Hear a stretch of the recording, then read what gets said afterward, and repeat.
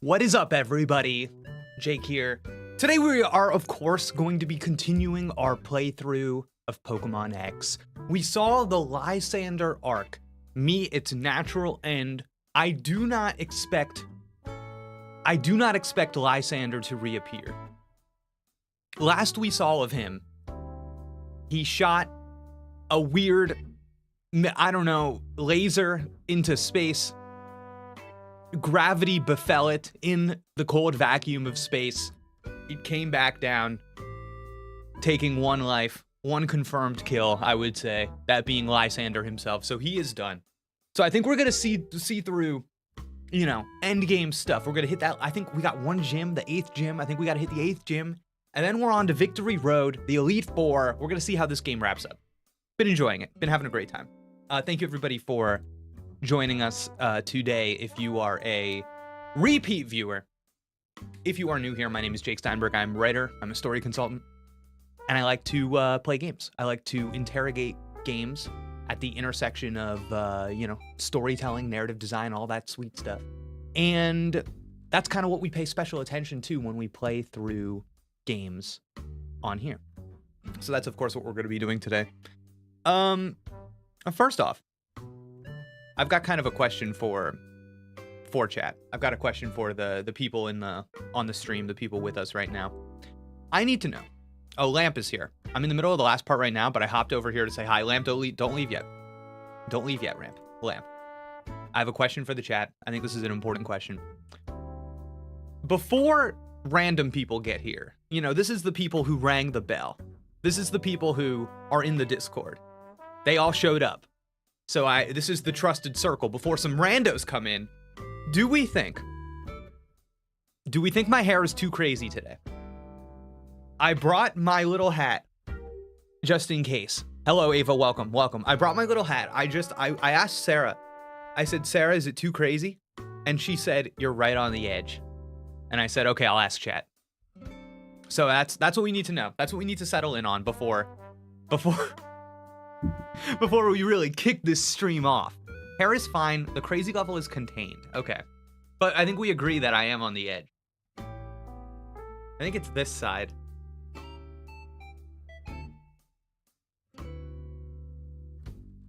People don't know what it's like. You know what's rough, chat? You know what's rough about being somebody with curly hair? In the winter, you want to wear your winter hats because they're awesome. But then once you put that winter hat on done, you're cooked. You're cooked. You can't do your hair the rest of the day. Your hair looks stupid. So that's what we deal with. Everybody out there with hair that moves, you don't know what it's like. You don't know what it's like for us. It's awful. It's awful. Dude, I didn't even notice your hair looked a little different before you mentioned it. The winter hats are trick hair. No, yeah, it's awful. It makes me so mad because I want to wear treacherous. I want to wear these things all the time. Dude, my wife dreads the winter season with curly hair. Yes, she says November is perfect hair month and then it's all over. She is correct. She is correct, chat. Oh my god. All right. Well, I'm glad we settled on that. Anyways, before we play Pokemon today, I said this on the Discord. There's a couple of things. I think I said this on I'm only like tweeting out the streams on Blue Sky now. I'm like not putting them on Twitter anymore. I'm like done with Twitter. I think I said this on Blue Sky as well. There are a few things I thought it'd be fun to just kind of like hang out and talk about before we jump straight into Pokemon. I'm trying to decide if I want to be more of one of these kinds of streamers that just like hits go live, and then maybe we just like hang out all day. We talk about the news. We talk about things that are on my mind. I don't know. Trying to decide. Oh wait, chat. Other big update. We have since it's the winter, taken in the cushions from outside on our chairs in our backyard, right? And normally, I have a little cushion down here on my chair that's from the chair. It's like this pretty much. And normally that's there. And I was like, man, I want a more substantial cushion. So I stole the cushion from one of our outside chairs. And chat, it is treating me well. Oh my God, what an update, dude. It's like a PS5 Pro level update. I swear to God, dude, this cushion. I'm like, I put it back there and immediately I was like, yeah, feeling it, chat. All right. By the way, I don't want to be offensive, but there's a character in Glee that is apparently a walking Jewish offensive stereotype and he looks so much like you. Oh, don't do that. That's not a good comment. That's a bad comment, Raphael. We can't be saying, I don't want to be offensive, and then say, you are a walking Jewish stereotype. That sucks. That sucks. Listen. Nothing but love in the chat. I'm not hating. I'm not trying to say, let's all dunk on this person. I just want to have a learning moment right here. You know what I'm saying? I think generally my rule is that you should never comment on anybody else's appearance, ever. That is my rule. Never comment on other people's bodies. I have never seen a comment on somebody else's body that I was like, man, great that that's out in the world.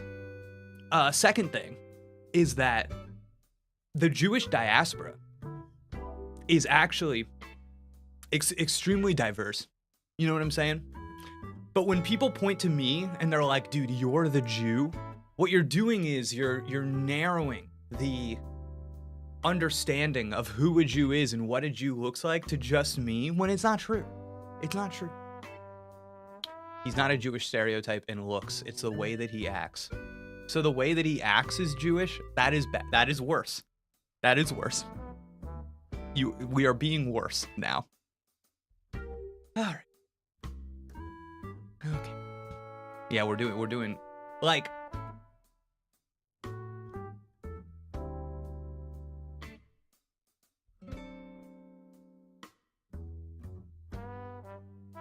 I got stun locked, chat. I got stun locked. The way that he acts is Jewish. It stun locked me. It got me. Chat, I gotta move on from this. I gotta move on. Let's move on. Let's move on to the stuff I wanted to talk about today. Okay. So first thing on the agenda.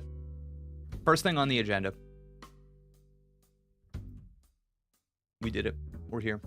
It's Game of the Year season. It's Game of the Year season, chat. And people are starting to post their Game of the Year lists, which I appreciate. I like that we're starting off, you know, I feel like they're coming in at a good pace. I'm getting these Game of the Year lists. I'm like, oh yeah, it's Game of the Year time. It feels good. It doesn't feel like everybody's rushing the last week of December. You know what I mean? It feels like, oh no, it's okay. We took our time. We're not trying to eat a bunch of games at the end of the year. This is what we liked. This is what we liked this year. I appreciate it. Digital Trends, one of my favorite video game websites, put out their top 10. Is it wrong to choose a faithful remake as a GOTY? No. Digital Trends, one of my favorite websites in terms of covering video games. They put out their top 10 games of 2024. I've yet to look at it, but I thought it would be fun to just see what they liked. See what they liked. I'm curious because I follow this website all year, so I think I have an idea of what they're going for. But I just want to see. I want to read the analysis. Okay.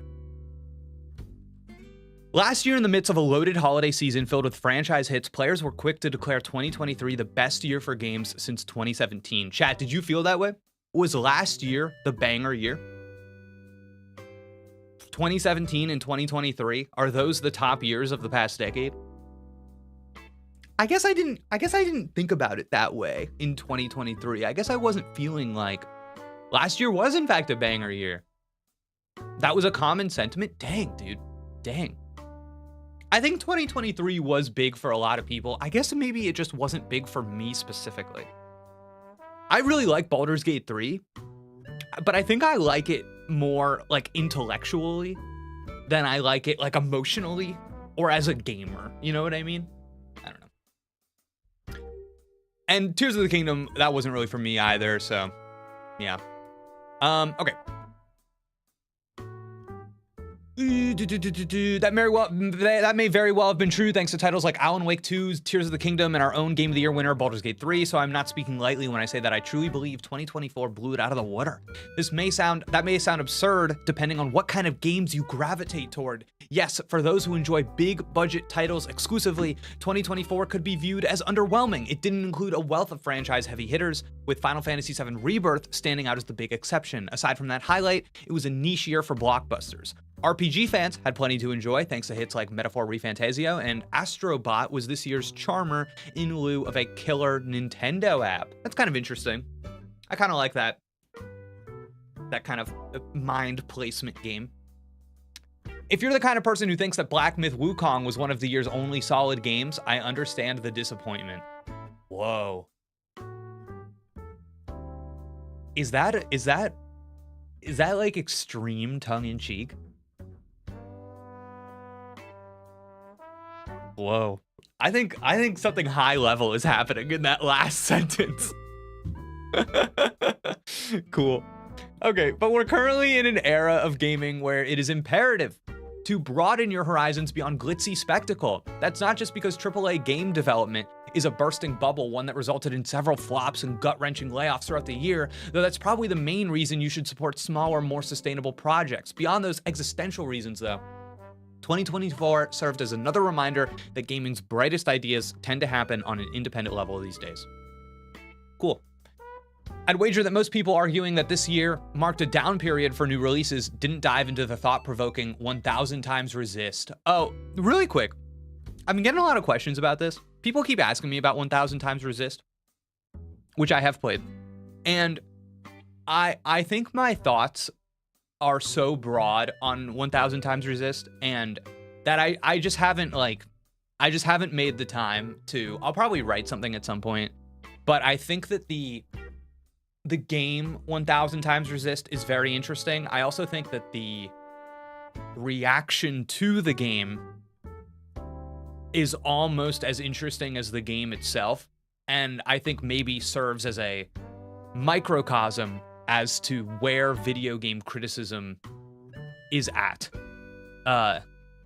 in this current moment in time. Yeah, it's an interesting thing, right?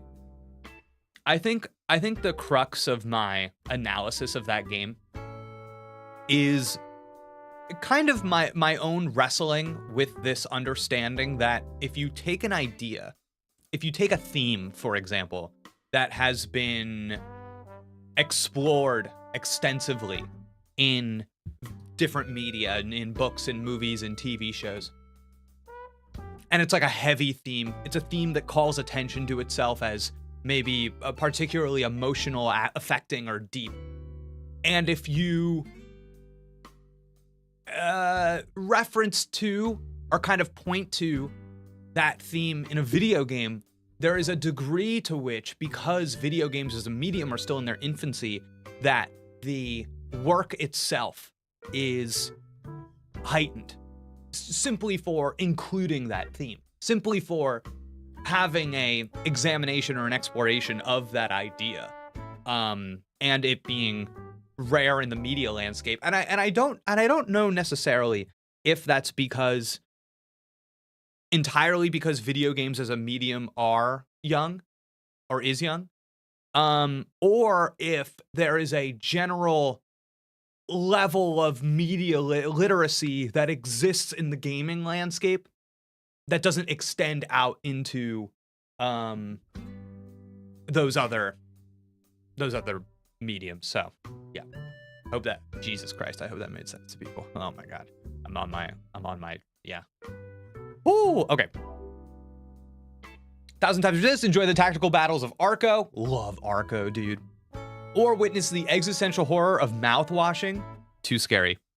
Maybe off focus a smidge, but with games being in their infancy, does development beyond that categorization change with time, public perception, craft skill, or a mix of all or none? Interesting. Let me reread that question so that I know for sure that I understand it. With games being in their infancy, does development beyond that categorization change with time, public perception, craft skill, or a mix of all or none? Interesting. But okay, so I think, when do we transcend when do we cross the line? When do games become a more developed medium rather than being kind of like, okay, we're still in the infancy, we're still in the young? When does that happen? I think is mostly the question. And traditionally, when you look at, okay, lovely. Traditionally, when you look at other art forms and kind of how they gained legitimacy, a lot of it just has to do with mainstream acceptance and understanding. You know what I mean? So like right now, you still see video games treated as like other, in a way that television is not other, movies are not other, books, theater, definitely not other. And the older you get with art forms, the more we have been trained to see them as not just legitimate, but almost academically legitimate, right? There is something heightened about a play that is not heightened with like a movie or a TV show. There's a little more. And I literally think it's just because that thing has been around longer. So you have more criticism of that thing.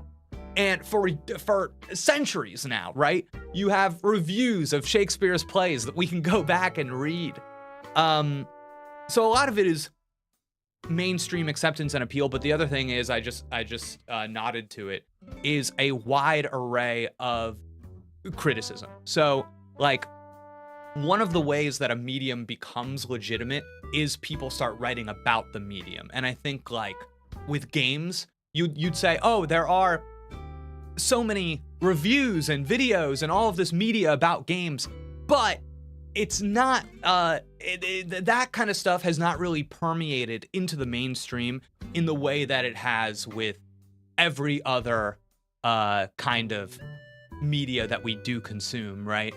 Like it's, you know, every once in a blue moon, you'll see a video game review in the New York Times, and when it's there, it's kind of considered weird. So just something to consider, you know what I mean? It's kind of about it permeating into the culture in that way. I don't know, I feel like there's a stigma around gaming that you aren't supposed to interrogate the same way as a book, or 100%. It is still viewed as a product to consume, like closer to a toy. That's why I appreciate your approach so much, treating it like art. Thank you. I was talking to my friend about how much Shadow merch we were seeing for the first time, and it wasn't because of the video game, but because of the movie, 100%. The video game was more of a tie-in to the release of the film, 100%. Great answer, thank you so much. Thank you, Bungle, thanks for asking. Rescue Squad Cult, afternoon, how is your run on Scarlet and Violet going? Haven't picked it up in a while, been doing some other stuff, but enjoying it, having a good time. It's crazy in Scarlet and Violet how many Pokemon you have access to almost immediately, and you can just like go run off and get everybody. So and I have the DLC starting off so I can go to Kitakami. So I'm going a little bit crazy being like, bro, who's gonna be on my team? So it's fun. I think of television being analyzed artistically and critically as something that started in the late 90s, early 2000s. I would agree with that. So that's like 50-ish years into the lifespan of TV, 100%. And you would think that there would almost be an accelerationist approach to when that analysis is going to occur. So it would take a shorter and shorter amount of time. Thanks for hanging out, Lamp. Appreciate it. For that kind of legitimacy to be reached. But I think because of the particular like ecosystem of the market right now, right? The journalism and like artistic criticism as a whole, the owning class versus the working class in these industries, there is kind of like it's like a bad time to operate in these spaces. So I think that is maybe slowing down the integrity of the media. You know what I mean?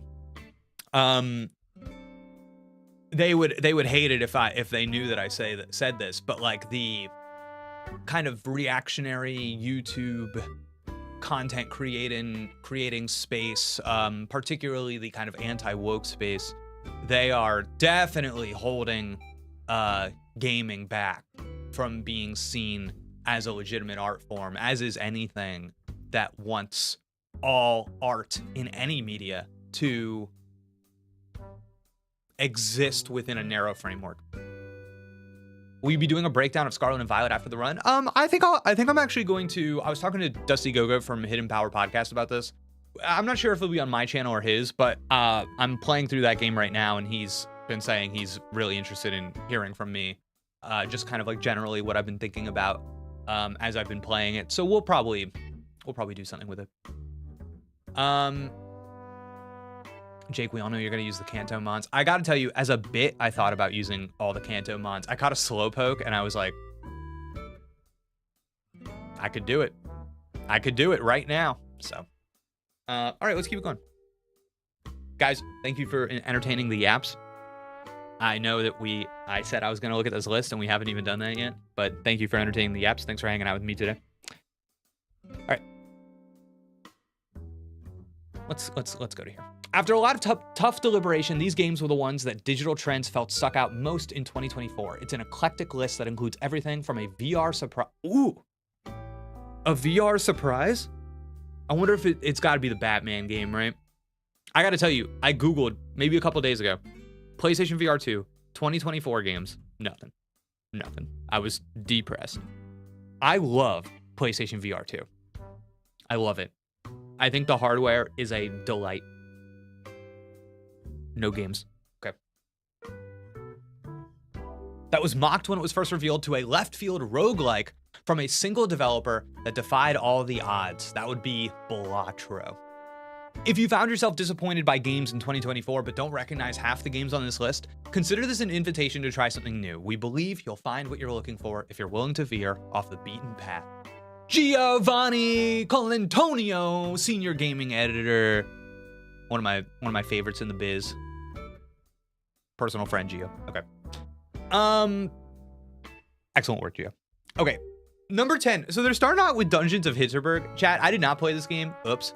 As a Berg myself, you know, disgrace. But I had so many people hit me up. Bungle has a friend that loved this game. I had so many people hit me up and be like, Jake, you specifically would love this game. And I never played it. Maybe this just like wasn't on a platform that I wanted to play it on. So I probably just skipped it for that reason.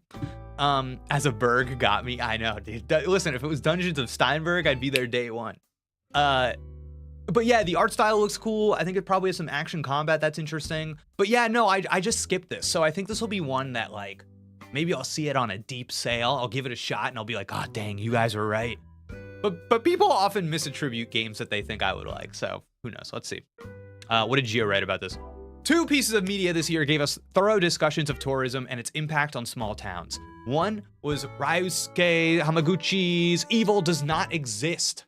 I somehow completely missed this. A grounded Japanese film about a proposed glamping site outside of a quiet village. The other is Dungeons of Hinterberg, Microbird Games' fantastical debut game about magical dungeons sprouting up around the Alps. Those two may seem worlds apart in tone, but both approach the same subject matter using the language of their respective mediums to their advantage. Okay. I love this kind of thing. I want to read on in a second, but really quick, I was thinking about this. The language of their respective mediums. Pause. Language of their respective mediums. I think that this is probably the thing in games that generally fascinates me the most, that interests me the most, that pulls me in the most. I think like we know, okay, this is an absurd comparison, but I'm going to make it because I think it'll demonstrate what I want to say. I think we know like existentialism. You know what I mean? I think we know when we come across existentialism in a movie or a book. We know what that idea is. We know when somebody is kind of like exploring something related to that idea. What does it look like to play existentialism? This to me is so interesting.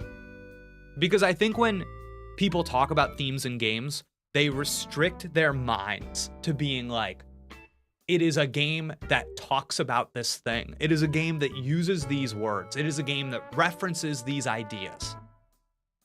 But does it reference them?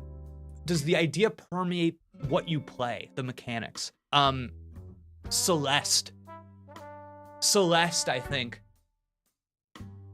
does such a good job of having its narrative themes emerge through the gameplay itself. Try again.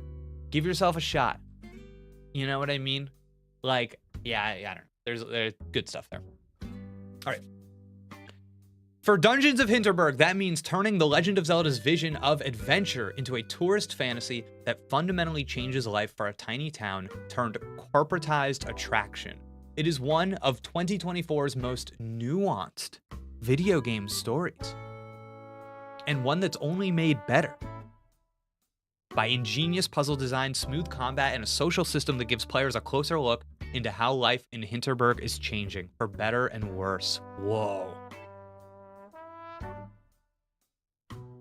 Chad, that got me in. That pulled me in. That made me want to play. That made me want to play, chat. Oh, mama. Okay. Maybe I would like that game. Okay. Helldivers 2. Okay, now I did play Helldivers 2. Not as hot on it as everyone else. I want to see what Tomas here said. For the first half of 2024, you couldn't go to any gaming corner of the internet without seeing, hearing, or reading something about Helldivers 2. That's a good first sentence. And unlike some other viral games from 2024, Helldivers 2 was innovative and revelatory enough to live up to that popularity. Helldivers 2 is a masterclass in emergent game design as it lets players loose to brutally fight aliens and robots as part of a community-wide macro campaign to save Super Earth. It deftly creates a strong sense of community and tons of hilarious clip-worthy moments while also getting its hooks deep enough in players to keep them coming back for more.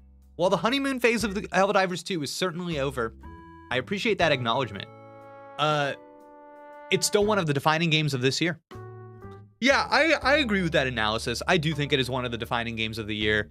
You know,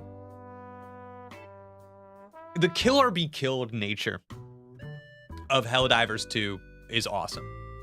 The kind of game that this is, where you squad up with a group of friends and you're talking, and there's like a moment that you want to reach in games like this, right? And I think that moment is one person on a headset talking to another person going, help me, help me, help me, help me. Like, I think that's what you want. And I think Helldivers 2 is really good at like funneling players to that moment. That I think that maybe is like the moment of transcendence in Helldivers 2 is like yelling for help over a headset. And I think the game's really good at like organically getting you there. Without being like weird and obtuse. Some games, when it comes to difficulty, they're really just punishing. And I think Helldivers 2, it feels like when you're getting overwhelmed, it feels like you're getting overwhelmed. Not like a video game, just kind of turned up the dial. Yeah, really good. Oh, here it is, the VR game, Batman. I have the biggest smile on my face whenever I play Batman. Man, dude. I hope everybody's cool with me just starting the day off with some analysis.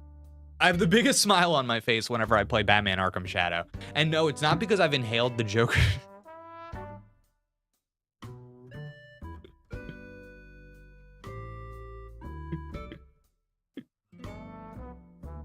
Oh man, this was written for me.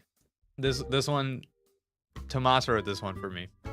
I didn't play, but another friend of mine did. He could not express enough how much he appreciated how the game manipulated the Helldivers 2 community into almost role-playing the game. Yes, yes, that's what, dude.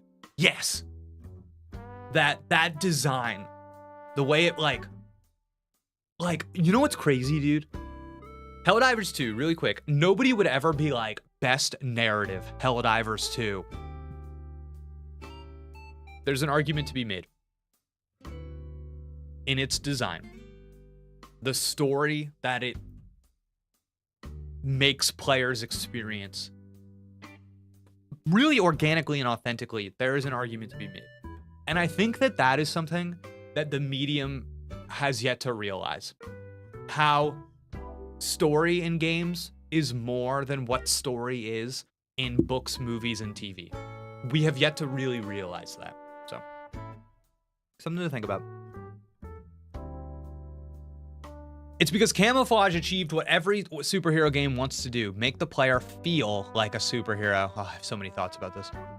While that's a cliche at this point, every part of Arkham Shadow's design works together to heighten the fantasy of playing as Gotham's caped crusader while honoring mechanics established in Rocksteady's series. So, feel like a superhero. I think kind of like an issue in game criticism right now is that we have our own version of prestige television.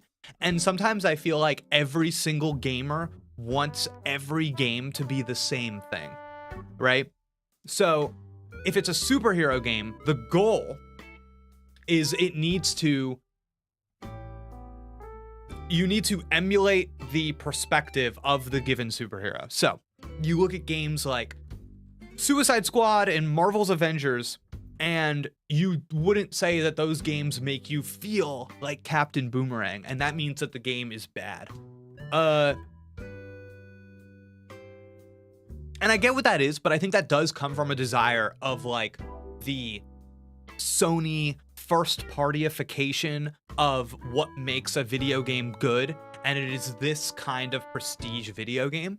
But there is a more creative way to address what superheroes can provide, and it doesn't just have to be that one thing. So I think about games like I'm playing Marvel Rivals right now. I also think about stuff like Marvel Ultimate Alliance, and like in Marvel Rivals, it's really cool because, you know, you would have somebody online make a joke of like the Hulk shoots a little gamma blast, and they would be like, that's not what the Hulk does. I don't feel like the Hulk. This is stupid. And I get where that comes from, but I just think the goals of that game are different. And what you're doing there is that you are making a hero shooter first, and you are using the Marvel characters to kind of like permeate and assist in the design of your hero shooter. So it's cool. It's like you have something like a Concord or something that is entirely new. And if I see a character, an opponent character in Concord, I have no idea what that person does. I have no idea. I have to play the game for hours and hours and hours to figure out what are you about to do to me? What are you about to do? But if I'm playing Marvel Rivals, I totally know what the Hulk is going to do. I totally know. And it's like very easy to remember, make those associations, and log them into your game playing brain because you already have that level of familiarity and attachment with the Hulk character, or with Captain America, or with Spider-Man. You know what I mean? You know who these people are. So it feeds your ready at hand game knowledge, right? And I think that there's a symbiosis there between the game genre and the IP that we are utilizing. I think that those things do work together in a way that, like, just because it's not like a perspective driven game doesn't mean that it's like failing. You know what I mean? There's more than one way to have a successful superhero game. So all right. Delivering a 1-2-3 punch to an enemy goon or hanging from a gargoyle to execute a stealth takedown in VR is something I never knew I wanted. I mean, listen, that sounds awesome. That sounds awesome. It's like how I always think about how I don't really like gun shooting games, first person shooters. And then I play a VR first person shooter and I go, forget everything I said. This is actually extremely engaging and fun, because the act of aiming and like reloading and like aiming, looking at the sights, like, I don't know, it's just, yeah, it's cool. Didn't know that was something I would like, and I really do. Every time I do it, I can't help but smile like I'm Batman's greatest foe. This is the greatest VR. Every time I do it, I can't help but smile like I'm Batman's greatest foe. Oh, Joker, got it. This is the greatest VR game available on MetaQuest headsets. It's a little, okay. It's a little interesting to be like, this game is so good because it makes me feel like Batman, but also when I do the Batman thing, I can't help but smile like the Joker. You know what I mean? That tripped me up a little bit. It's fine. This is the greatest VR game available. This is the greatest VR game available on MetaQuest headsets. Man, I know people really liked the one that came out last year too. Man, it's a shame. Listen, at some point, Facebook, they're gonna say, okay, we're not selling these anymore. Let's make some extra money. Put them on PlayStation VR, please. Okay. It offers a standout Batman narrative and gameplay experience, joining a long line of iconic Batman video games. Very cool. Seven, Prince of Persia: The Lost Crown. Honestly, guys, I'm just gonna skip this one. I'm just gonna skip it. Can I tell you why? I don't want to be mean. I don't like Metroidvanias, and I have accepted that about myself. It takes a lot. It takes a lot for me to like a Metroidvania. I've consumed as much media as I can about Prince of Persia: The Lost Crown. I'm not purchasing and playing every single video game. This is one that I'm skipping. I'm so sorry. Oh, JPay is mad. JPay is mad. All right, we'll read it. One of the first high-profile games to launch this year was among its best. Prince of Persia: The Lost Crown returned the franchise Jordan Mechner created to its 2D roots while embracing a now well-trodden Metroidvania formula. And see, that's the thing. It's not for me. Ubisoft Montpellier also just happened to create the best game in the genre. God damn, since Metroid Dread. The Lost Crowns map is vast, but gameplay mechanics like memory shards make it impossible to get lost and easy to remember where you want to use a new ability or skill. Combat is slick, and the Lost Crowns platforming challenges rival those found in games like Celeste. Stop it, don't tell me. With a time-bending story as the cherry on top, The Last Crown was the grand return of the Prince of Persia series needed. It's a shame Ubisoft broke this development team up. Oh, I didn't know that. Oof. As I would have loved to have seen what they could make together next. All right. Man, this game hit with me, but you got to be true to yourself. Thank you. This was the game that solidified my dislike for Metroidvanias. See, that's the thing. I'm already there. I'm already there. No solidification necessary. I don't know how you feel about, is that Silent Hill 2? But once I saw a video about how the remake could fail, and one of the reasons given was that the story was fresh in 2001, but could feel done in 2024. I mean, yeah, I kind of feel that way about remakes in general, is that sometimes I'm like, have we not learned anything in the time since that you could better tell this story? I don't know. But then, and I know that some people, they want their remakes to kind of have that time capsule feel, but I don't know. I'm not really into the Silent Hill, Resident Evil genre as a whole, to be honest with you. So I see Silent Hill and I just kind of glaze over it. But again, can't play and appreciate everything, which is fine. Final Fantasy VII Rebirth. All right, Gio. What the hell are you gonna say about this dumb game?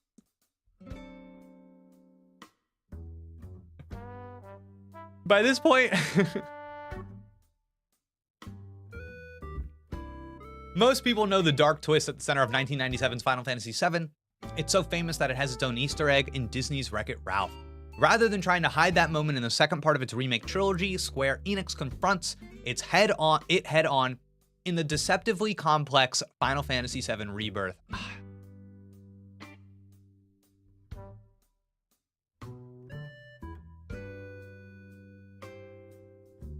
I think people give this game a lot of rope.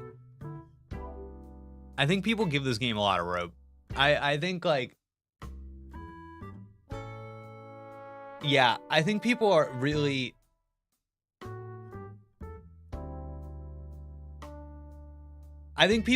willing to go the distance with this kind of game because of, in large part because of its pedigree and what Final Fantasy VII was when it originally came out. They're willing to inject it with meaning and kind of be forgiving, be generous in their reading of the game, in a way that they're not with a lot of other games. And that is not to besmirch Final Fantasy VII Rebirth, but I think it is, it does show how certain games have more allowances than other games for me. Though it presents itself as a more straightforward remake than its meta predecessor, that's interesting. I don't know if I would have charged it with that. That's a bit of a red herring. Rebirth very much plays with its dramatic irony, asking whether or not Cloud and company can stop gaming's most traumatic moment. Yeah, he's not wrong. I think my issue with Final Fantasy VII Rebirth ultimately, I don't know. I think it's got 2 hours of story in like a 50-hour game. And I think we can make that 2 hours of story sound awesome and amazing and write about it and talk about it in ways that are really cool and engaging. But the economy of its storytelling is so flawed to me, so meandering, that it pushes me away from the stuff that is good. Rather than giving an easy answer, Rebirth builds toward a complicated meditation on grief. I don't think it's that complicated. This is kind of what I'm saying. It's deep. The insistence that it's deep, I just am not willing to go the distance on that. Can we really change the inevitable even if we aren't bound by destiny? And if we can't, does that mean that we have failed? Those are thorny questions that have given Rebirth's ending a polarizing reception. Look below its surface, though, and you'll find a thoughtful roadmap for how to keep fighting in the face of failure. Very nice. All right. Kunetsugami, Path of the Goddess. I really want to play this. Haven't made the time for it. This is one that's like on my wish list, though. When I see that goes on a good sale, I'm definitely going to play this. Title might be a mouthful, and its mix of tower defense, action, and strategy gameplay might be a lot to take in at first, but once everything clicks, this Capcom game is absolutely wonderful. It oozes with style, featuring a vibrant, painterly art style and a fascinating story that feels like uncovering some lost Japanese folklore. It is a thrill to place and command units as hordes of Seethe rush through Torii gates and toward the maiden players are guiding through each stage. Path of the Goddess displays how important it is that developers, even at big companies with well-known franchises like Capcom, must still explore unique ideas and strive for originality with every game they make. Cool. I think you can summarize the depth of a game in 2 sentences. Maybe it's not as deep as you think. Well. And there's the thing. I'm sure people could write pages and pages and pages about that game. It's just, I don't know.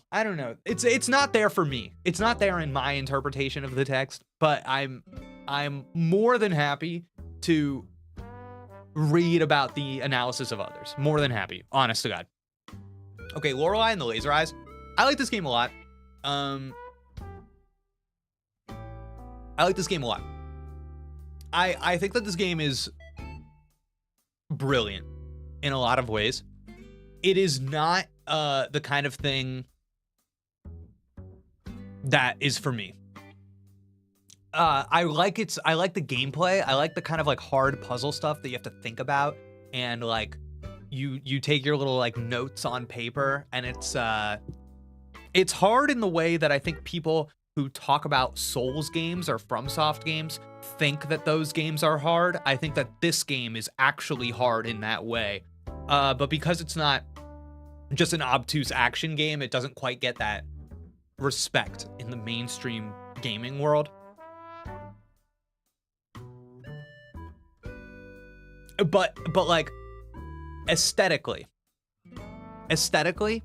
there's something about this game that like it really appeals to this kind of person. And I have a lot of these friends, right? They all live in New York. They weirdly like horror movies. Alan Wake 2 spoke to them. Like it's this, like, I don't know. There's a kind of like genre thing happening here with this game. It's just not me. It's not my bag. I kind of like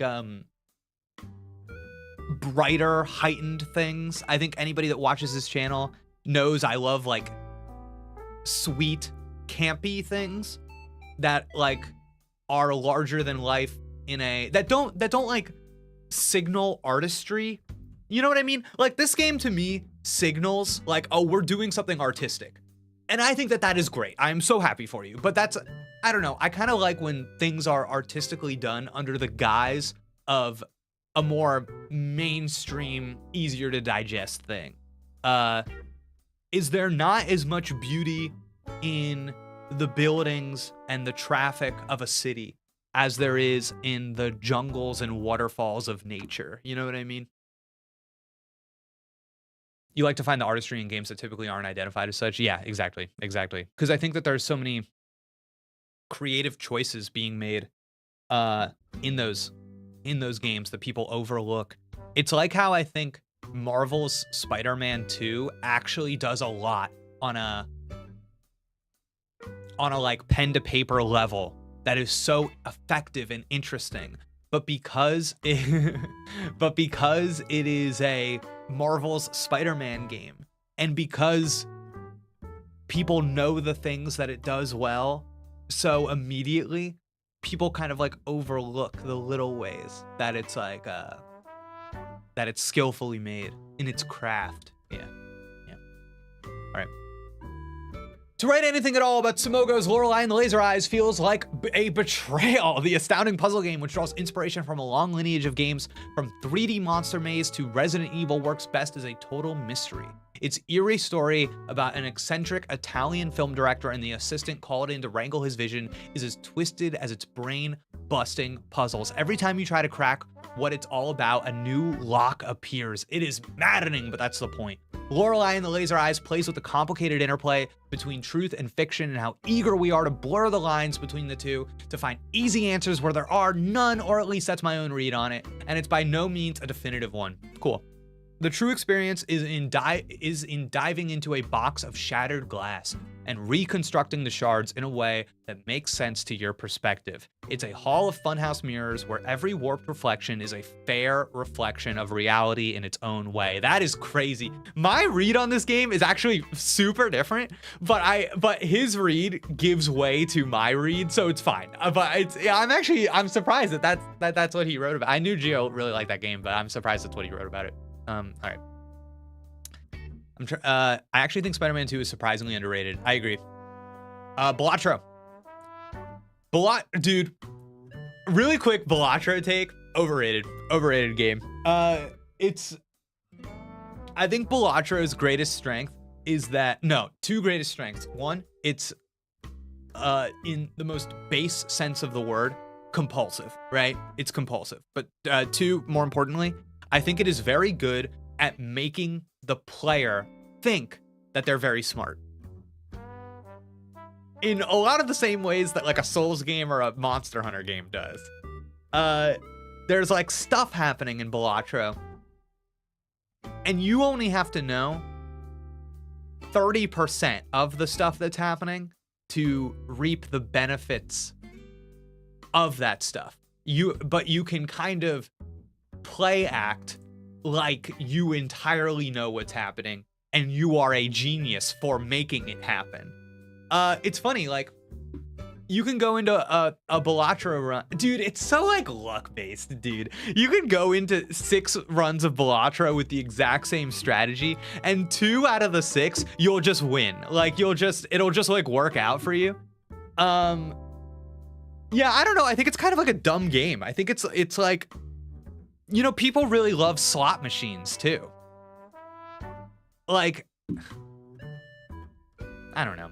Dumb game is mean. Dumb game is mean. I just think it's a simple game cosplaying as a much more complex one. And if anything, I think Balatro's greatest strength, actually, visual design. Love how it's all laid out. Love how it all looks. I don't think that this is like the revelatory roguelike that people are painting it as, though. But I do think it will win Game of the Year at this year's Game Awards. I do think that. That's my analysis. Anyways. Balatro is the best roguelike since Hades and the best card game since Go Fish. It's not even the best roguelike released this year. The answer to that is Raven's Watch. With just a basic understanding of poker hands, you don't even need that. Anyone can enjoy Balatro as they try to get the highest number of points they can with each hand they play. Its trippy aesthetics will pull you in, but the drive to create the perfect deck of cards and lineup of jokers will keep you playing for hours. It's not even the best card game released this year. I'll give that to Pokemon TCG Pocket. Yeah, that's right, baby. All right. I've seen people who don't play many video games like my father love that, get hypnotized by Balatro's twist on card game and roguelike mechanic. I was actually trying to get my dad to play Balatro. Now that it's on mobile, it's impossible to escape the game's thrall. Balatro is timeless in a way that I wouldn't be surprised if it's played for more years to come than any other game on this list. Did you say overall game of the year? Yeah, at Jeff Keighley's The Game Awards, I am confident that Balatro will win game of the year. I'm really confident. All right. Almost done. 2, UFO 50. I was saving this for a piece I was gonna publish. Yeah, no, I'm gonna save it. I think I have a great analytical take about this game. And I just don't want to reveal it here, because I haven't seen anybody say the sentence that is on my mind, and I think it so perfectly captures what this game is that I'm gonna keep it to myself. But I like UFO 50 a lot. Some games can only be described as a flex. There are rare moments where a skilled developer shows up with a left field marvel so impressive that it's hard to wrap one's head around how it came to be. That is the case with UFO 50, which may go down as the decade's greatest flex when all is said and done. The package contains 50 original retro games that pay tribute to the 8-bit era, all made by a small team led by Spelunky visionary Derek Yu. It's not that the games in the collection are all fantastic, many of them are, Some individual games would have been in this top 10 if we were ranking each game separately. What's more astounding is the big picture of it all, as UFO 50 creates an experimental period piece about gaming's most creatively energized era. It is a celebration of the hunt for new ideas. Ooh, it is a celebration of the hunt for new ideas. Whoa. It is a celebration of the hunt for new ideas in uncharted waters. Something that big budget gaming seemed to struggle with this year, while indies forged new paths forward. Nice. Very good. Number 1, Astro Bot. Okay. I really enjoyed Astro Bot. It's not getting anywhere near my top 10 list. All right, it's not getting anywhere near it. And I can already see that, I'm sure Gio wrote this. I know Gio likes Astro Bot a lot. Yeah. I can already see kind of like addressing what probably is my take, but I don't know. I want to be nuanced about this. Because I don't want to come across as a hater. But the truth is that I think what Astro Bot is good at is fleeting. It's like when people talk about a shooter and they're like, the guns feel good. Like,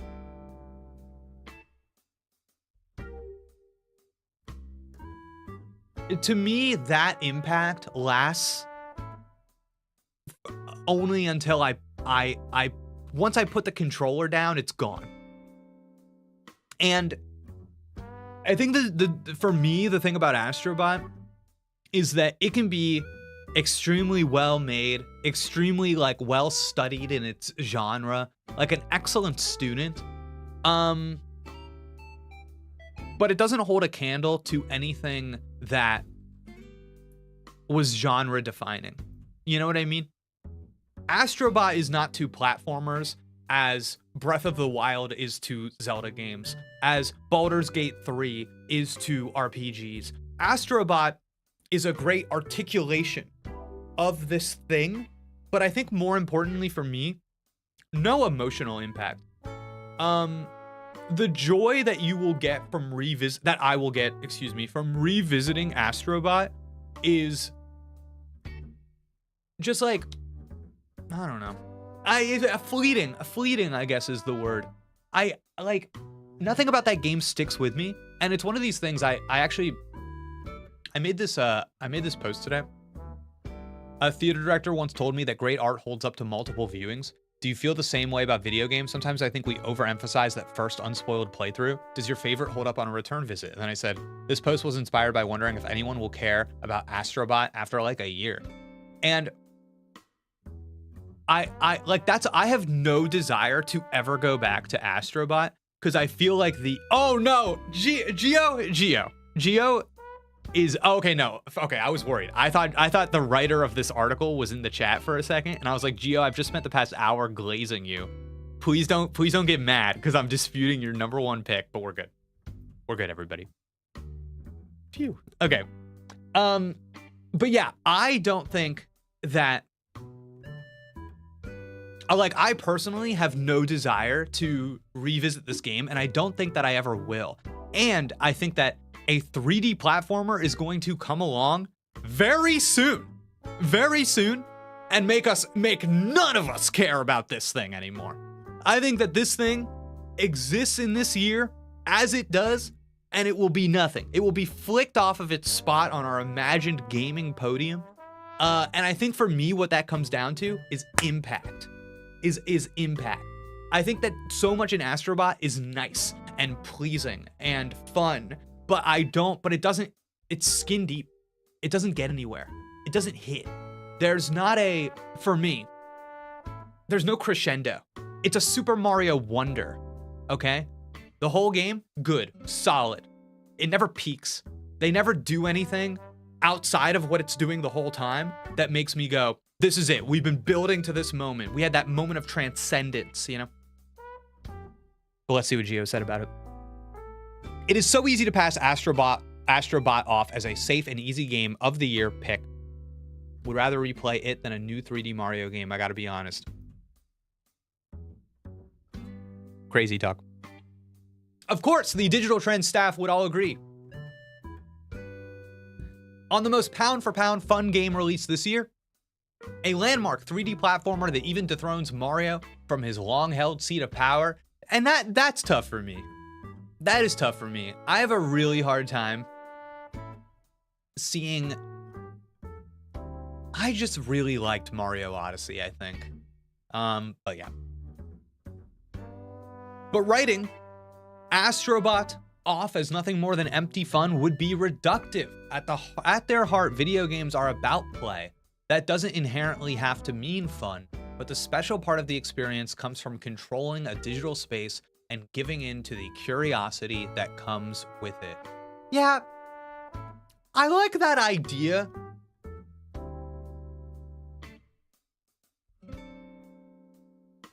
I guess I just don't really feel that way about Astro Bot.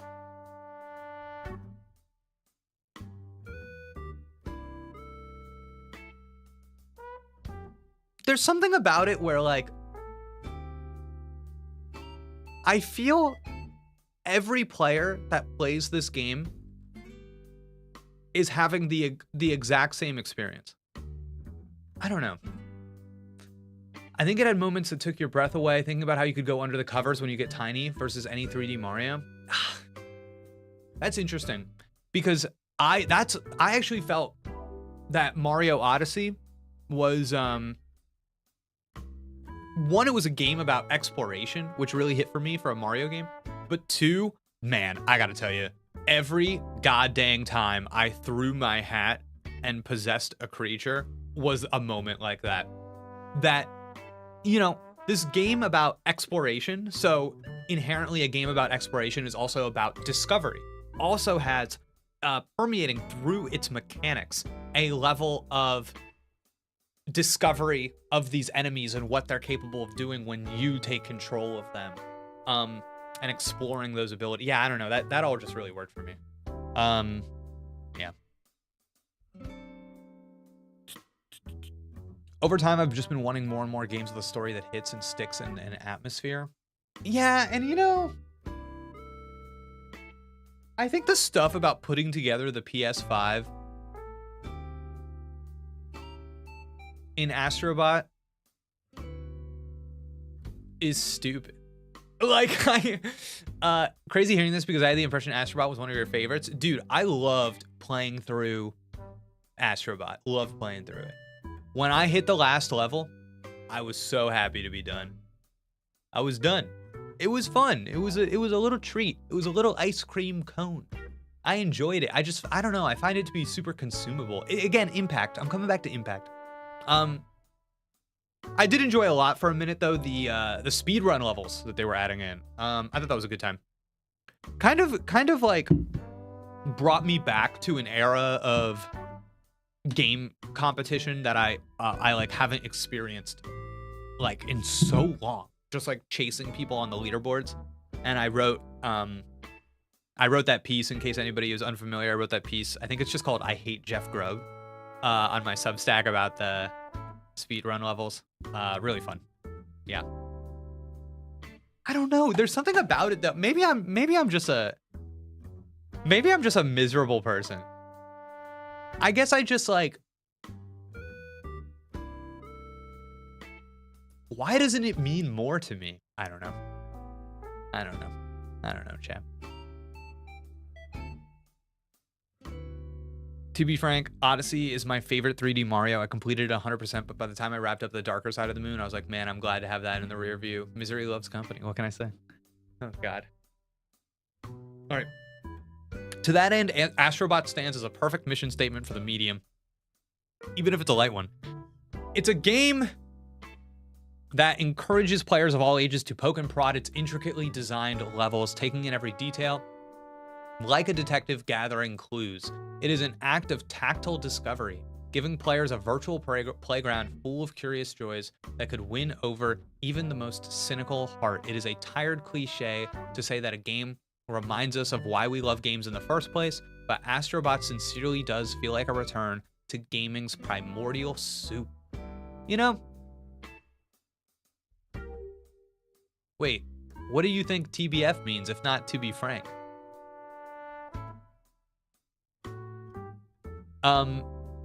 I hear a lot that why we love games in the first place. And I wonder, oh, to be fair. Oh, okay. Wow, my bad. Who knew? Yeah, I wonder how many people that write about games grew up on platformers and how much that, like, puts a lens on some of their analysis. Because I did not. Platformers were not my genre growing up. I would say it was fighting games first. So, I don't know. In an age of overly bloated spectacles that work too hard to impress players,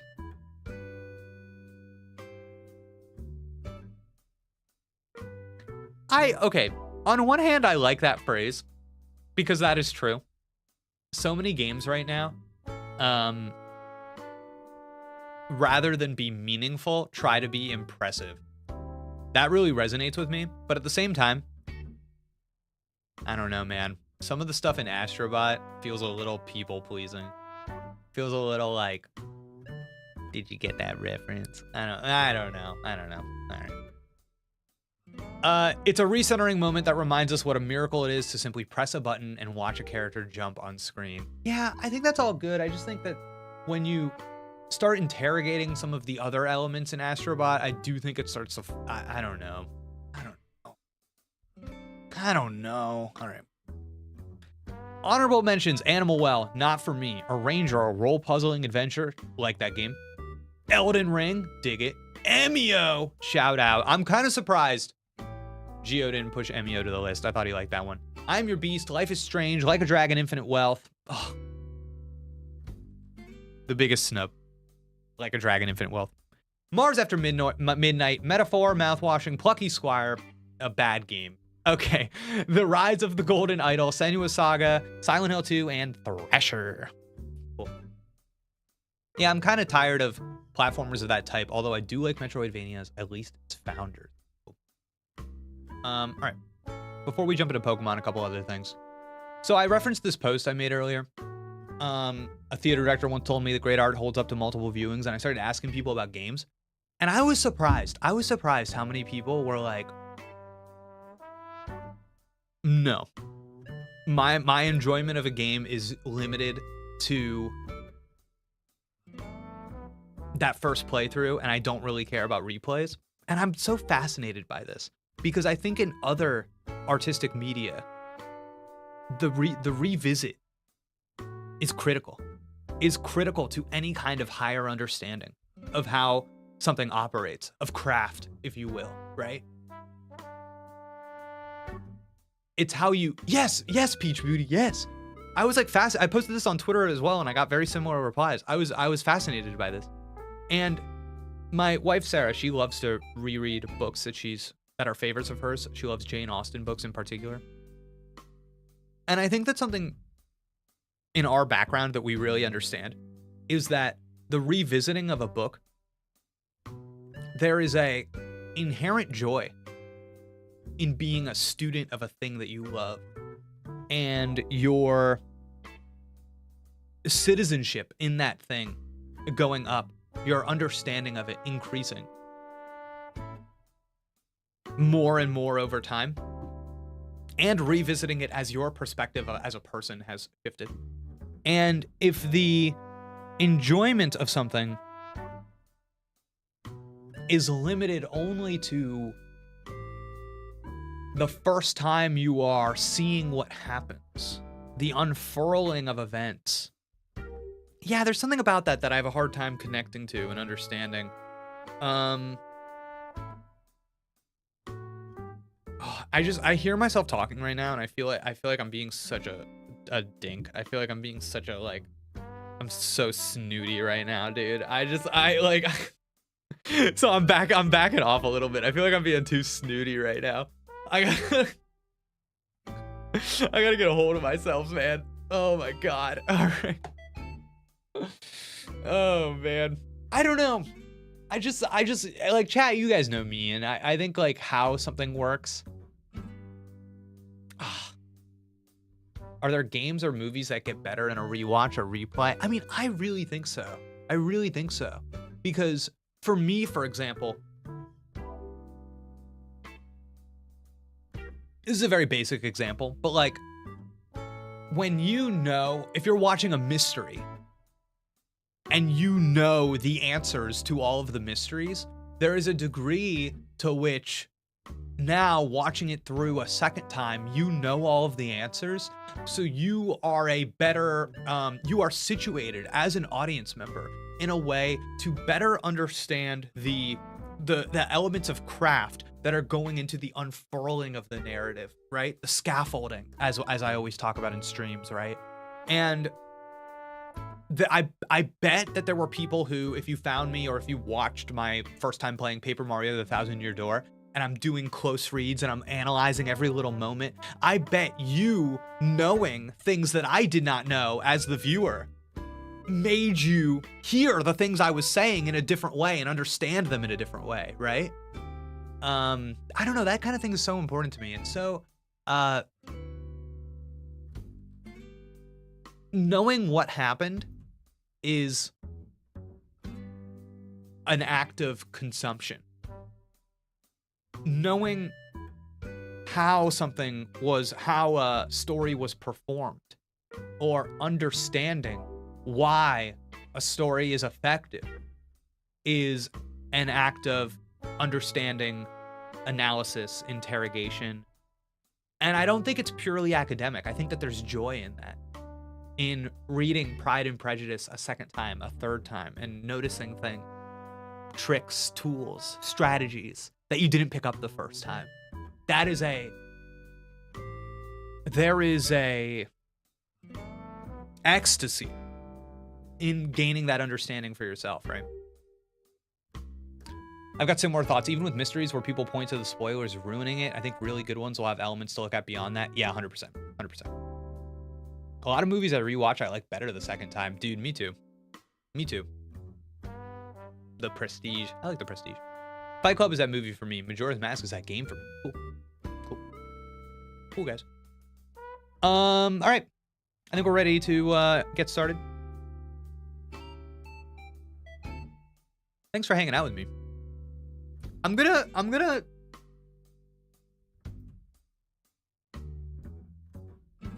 unsure if this was a cool or dumb thing to do before just playing our game. So, I don't know. Make it like maybe I should just be one of these guys on Twitch and we just talk about stuff. Last point of business here. I guess I have two last point of businesses. Is that I have received in the mail this new handheld emulation device, the Retroid Pocket 5, and I've finished setting it up just about, and just been kind of exploring what it has to offer. And chat, I gotta tell you, first impressions, extremely strong, chat.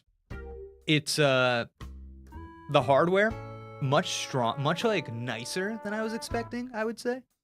And I'm excited to just like start playing some dumb games on this, because it just feels good, and it's capable of like doing a lot of stuff that I think is going to I don't know. It's gonna be fun. I'm gonna be playing old Game Boy games, you know, like they're new, in a way that fits into my life better. Maybe a little bit better resolution. You know what I'm saying? It goes a long way. Chat. So yeah, I'm excited about that. So I haven't decided what the first thing. I saw 3DS games were available. How does it orient them? I can show you. I think the first thing I'm gonna play though is I'm gonna be jumping into Emerald Sea Glass. Excited to get started with that. Let me show you. Let's jump into a 3DS game, as it were. Let's see.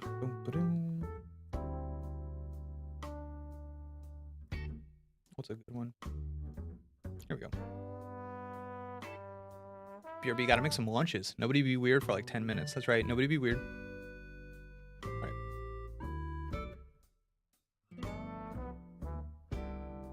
Okay, so you got big top screen, you got a little bottom screen, but of course you can do, you know, full screen, side by side. You got this little thing. Oh god. A lot of things. And then you can also just be like, oh, okay, I just want the bottom. I just want to, you know what I mean? So in any orientation, you can also just switch the one you're looking at. Not bad, chat. Not bad. Not bad. All right. Noob64 in the chat. Oh my god, finally able to get on a Jake Steinberg stream. Also, oh my god, playing Peak on 3DS. Dude. Nice. I just pulled that up to show what it looked like on 3DS. So, all right, chat. I have one more thing in my itinerary here before we start the game. And I think I'm just gonna skip it because I think maybe people aren't interested. But and I thought that I would get through all that other stuff much quicker, but we've already been here for an hour. Hour 10, Jesus. Thanks for hanging out, chat. I've been working on a fiction piece, a little short story. I wanted to challenge myself, writing about a specific thing and trying to get it done in a short amount of time. So I'm writing this story. And I've really been turning it over in my head so much. I'll probably post it this week, but I haven't talked too much on content about my own personal writing practice before. You know, we do a lot of analysis of stuff online. I haven't talked too much about my own like rituals and my own practice. So I thought maybe that would be interesting to people. If it is, please give me something in the chat. Give me the little head nods or give me the no-no-nos, and then we'll move on. Reading, and then there were none. The second time was like reading a totally different book. Love, and then there were none. I was in the play. We did the play. I was in that. I was Lombard. Yeah. Good times. Emperor Slowpoke says, yes. Thank you for joining us, Emperor Slowpoke. All right, the pencils are out. All right. So I've been writing the story, and my limitations were this. Sorry, 5 minutes behind. Dude, lamp, no worries. Thumbs up emoji. Okay, good. My limitations were this. I gave myself 5 scenes. I had to tell the story in 5 scenes, 5 different locations. Wait, hold on. Rocksteady news. Hold on, Rocksteady news. Let me see, Tiz. I'm not seeing it. I'm not seeing it, Tiz.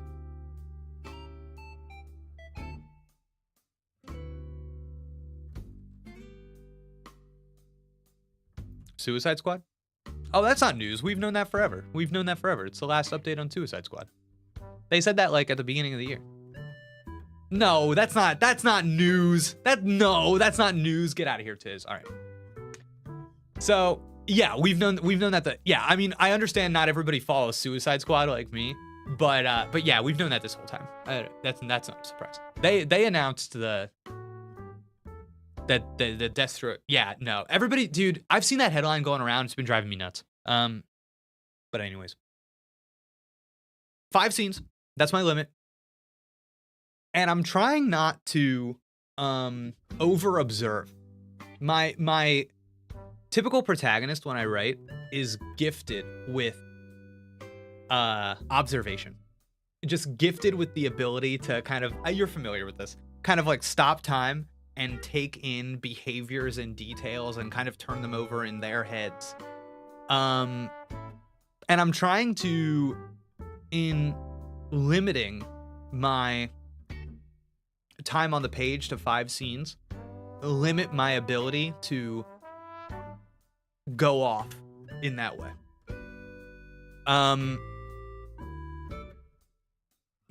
So yeah, so there's that, and then my last thing is that it is a story about revolution. It is a story about change, and I want to write about a protagonist who has not realized that his world has slowly but surely changed beneath his feet without him noticing.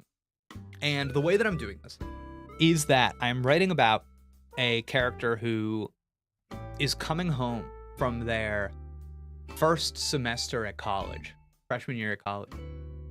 and they went out of town. They went somewhere, states away for school. But their girlfriend, their high school girlfriend, she also graduated. She also went to college, but her college is in the same town they went to high school with. So she's been there the whole time. And he's been off, and he comes back. So they're having this reunion. And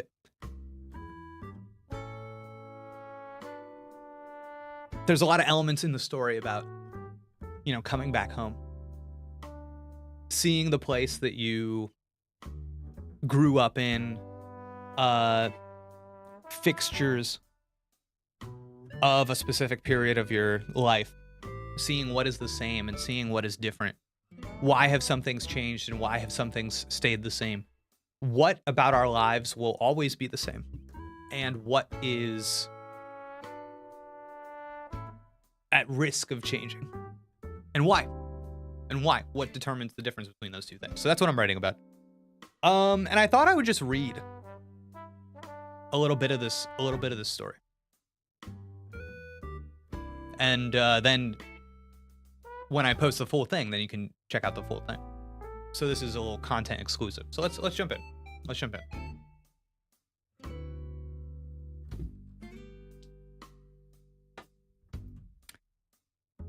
The shoes were still there, swaying above the street. A legend only locals knew. Cleats, muddied and scuffed, hanging from a power line that split the sky in two. They belonged to Jalen Robinette, our town's closest thing to a celebrity. The kind of guy people could not stop talking about, though they wished that they could. A star on the football field and a problem off it. He'd petitioned to have his own jersey retired before the ink on his diploma was dry, and somehow he pulled it off. His jersey, framed and flawless, now sat in the high school trophy case. A photo of Jalen at his peak was propped beside it, flanked by a pair of game-worn cleats he'd signed in purple ink. Only those cleats did not stay there. The day of graduation, someone swiped them, stole them straight out of their case, and launched them onto the most prominent power line in town. They have been there ever since, swinging like a punchline. That someone was me. You should have told me they were still here, I said. I honestly forgot, Thea replied. We didn't laugh. Not exactly. The memory hung between us, solid but weightless, like it had drifted in on the breeze. A shared relic from a time when everything felt bigger, important, but only in the way that you thought. The world was ending when you couldn't find a prom date. Still, it was enough to remind me how long we had been doing this, Thea and me, reaching back into the same story and trying to twist something new out of it. There you go. There you go, a little tease. All right. We're cooking, chat. We're cooking.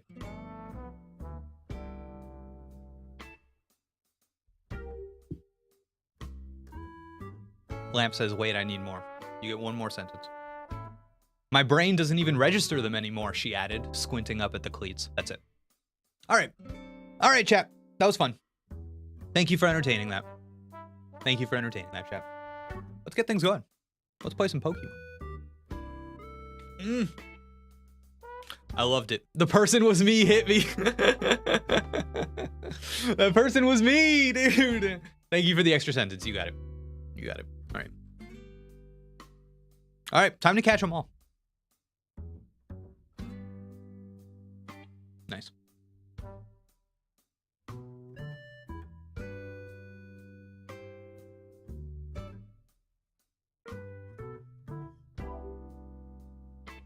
Where's the chat? Oh, I forgot. I didn't change the background from last time. All right.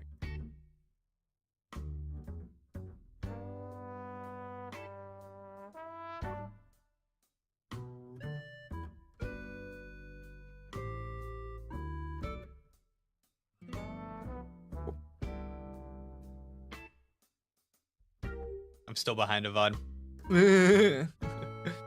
All right, cool. All right. Let me get this. Let's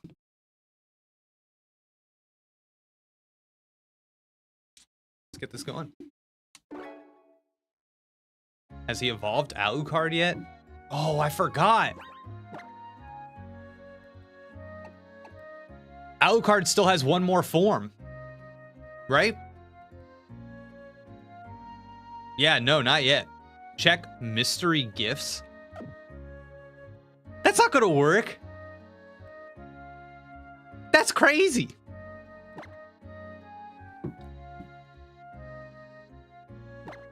Alucard is a stone evolution. All right, let me check my stones.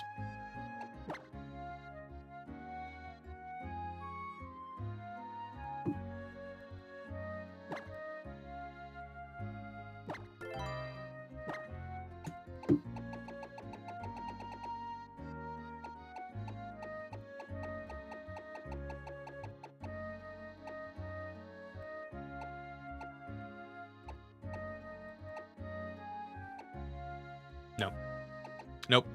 We don't have it. Press the wheel at the bottom. Oh, I did it, Tiz. Don't you worry. Don't you worry. I did it. I don't remember where we are, chat. I don't remember where we are.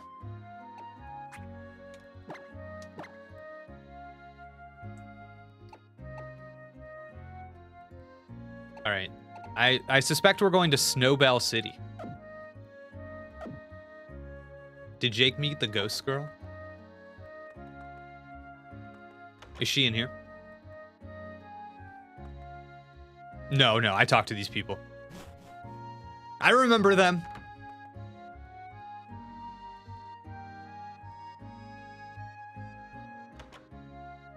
She's in Lumios. Oh. Which Pokemon did you pick as your first partner? Oh, really? It was Chespin? Then I guess you get the Chespin quiz. True or false? Chespin's height is 1 foot 8 inches. I gotta tell you, that sounds right. That sounds right for a Chespin. 20 inches? That sounds right. But like, are they gonna be like, sorry, Jake, turns out Chespin is 18 inches. Like, that'd be freaking stupid. Like, what is my, standard of deviation here?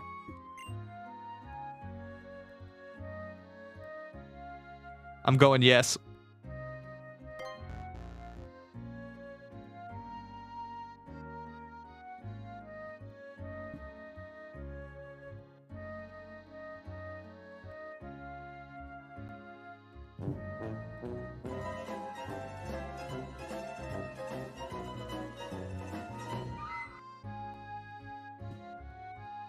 Stinks. All right. Let's try again.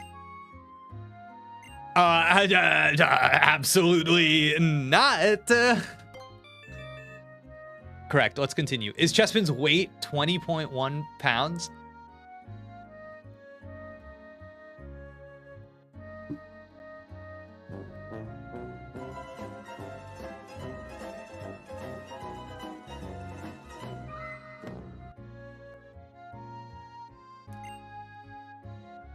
No.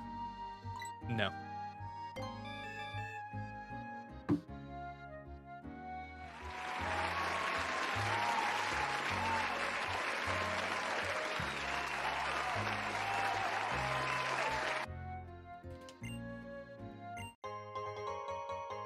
Nice.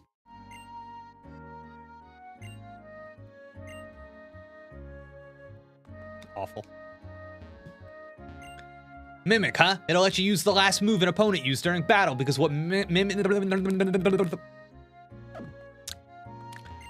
Have you visited the art museum in Lumio City? No! Goodbye. All right. We got it. In an album, you see pictures that make you remember the excitement you felt at that time. In Dedemile Town, you can make Pokemon remember moves they once knew. All right. Wait, what is this? No. Oh, photo chance. Who are you? How about Kuraway Town's famous fresh water? It's $300 a bottle. Sure.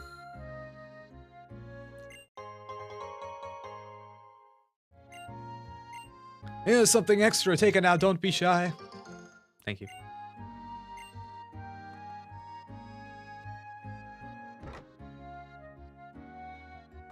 No, I don't care about these places. I never care about the hotels. Always boring. Oh.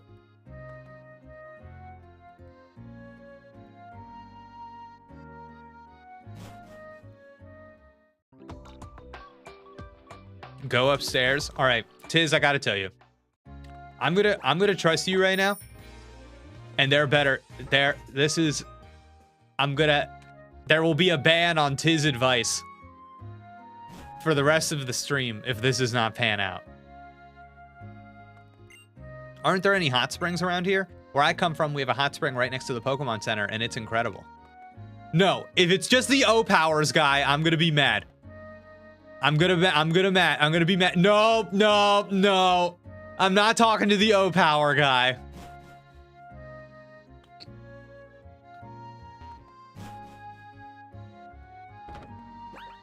You need it. I don't need it. I don't need O powers. Stop it. Hoenn confirmed. Okay.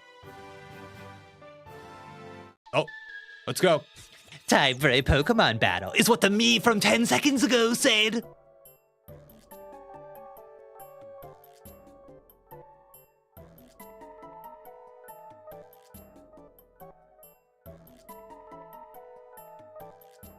Is she saying she predicted the future?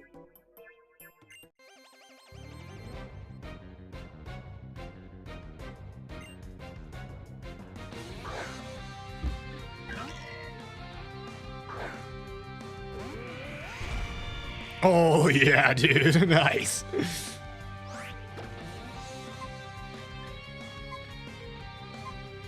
Ice Beam.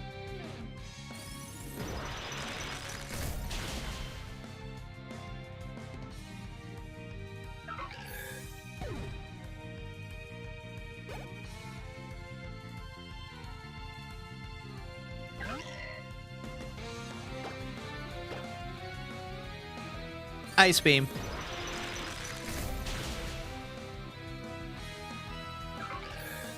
Easy. Easy, chat. Man, chat, remember how Lysander is dead? It's crazy, dog.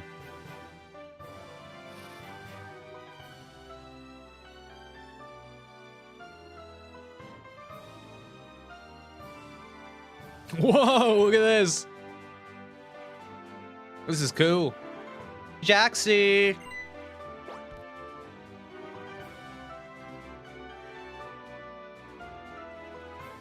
Hey, do you know what's about to happen? Nope. We're gonna battle, silly.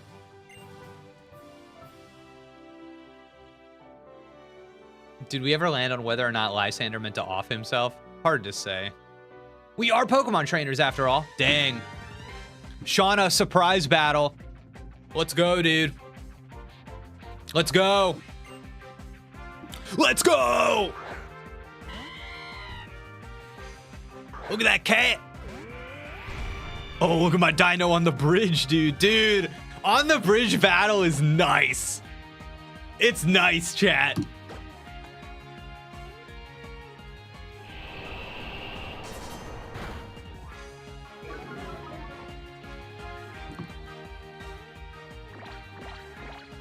What's this doing? What's it doing to me? My attack? Take it. Don't use dig. Oh. Wait, that could be awesome, actually. These bespoke battle scenes stuck in my brain as a kid. Yeah, they're cool. They're cool. They're cool. I think Amara would have destroyed the bridge, but it may be a special one. Well, listen, she only used icy wind. You know what I mean? If this bridge can't stand a little icy wind, it shouldn't be standing. Okay, I'm pretty sure we're about to go nasty on this Goodra. Dude, look at that Goodra. I kind of like it. Maybe we should have gotten one, chat. Look how cool it is. It's dripping. It's dripping goop.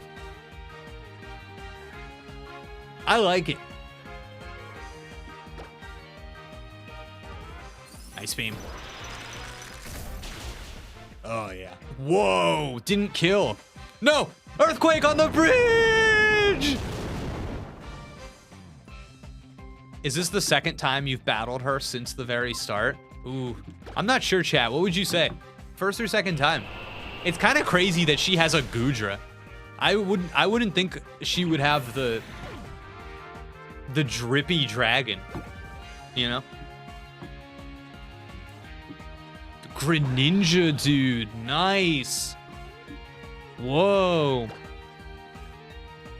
Chat, I forgot she got the Farouk. Oh no. Oh no. Oh no.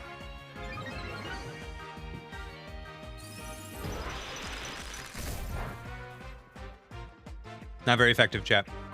Not very effective. Let's get out of here. Let's get out of here. Ooh. We'll see who's best.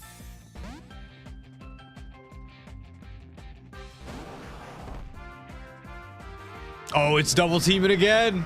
No.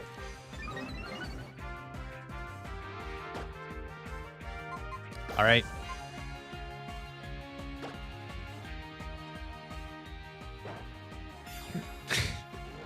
What are you gonna do now, Shauna? I got Mega Blastoise. Oh, look at him on the bridge, dude. It's nice. Whoa. Extra sensory. Oh, my brain. No. All right. No, dude. I hate this. I hate this, chat. No.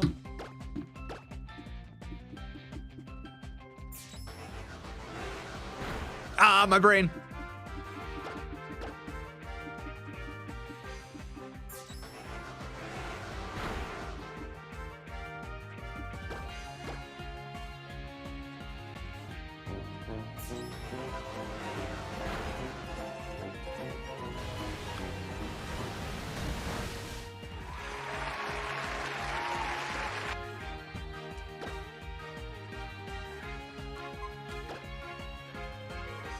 I'm living for this. How dare you?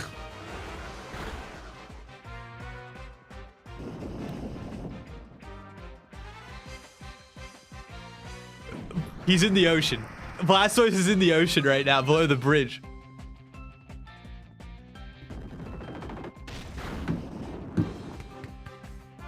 Awesome.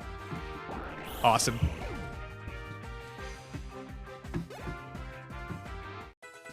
That's how you do it, baby. Comedy. Sorry, Shauna. Cry about it.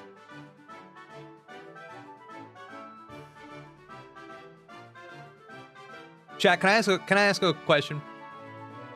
Can I ask a question? What is going on with the bottom of Shauna's shorts? What is that?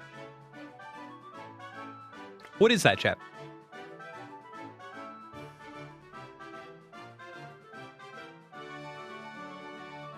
What's going on? And then the next time they decided to make a battle on a bridge in the series, they made it one of those stone bridges. Frills? I don't know, some fancy skirt thingy. I have no earthly idea. Just ruffles, dude. But like, under the jean shorts? Ripped jeans, I think? But why is it black? I think something's gone wrong here. I think something's gone wrong here. Fabric sewed into the short? No. That reminded me of our battle in Aquacord Town. That was the first time for both of us to battle with our... That was the first time for both of us to battle with our Pokemon.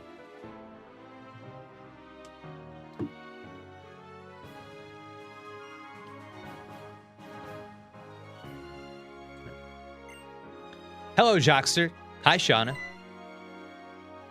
Bro, this is so weird. This is so weird. It's like, if this was a cartoon, I would think that that bridge is about to get cut by an evil doer or something. What are you two up to? Nothing big. How about you guys? Why, the same thing as you, Shauna. Nothing big. We heard about Jockster from the professor and we came running as fast as we could. Jockster!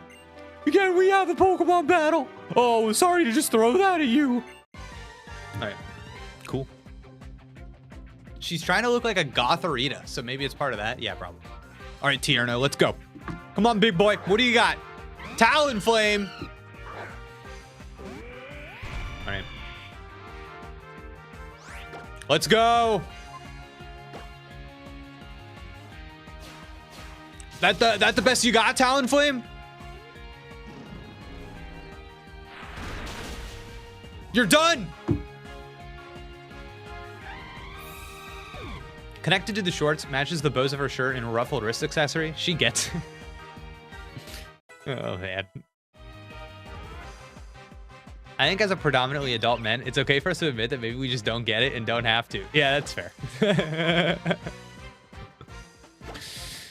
The bridge works for me. I'm remembering this. Oh my god. Ew! Oh no!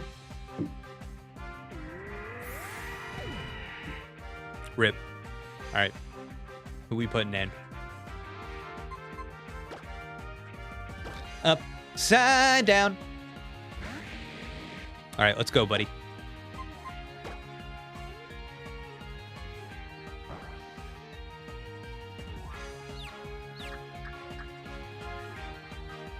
You're done, Rosarid.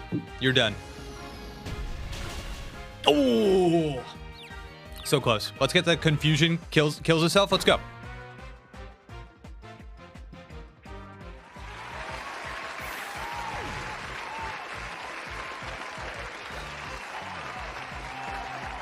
That's how you do it.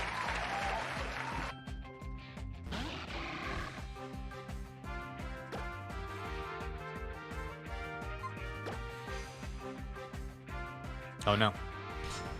It's juicing up.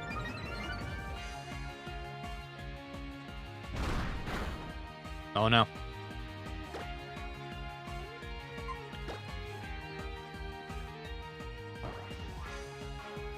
Haha, you sucker. I might break the soundboard, Jake. You're not a morning DJ host. We're having fun. All right. No, upside down. Oh, okay. Bummer.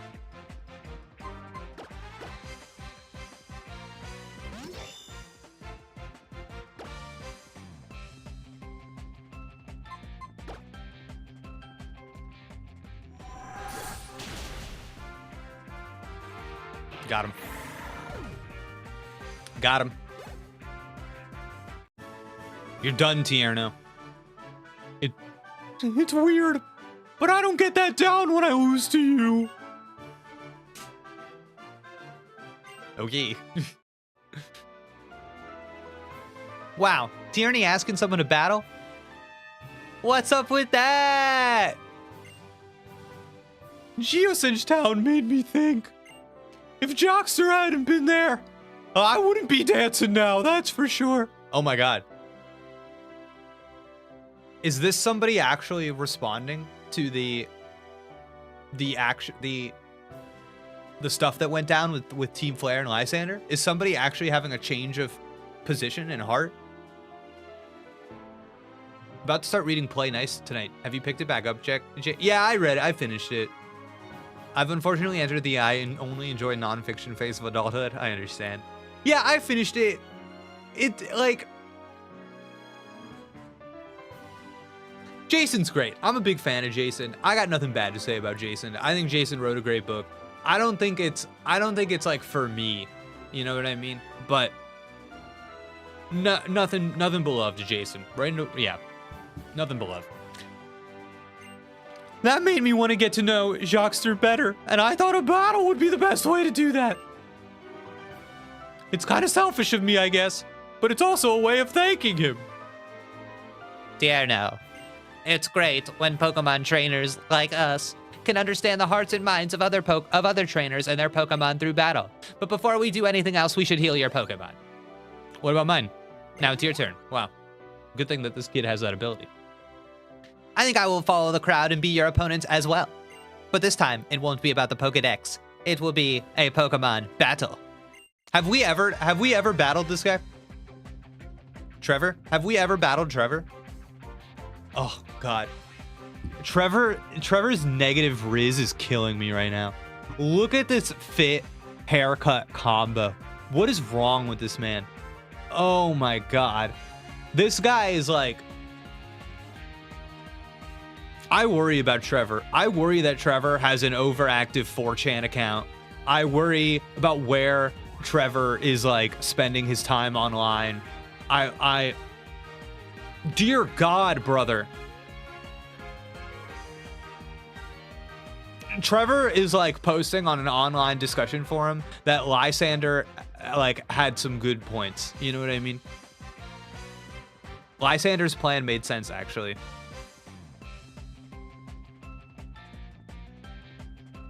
Do you think he's on Smogan? Oh my God. Trevor created Smogan. All right. Raichu. What an interesting choice. A Raichu. Huh. Not what I was expecting. Thunderbolt. All right, give me that stat boost. Give me the stat boost. Come on.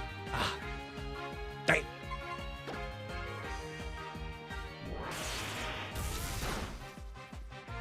No!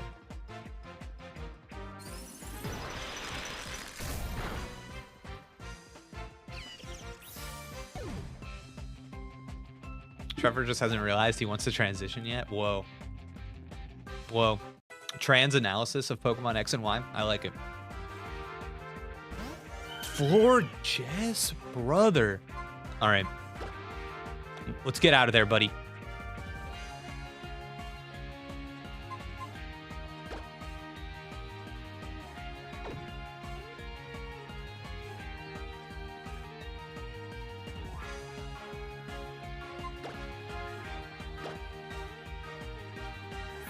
Lazarux.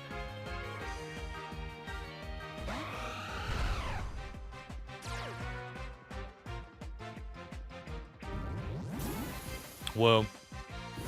I don't think applying misty terrain to this bridge is a cool idea, if I'm being honest.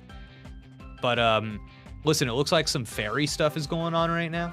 So I'm gonna hit the moon blast.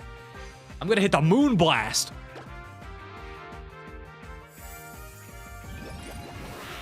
My power from the moon. Your special attack has fallen.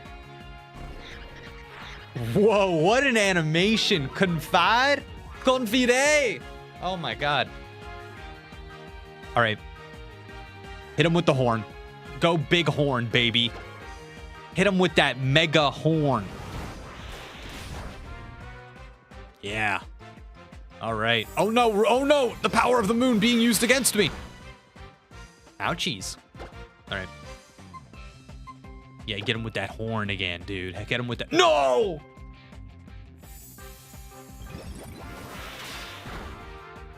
Lazarux, get it together, dude. Get it together, Lazarux.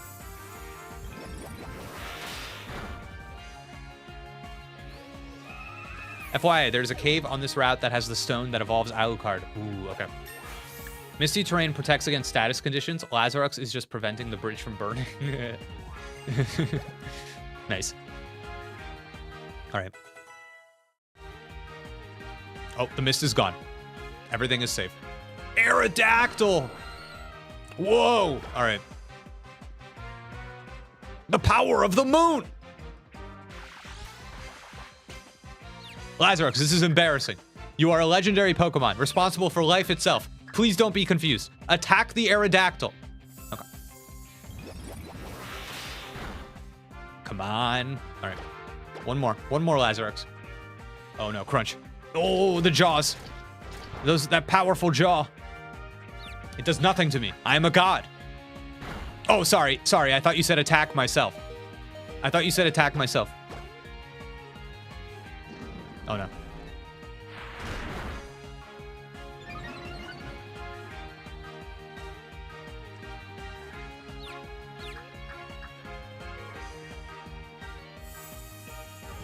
Everything's fine. Got him.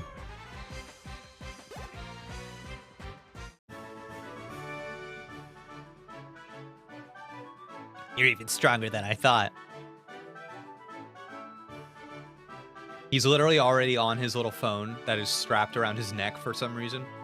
He's already on his phone, whining about this on Reddit.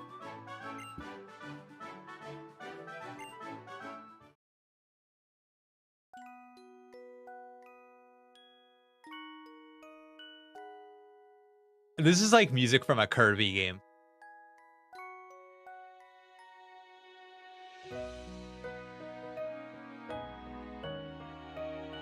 There is still so much I don't know. Do I just not have what it takes? Wow. Dude, is Trevor facing friction between truth and ideals? You know, how strong he wants to be ideally versus the truth of how strong he is. Something to think about. Don't throw yourself. Wow, I don't think I've ever heard you worry about being weak or strong before, Trevor. You seem a lot bolder than you used to be. Is it because you went on a journey?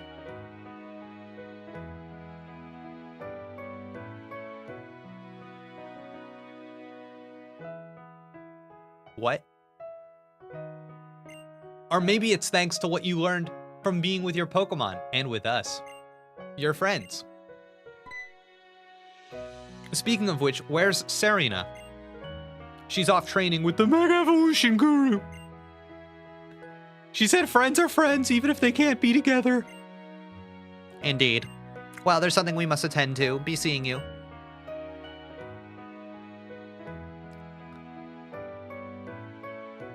I'm so glad I went on a journey. I made some great friends. And thanks to my little Froakie that I met before we left, I was able to visit many places, meet a lot of nice people, and make many wonderful memories. Joxer, this is from us.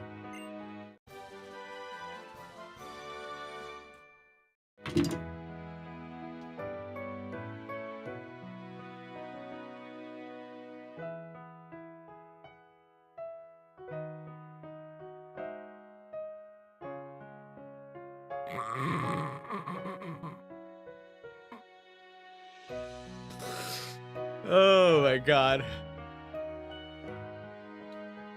Awesome. Oh my god. That's awesome. Even if you're battling without the badge from Snowbell City Gym, you can use Waterfall. I gotta get going. See ya. Oh, that's awesome. That's awesome. Do you think there's gonna be a waterfall like right here? That's awesome. That is awesome. No, surprisingly no. Do you think there's anybody cool here? Have we seen what wild Pokemon are chilling?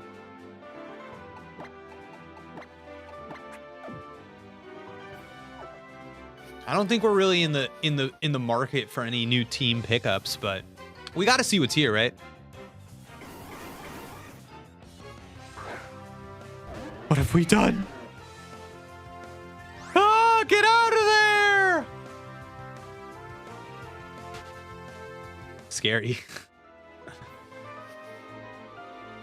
Shauna, how do you have that HM? Oh, Tiz asking the big questions. Big questions over here. Yeah. I feel like I need an adult facing all this Weepin' Bell. Oh, I thought you were gonna battle us. I don't know why, but I only really remember the battles I lose. Damn, nice. You've got to turn every frustrating defeat into motivation and grow stronger. My Bergmite was given to me by my grandma when I was born. Okay. She stole it.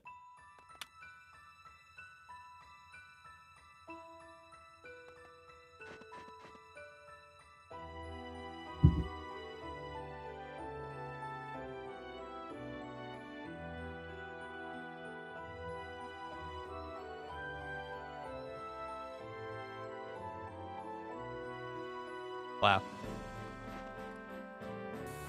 Nice.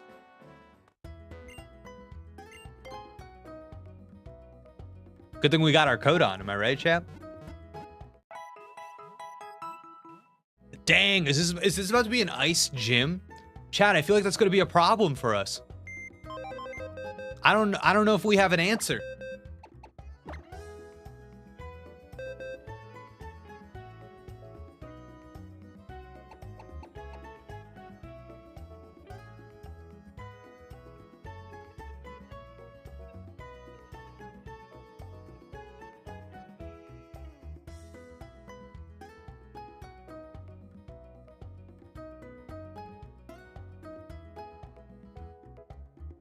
Steel beans.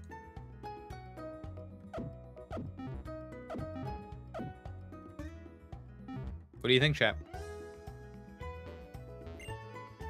Have you heard of the Gressidia flower? It's been a long-standing tradition in the Sinnoh region to give bouquets of them to people as a way of expressing one's appreciation. Cool. Sup? I'm all about the ice types, you know. They're super chill for real. Then again, I can see why some people get fired up for fire types. They're pretty hot.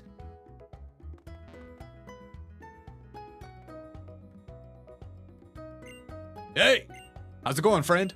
I'm Mr. Bonding, the expert on O-Powers. Let me ask you, just in case you need to hear an explanation about O-Powers. Hey, that's my friend. Let's get started, shall we? It's bonding time. You've received an O-Power. You can now use PP Restoring Power level 1. Yeah. Buy the TMs. Okay.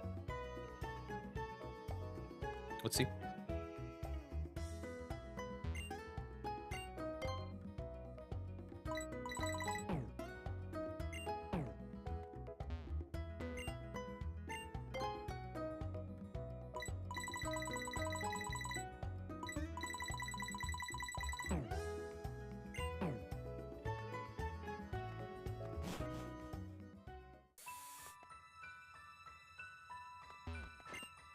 The best part of Pokemon Battle is that there are so many options, so many different tactics to try. Some people may try to end a battle quickly with a brute force offense, while others may prefer to go defensive and play the long game.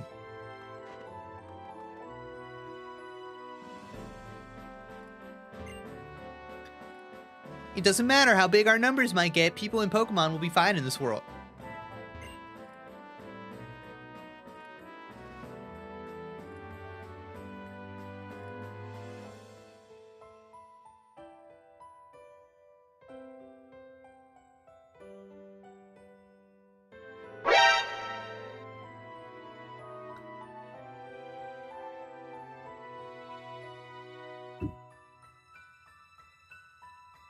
I cannot believe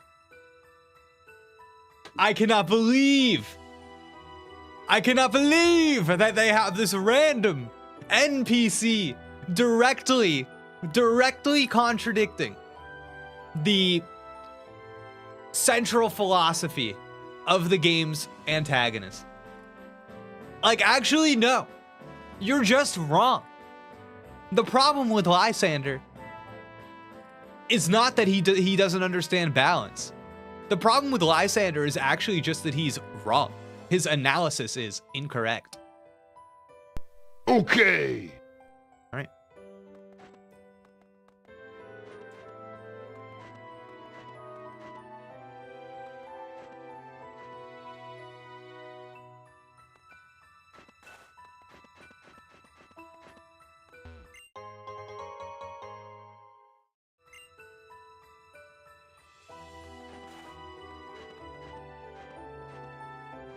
Man, this music goes hard. Oh, we should bomb a snow. Ooh, clothing store. Chad.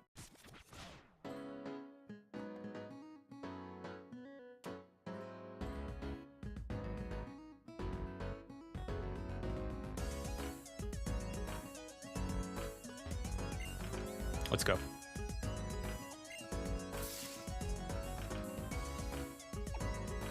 No.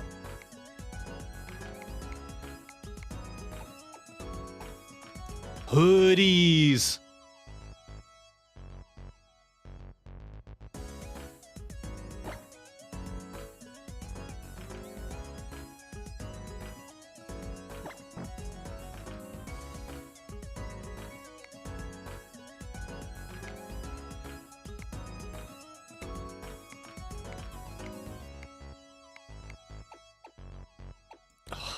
God.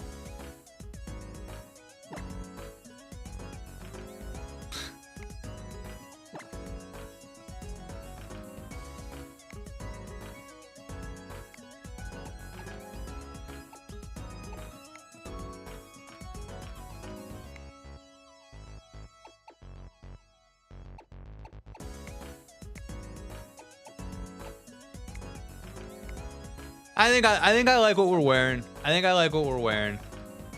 I wasn't seeing how to make it fit. I like this feels right. What I'm wearing right now.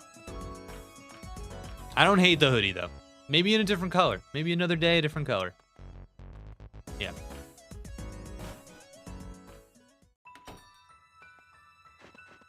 Whoa, look at this gym. What's new, little blue, if it ain't the future champ? Hate to disappoint, but the gym leader's actually out right now. He said he was off to the winding woods if you feel like searching. All right. Where them winding woods?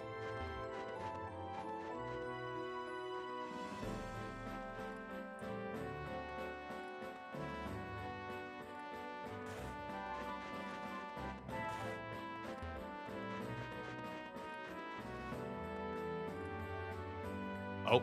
Definitely the winding woods out here. Let's go. Winding woods, that's how you do it, baby. Oh. I found a berry.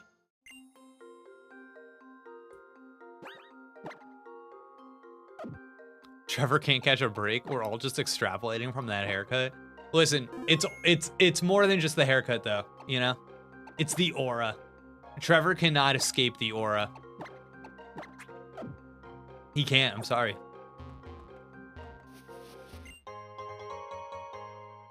Wow, dude. So we're in a weird woodsy maze right now where we have to find the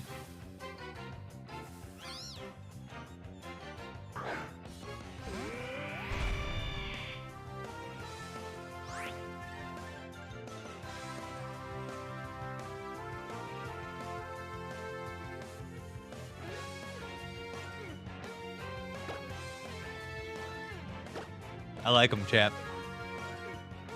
I like him.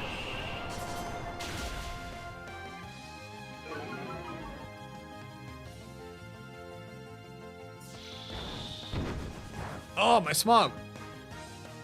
Is anyone making an only enemy of the channel rental team?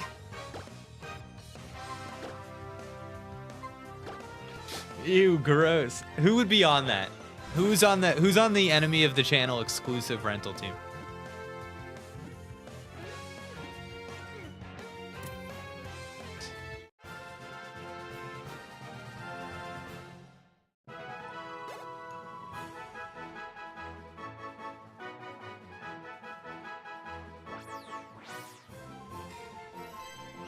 They show off their Pokeball caps to lure prey, but very few Pokemon are fooled by this. Among Us? Among Us?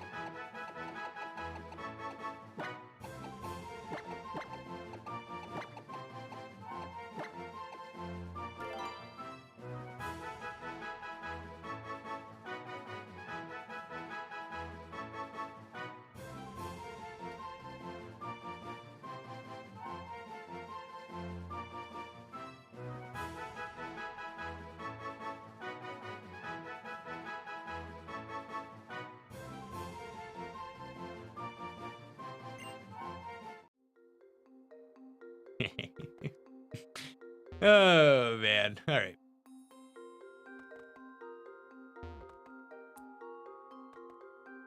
Man, look at that rock.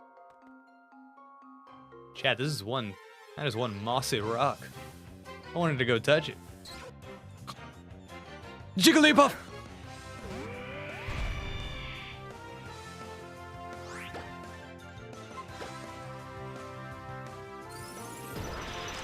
It's not a Breloom? I don't know what you're talking about. I don't know what you're talking about.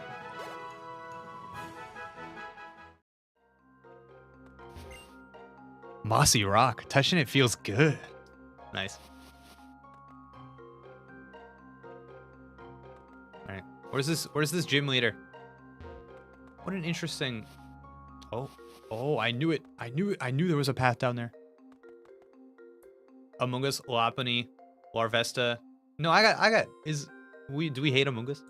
Lopunny, oh, I hate Larvesta. I do hate Lopunny. Drudigan, Cloth. Oh, the rabbit.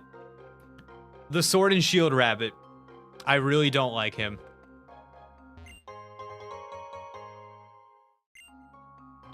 The final evolution, specifically, of the Sword and Shield rabbit. Cinderace. Yeah, no. I do not like Cinderace. Gligar. Are you the gym leader? Time to show off our Pokemon. No, guess not. Damn. Pokefan Royson.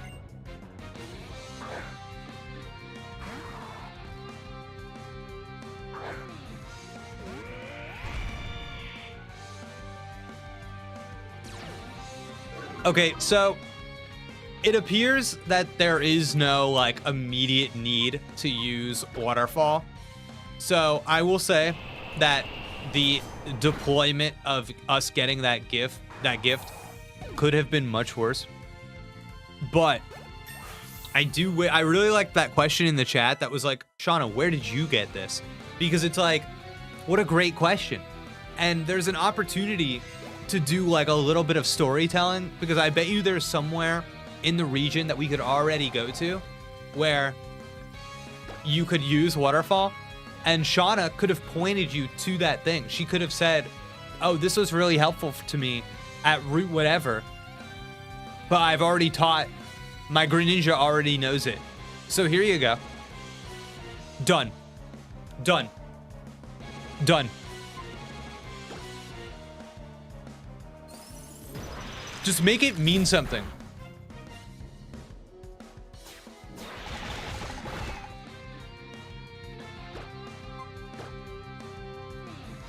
No!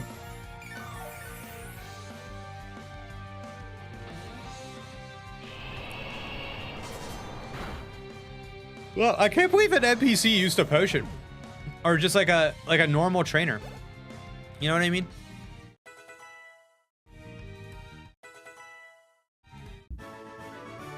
Kind of surprising.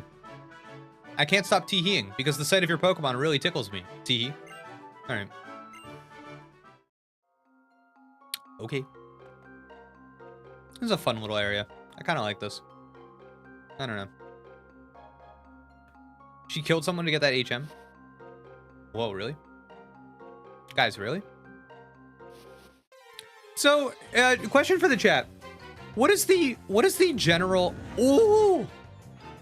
What is the general opinion of like the route design of this game?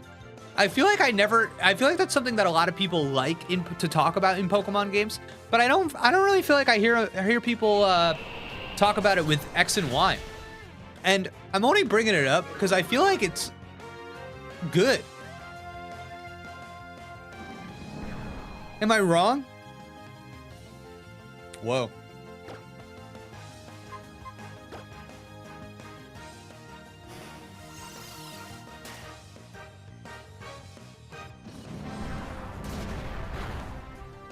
Whoa.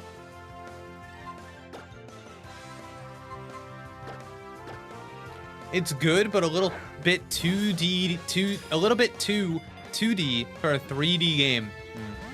No!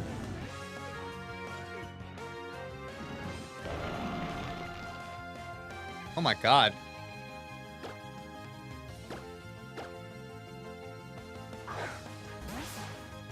I get that. People at the time, they probably wanted their first 3D Pokemon game to be like less just the 2D games in 3D. So now it's probably easier for me to appreciate the 2D design.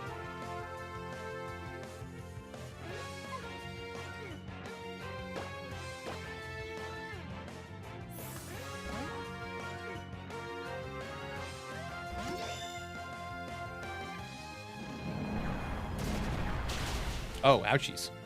Oh, whoops. X and Y in many aspects just feels like a 2D Pokemon game in 3D. Yeah, it's funny. Isn't that funny? Because, like, I don't really That doesn't bug me right now, but I get the context of that. Why can't this thing get in the ball? What's going on?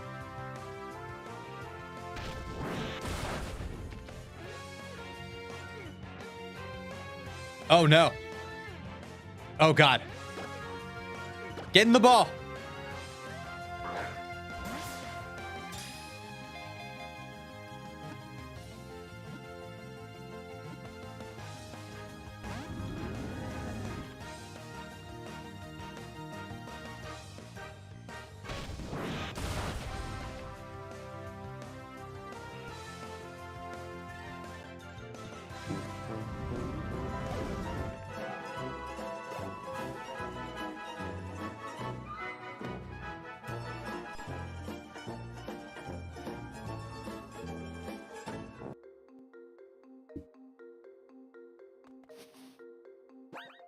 Bummer.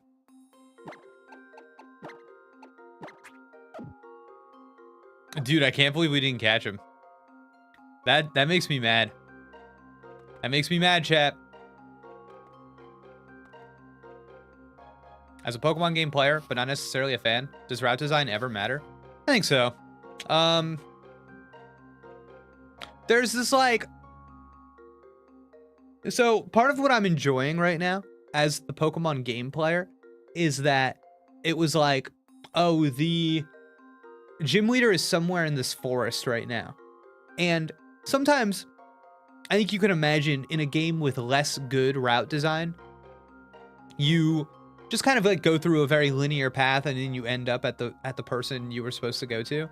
And this way there's this illusion of twists and turns, of having to engage with wild Pokemon, of the trainers, of like going in one direction, being like, oh, this isn't the right direction, turning around, going back, going the other direction, that it feels more like I am looking, I'm performing the act of looking for somebody rather than just kind of like progressing forward in the game to get to the thing that I need to get to. You want that illusion, right? You want that illusion of adventure. Oh man, look at that. It's funny.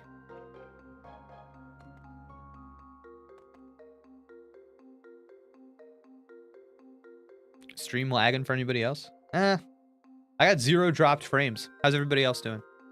No, we're back at the tree. Oh, different one. Yeah, I get that. I guess roots all tend to blend together. Just blend together for me. Yeah, I think it's something that like in the moment is easier to appreciate than when you're like looking back on something, because it should be the kind of execution that is maybe more organic rather than fine here. Great. Then it shouldn't like make itself known. Whoa. Chat, look at this. That's definitely our guy. He's got a big coat on. He's got icy hair. Chat, look at this guy. Ooh.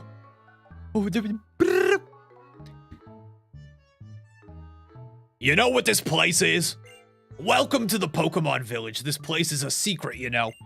Most of the Pokemon here are runaways escaped from bad people who did awful things to them. It's a shame how many heartless who can't bother to care for their Pokemon are out there. Some of these Pokemon, though, some of them are just too strong and found they didn't really have a place in the outside.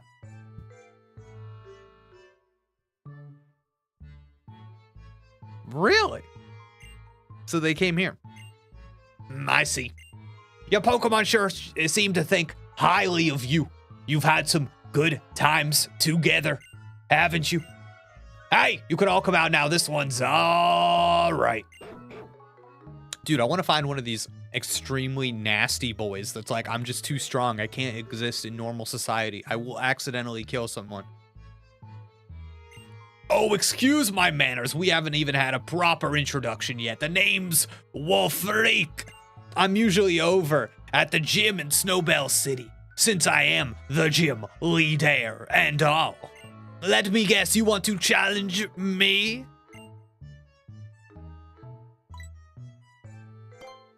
Now you're just being modest. You have 7 badges already, don't you? There's only me left to challenge, so I'll be waiting for you back at the gym. Before you come by, I think it would do you good to spend some time with the Pokemon here. What? What's up, guys? Oh, the Pokemon has something in its mouth. Cool. You got it, buddy. Oh, the Pokemon has something in its mouth. Cool. See, chat? He said I would be rewarded for spending time with the Pokemon here. So what did I do? I went right up to the first Pokemon, and I interacted with it, and I was rewarded. All right, that appears to be it. Meow, meow. Okay. Oh. Here we go.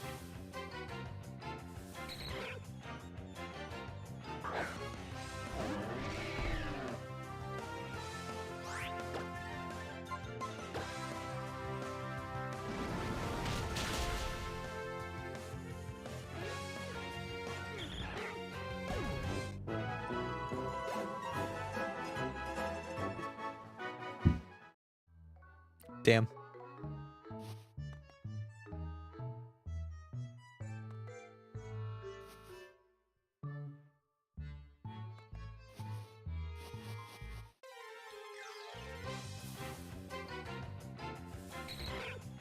Chat, did you see that big boy? Chat, did you see the big boy?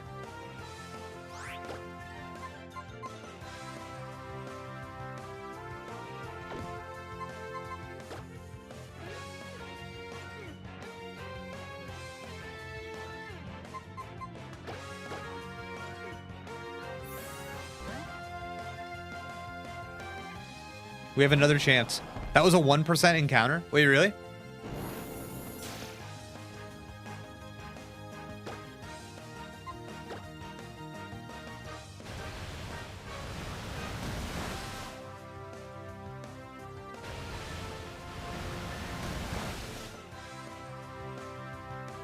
The man in front of the cave is the strongest being ever? Oh my god. Okay.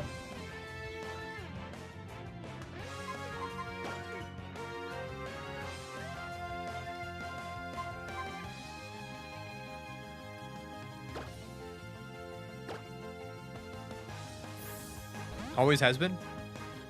Does Jake have a duck stone yet? No. Nope. Heh. All right, I just want to not kill it.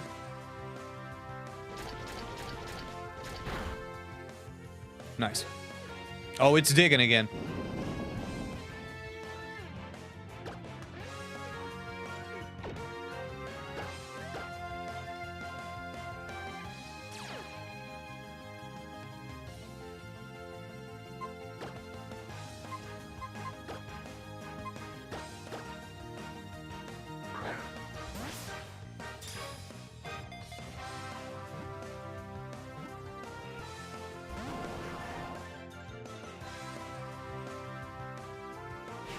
Iron defense, helpful.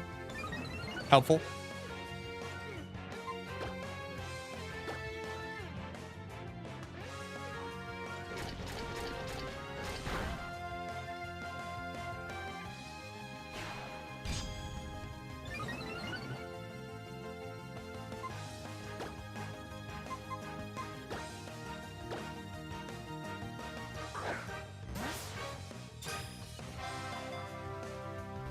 Dang.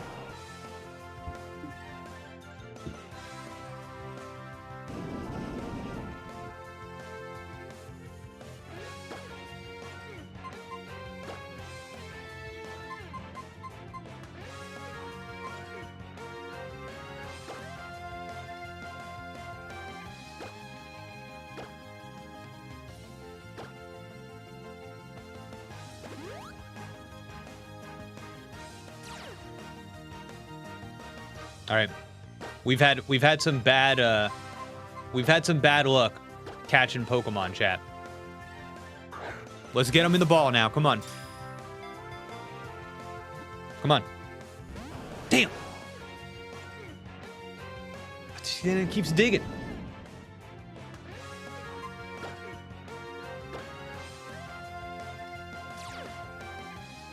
Why does he keep digging?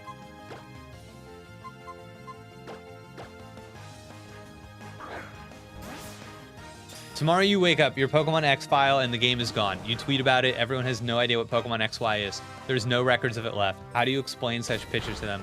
I think I just, I think I say nothing. I think I say nothing. And I think I...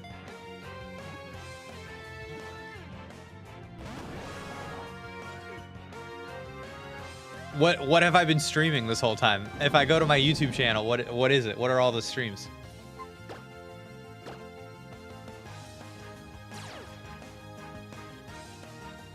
You know what it is? Maybe he doesn't want to be in an Ultra Ball.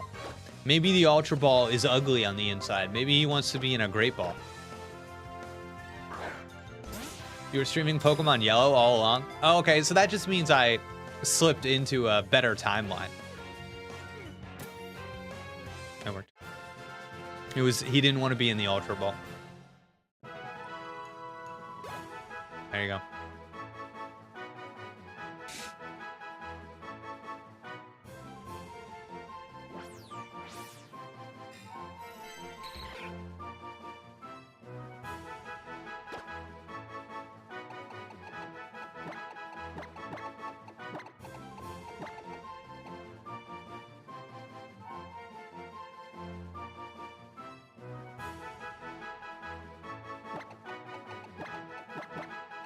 Greatness. Got him. Don't name him Great Balls. No, I wasn't going to. I wasn't going to. Guys, look at Snorlax. He's having good dreams. That's nice. Wait, where's that guy? The strong guy. There he is. Wait, how do I get up there? There's a ledge. We have to go around.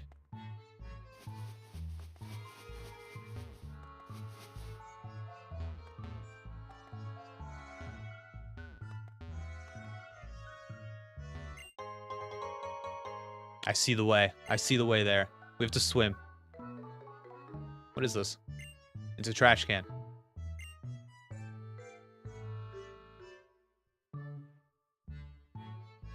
Okay. This is a music track. Another trash can. Interesting. Wow. Okay, I'm starting to think that you lied about the 1% encounter, chat. I'm starting to think that you lied. That's 3 Ditto in a row.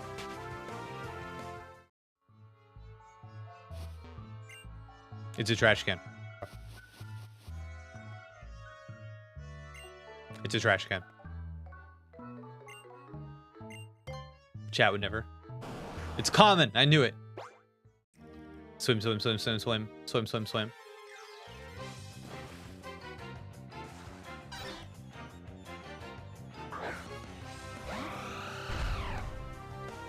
That's nice. That's nice. I love him. That's nice. Come on, Chad. He looks good. Oh, but he's dead. He looks... You can't deny that he looks good, though. Come on. That's an all-timer.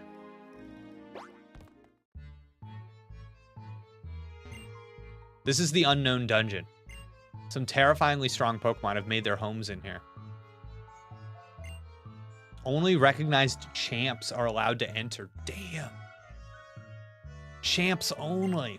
That's crazy. Too dangerous. Oh, wait. Here it is, chat.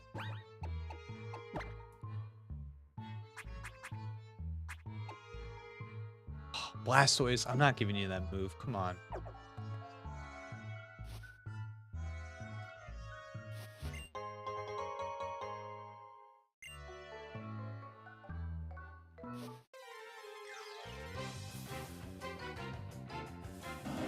Ooh, Noctowl, cool. Whoa. That's nice, chat. That's nice. This is a pretty cool area, honestly.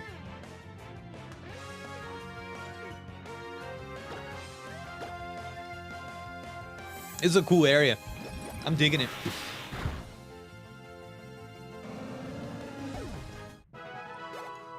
I feel like there's cool stuff in this game that nobody ever talks about in the Pokemon community. I feel like all the stuff that they do talk about sucks. And then some of this stuff that I've never heard about before, I think is actually pretty cool. Like who gives a fart about Lumio City? Like seriously.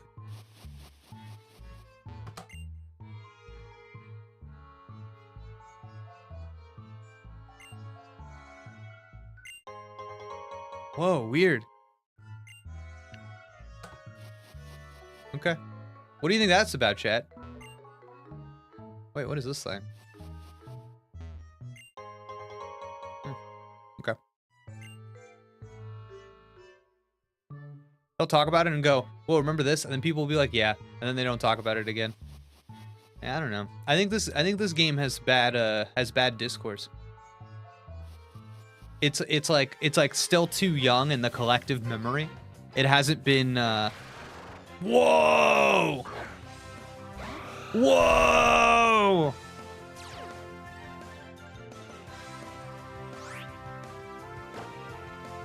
Zoroark!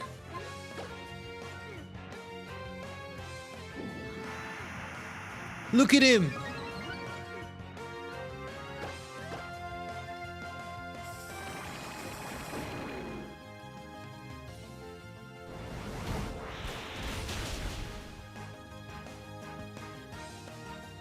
I didn't know that was gonna be super effective.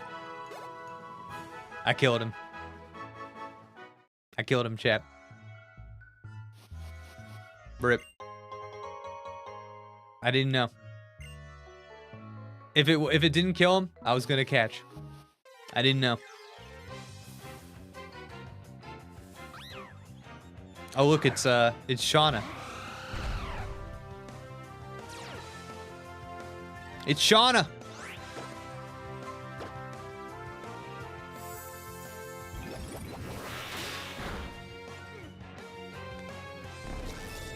Whoa! Oh my god! That was cool. That was cool.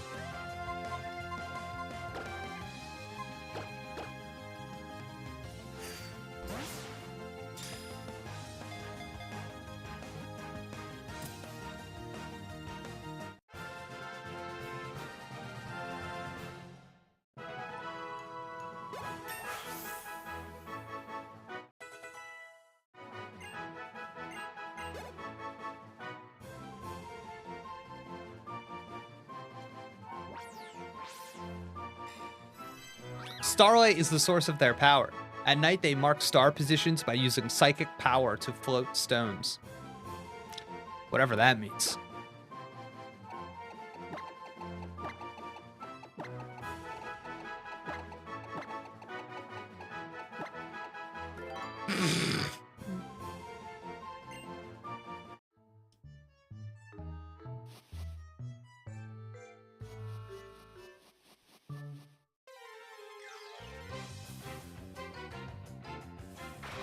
Oh, we got another chance. We got another chance, chat.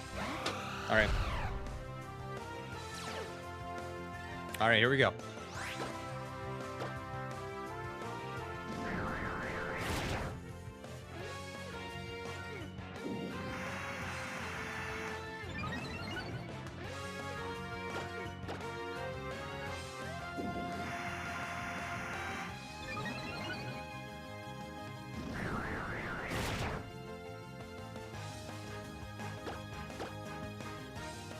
Bro, you're agile enough. Stop. Stop. Enough.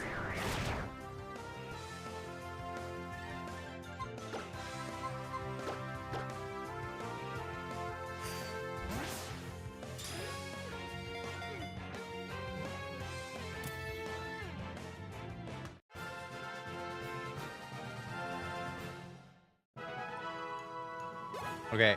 I know what I want to name him, but I just want to make sure I get it right.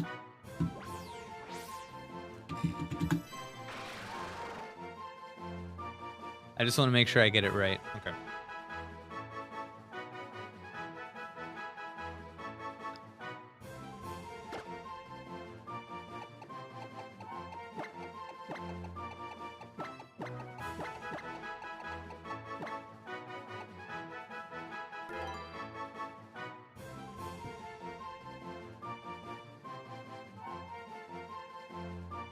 Got it.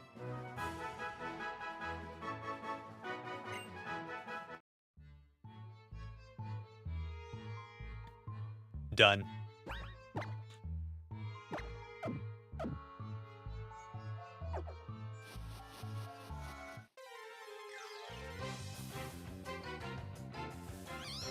Chad, I do feel like I'm having a bit of an issue with I kind of expected this area to maybe give us some weapons to use against the ice type gym, and I'm getting a little worried. I'm getting a little worried that we're gonna have big problems fighting it. I'm like, maybe we do have to go get steel beans out of the PC. Get him some XP. I don't know. Maybe ice type just kind of sucks though, and maybe we'll be able to rip through it. You know what I mean? Are you on Goodreads? Yeah, I don't post too much, but I'm on there. It's just like I don't quite understand the practice of like I'm just like reading books for me. Like, I don't know. Like, I'm glad people enjoy. I know people that love it. I don't know. It's just I like finish a book. I'm like, oh, now I gotta log on. I gotta press finish the book, and then it's like gotta write a little review. I don't know. I've already gotten what I want out of the book. I don't need. Yeah. Oh yeah. Did I miss an expedition of Terminus Cave? No, I don't think so. All right. I mean, listen. Have you reviewed the Lorax? Luigi gave it 5. Listen, I love the Lorax. The Lorax is good.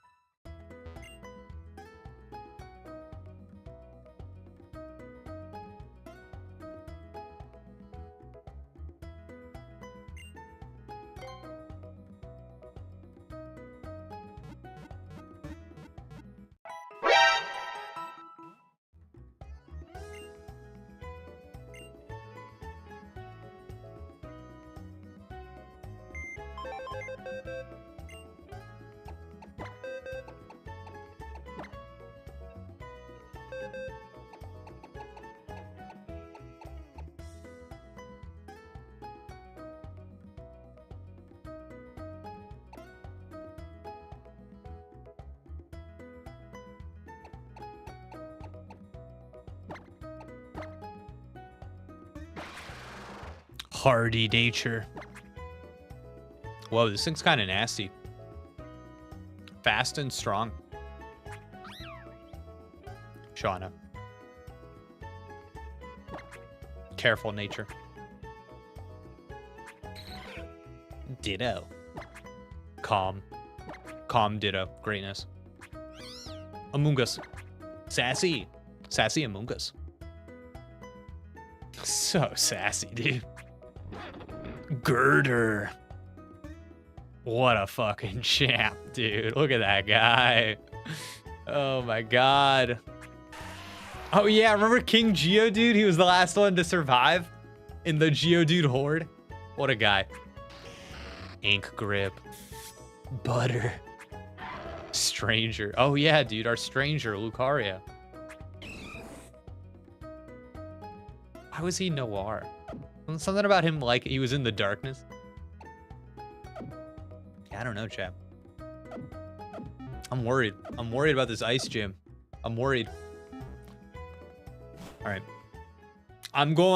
Here's what we're doing. Here's what we're doing.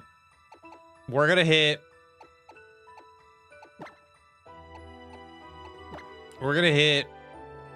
the cave. We're gonna hit Terminus Cave. We're gonna get a little bit, we're gonna put in a little XP before we, take on the gym. Cause I'm nervous. I'm nervous, chat. I assume it's a southern cave. Am I wrong? Is it up here?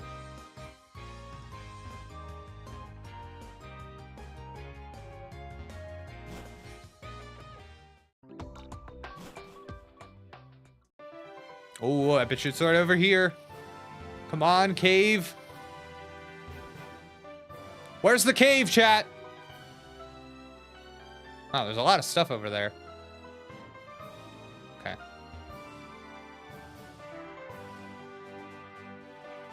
Ooh.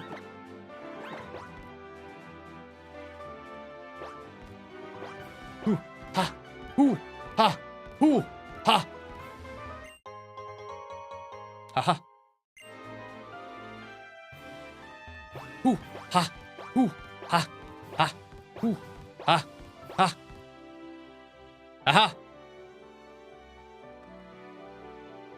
No gym in X and Y is ever hard. Listen, I don't know about that. I feel like we've been cruising. It might be hard. I don't think I'm over leveled or anything like that. Oh. Do I have to surf there? Is that what that was? Look at this little idiot. This guy looks like a snack you would eat. Like you'd get a bag of him and just chomp him. Damn, level 47, little bug dinkus. That's crazy. Ah, I gotta surf. All right. Chat, where's the cave? Am I going the wrong way?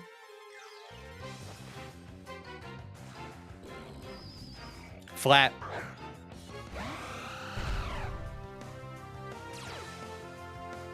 Horrible evolution method. You went the wrong way for the cave, but this is fun. Well, then what the heck is over here?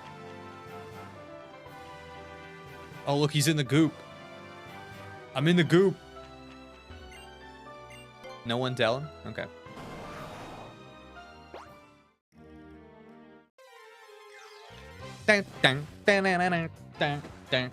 Oh, look at this guy.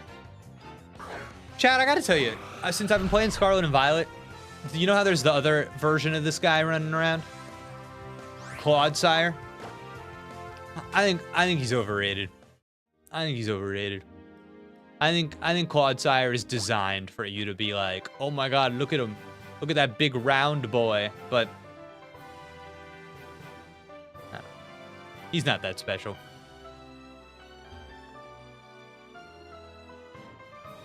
Oh. And we're back. Well, no harm done. Looks like there's some stuff down there. Not interested. All right, let's go find the cave. Is Clodsire the newest one? I think so.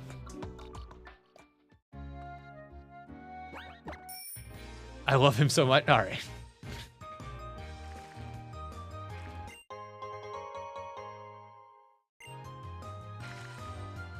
Where's the cave? Where's the cave?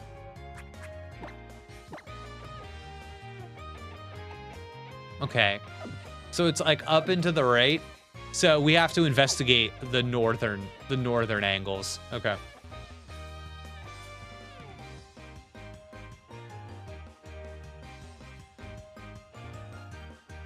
It can't possibly be on the train. We can't possibly take the train there. Thank you. Thank you for the TM.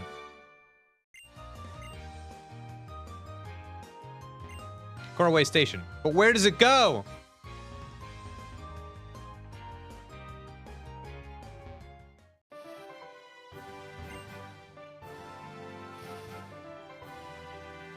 Wait a second. Wait a second. No!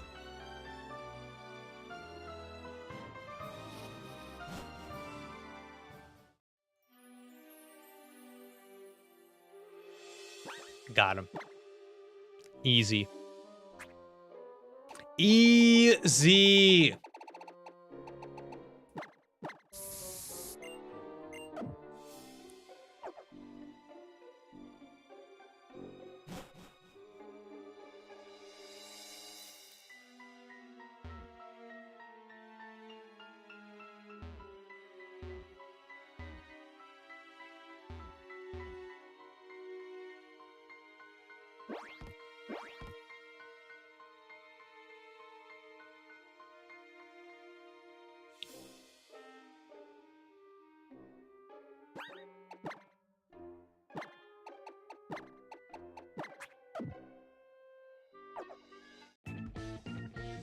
Easy.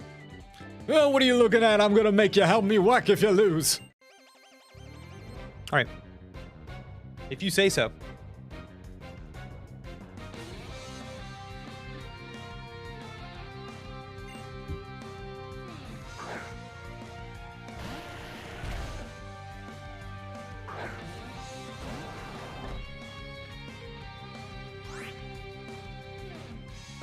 Hold on, chat. Hold on.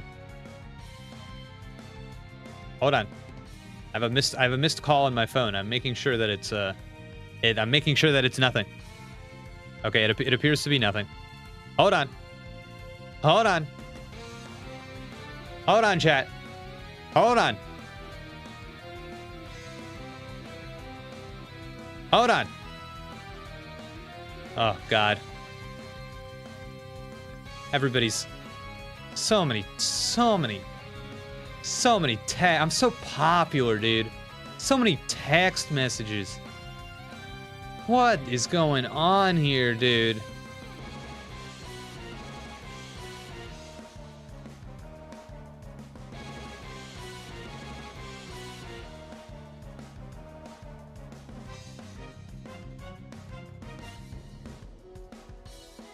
Wait, hold on, chat. This is kind of cool.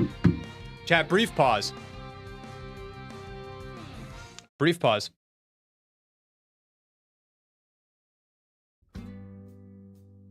Hold on, brief pause.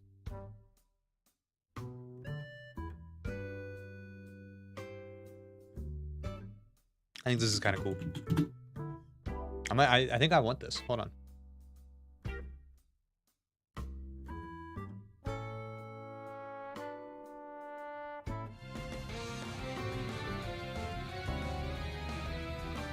Dude.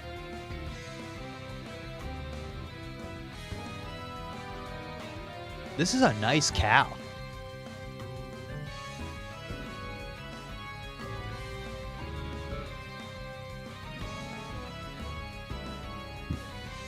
Chat, look at the 7. Look at the Yoshi. Wait, chat, this is nice. 2025 desktop calendar and Nintendo Switch Online calendar. Ooh, okay. Chat, I gotta make a choice.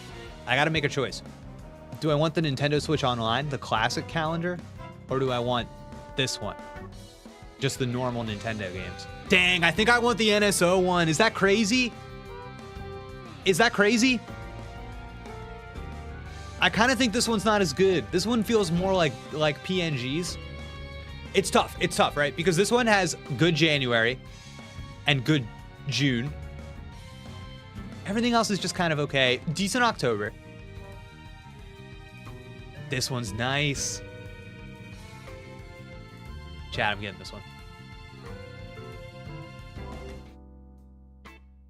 I've made my choice. Chat, I must secure the calendar. Chat, please hold. Please hold. Please hold while I log into my my Nintendo account. Please hold.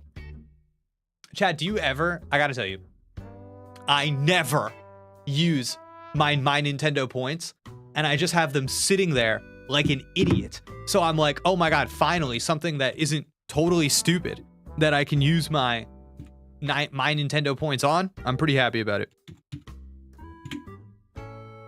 Like, chat, what did you use them? I use them all the time for the icons. Yeah, but Bungle, that's like 5 icons. You know what I mean? That's like our 5 points. It's nothing. I need to use I have like 2,000 points or something on here. I gotta get through these puppies. Is there anything else on here that's any good? No. There's nothing on here. It's a lot of points. Your points expire. No, I know, dude. But every so often when I lose them, I'm losing so little points that I'm kind of, wait, hold on, chat. Hold on. I've never looked at this before. Look at this. Look at these. Look at this merch, dude. What do you think of these socks? I kind of like the socks, chat.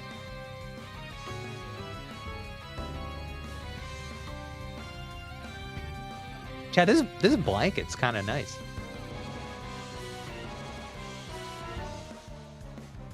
It's kind of nice, chat.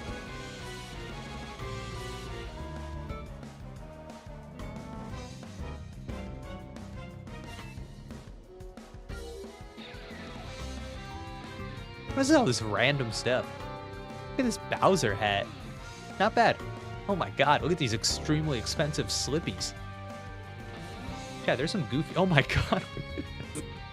Who's getting this stuff, dude? Wow, I don't hate the oven mitt and hot pad. Wait, that's kind of cute. Mamma mia, dude.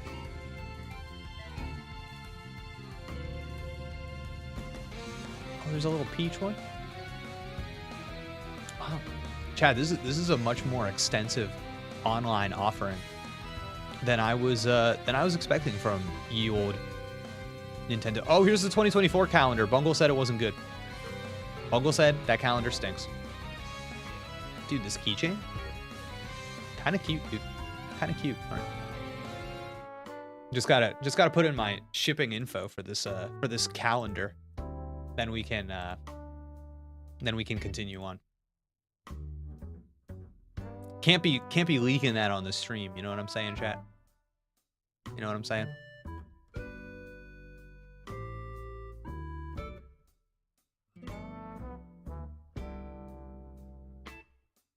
None of this is available in Brazil, and I hate Nintendo for that. Dude. Is there a My Nintendo equivalent? Is there a rewards thing, or does it just not exist at all? Because I know that the like Japan one, they have different stuff from what we have as well. So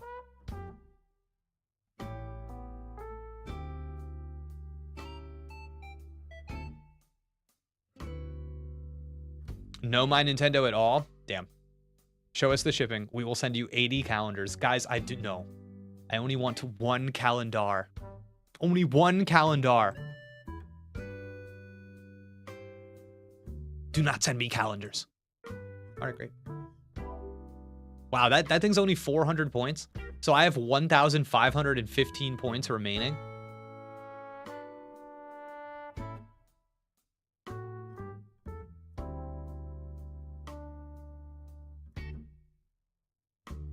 Cool. All right, chat. Got myself a calendar. Get hype. Don't let them expire. I know. I know. I'm hoping that there just hasn't been. What am I supposed to do? Get stuff I don't want? I would rather just let the points expire than just get some nonsense garbo. You know what I'm saying? I don't know, chat. All right, let's play.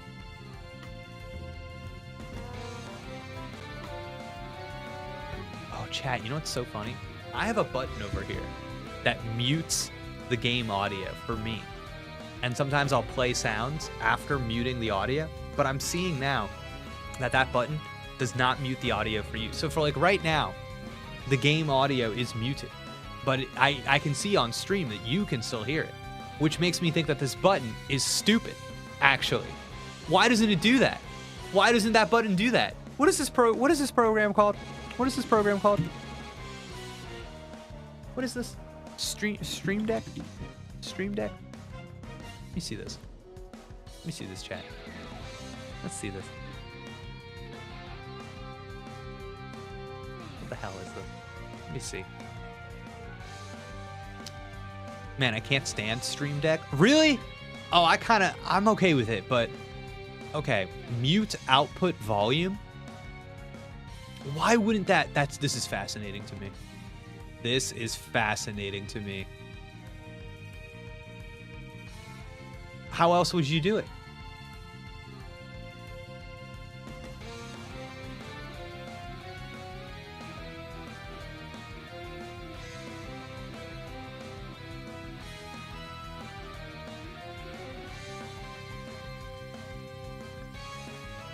I'm not gonna figure this out, am I?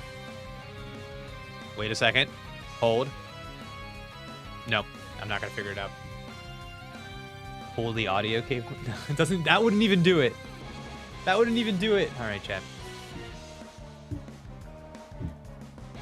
One day. One day. All right. What am I doing? Killing a graveler? Do you think he has sturdy? No.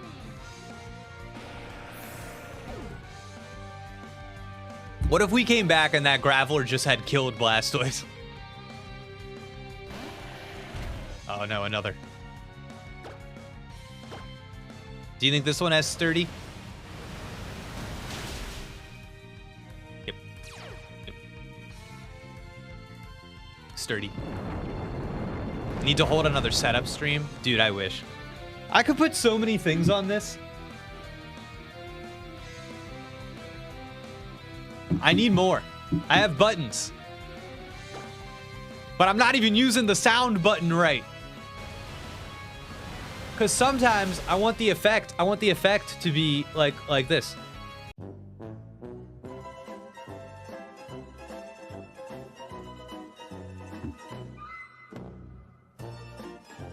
You see what I mean? But how does one do that? How does one do that with the buttons? With these buttons? I don't know. Golem!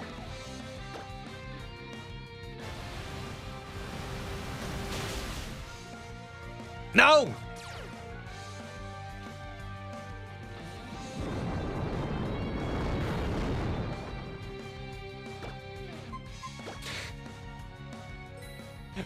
Blessed be the person in chat going, how to make Stream Deck mute an audio source. And then it's just the exact same thing I did. That just mutes it in my ears. God. Hydro pump? No. Yeah. See, I don't even need it to be one button press. I'm happy with it being 2 buttons. But you see, I've got this little in the corner here. I've got this little button. It says game audio, right? So I hit that, and now it's like, oh, it's muted. And now the game audio is muted in my headphones. But you still hear it. I see it. I see the little thing. So I don't, I just thought this was muting it for everybody. Turns out it's just muting it for me. Piro wants to learn hammer arm? What the heck is that? The user swings and hits with its strong and heavy fist. It lowers the user's speed, however. Whoa. Whoa. Hundo power, chat.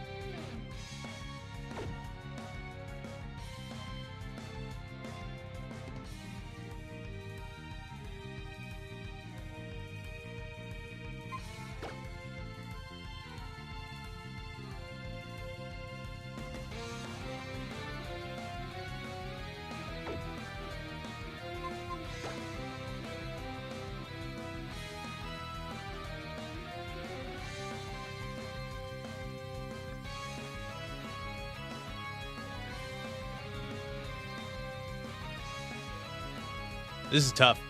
I'm torn. Oh, you just wanted to do what it says of doing instead of lying to you? So my question is, would I rather have a sick nasty wood hammer or a sick nasty hammer arm? So do I want a sick nasty grass move or a sick nasty fighting move? And I gotta tell you, Seed Bomb being comparatively much stronger than Power Up Punch makes me think that maybe I want the sick nasty hammer arm instead of the wood hammer. But hammer arm, a little less strong. Man.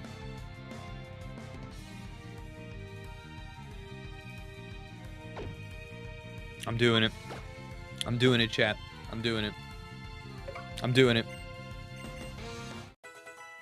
Should I use my NSO silver coins to redeem the Christmas icons for the Switch? And yes, Karen, I've already redeemed the Clive icons. Well, listen, if you only have 20 coins, you might as well spend them on some icons you like, because it's going to be way too long before you build them up into some kind of dumb reward like I just got. But Christmas icons, how long are you going to want those Christmas icons? Are you going to want them in January? Are you going to want them in February? And there's always going to be more icons every couple of weeks. So it might, it just depends on how much you want one of those icons.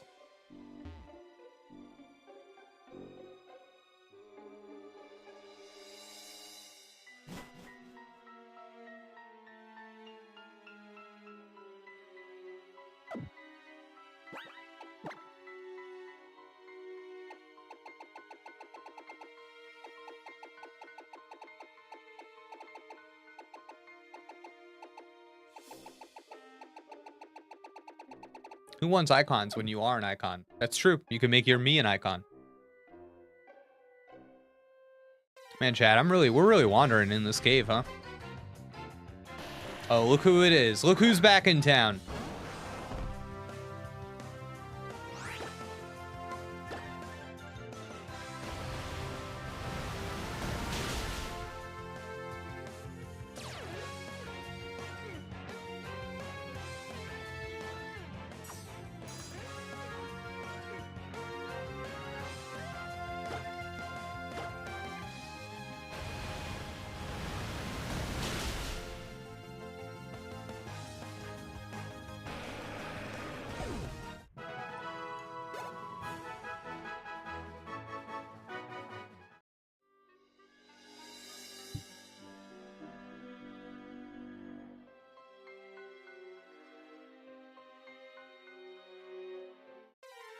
Totally off topic, but I started Shadow Generations yesterday and was not prepared for the level of edginess. Dude, that's a good game. Wow, look at this guy. Chat, look at this guy. Lairon. That's a good game. Yeah, that's a really fun game. It's pretty overwhelming to the senses, I find. Maybe I'm just a weak man. Oh, sturdy. Lairon.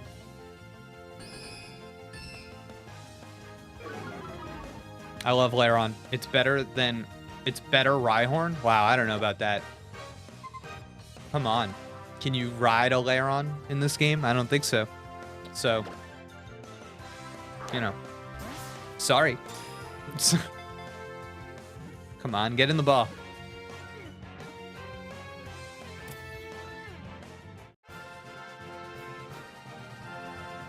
It stands up and grows horns, though. All right.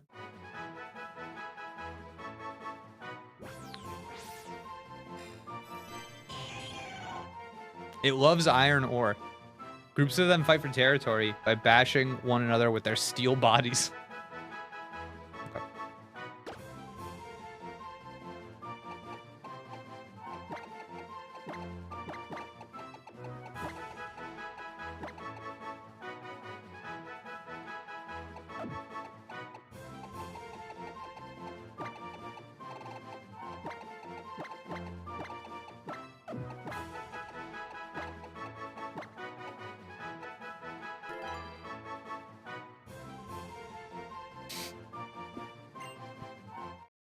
Oh, man. Good times. Good times.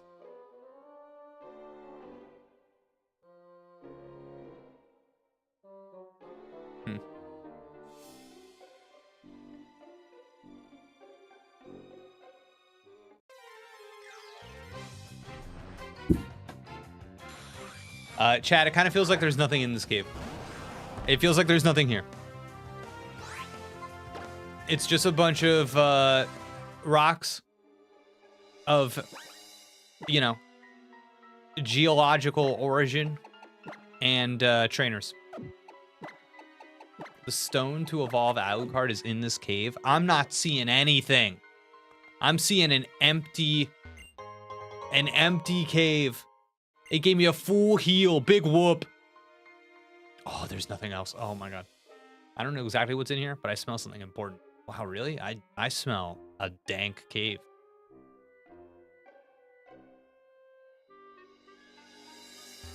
Damn it.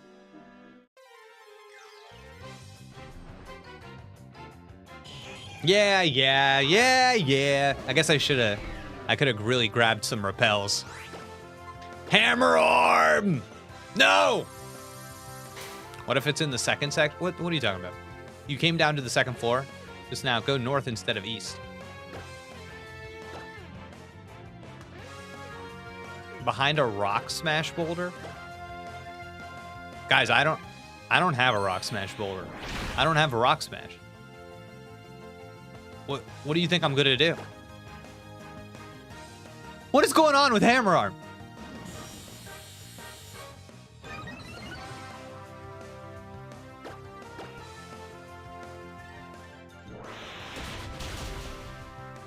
God damn. Chad, this is it's pretty devastating if I'm gonna need Rock Smash to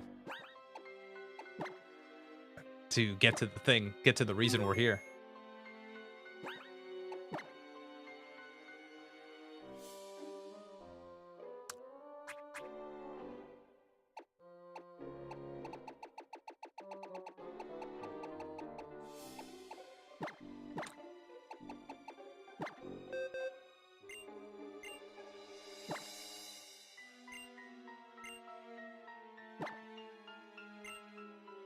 I figure I have dig, so we can just reteach dig.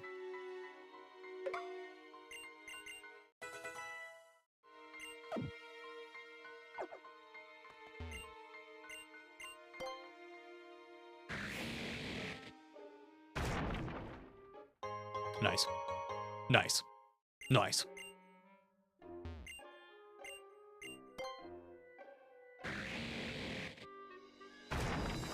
Nice. Nice, nice, nice, nice, nice, nice, nice, nice, nice, nice. Breathe in, breathe out, deep breaths. Okay, let's battle. Reusable TM's fun. Now if only HMs were forgettable. Yeah, I know. I know this is how everybody feels. I know everybody hates this opinion. I'm anti. I like when it's limited use and you have to make the hard decision. I think on a stream it's a little bit different because I'm trying to not get too bogged down in just, I'm not like taking my time as much as I would when I'm playing the game on my own. But I kind of like being like, all right, I gotta sacrifice some of my in-power battle for my ability to traverse the world. I don't know. I get people saying like not wanting to intermingle those things, but I like when they actually work together. I know. Bad take. Listen, I could go on about this. I'm not going to. It's boring. Oh, this was a wrong switch. This was not the right switch.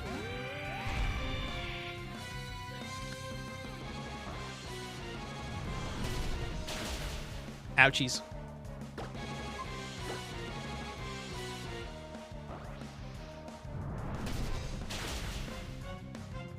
Yeah, I don't know. I think it's just like a funny thing where it's like, I don't think the point of team building is like maximizing the potential strength of your team. You know what I mean?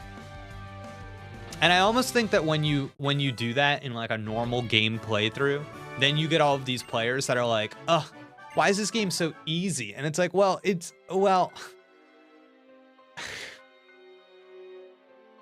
you know, it's just funny. It's like, I don't want to sacrifice anything in the building power of my team, but also, why is this game so easy? I'm a little bit like, all right.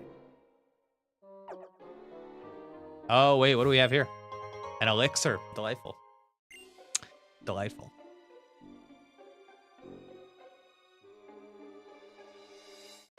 Oh, God.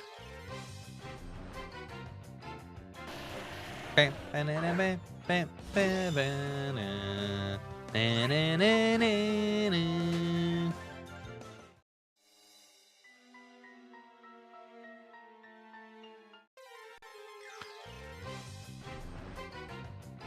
Bam, bam, bam, bam, bam, bam. Dude, I remember being a kid playing like Pokemon Red and Blue, just being in a cave, and just I ran from nothing. Repels were for weaklings. Everything would be murdered. And then you come out of it stronger.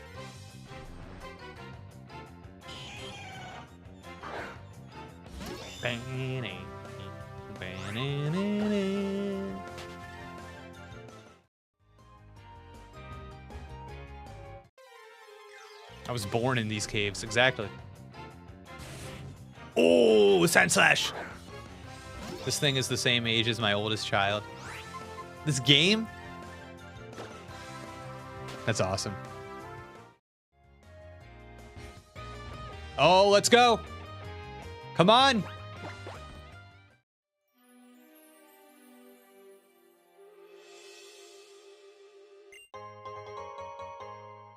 Damn. Didn't get it, chat.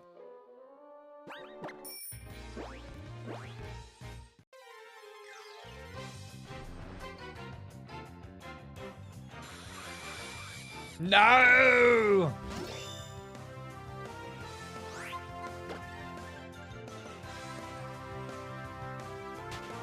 Bye, Durant.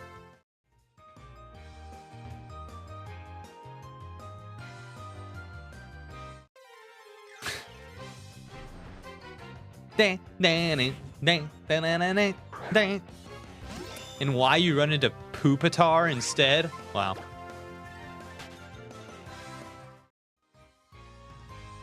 I think I talked to Dusty Gogoat about Pupitar recently. I think that was in yes, that was, I believe, if I'm remembering correctly, chat. Let's see. Hold on. Hold it. Okay, hold on.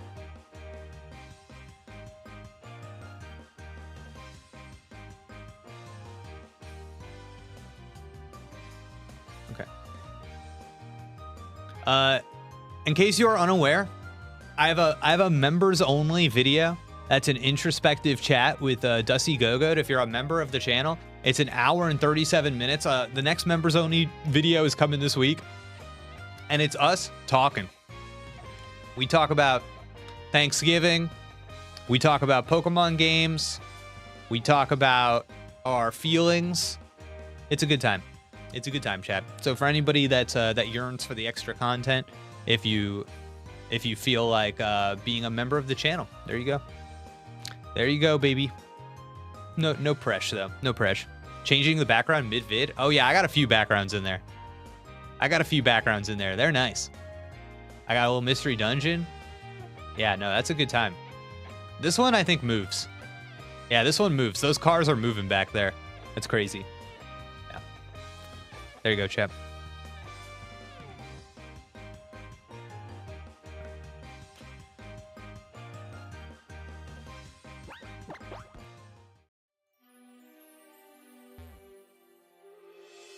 Oh!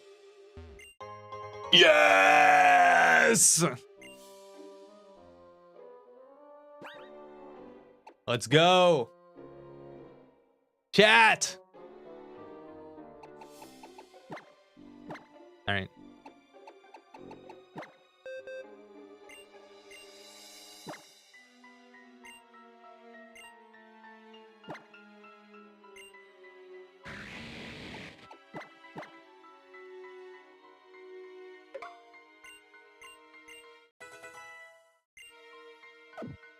Nice.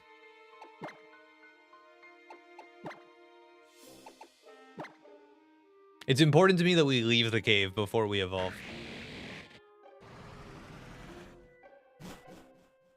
It's important to me. There's rocks to smash outside the cave as well. Karen, you've watched the streams for long enough to know. We don't do stuff like that.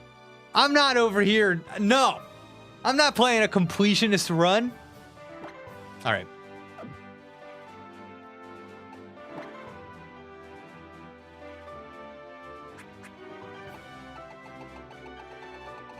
Where is it? Let's go. You know what? Hold. Just in case I hate it.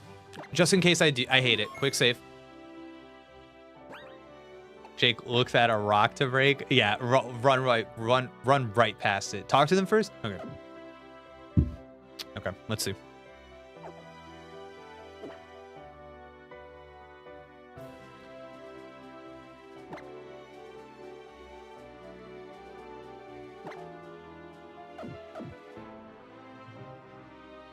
Wait. How do I make the switch? Oh, okay. Oh.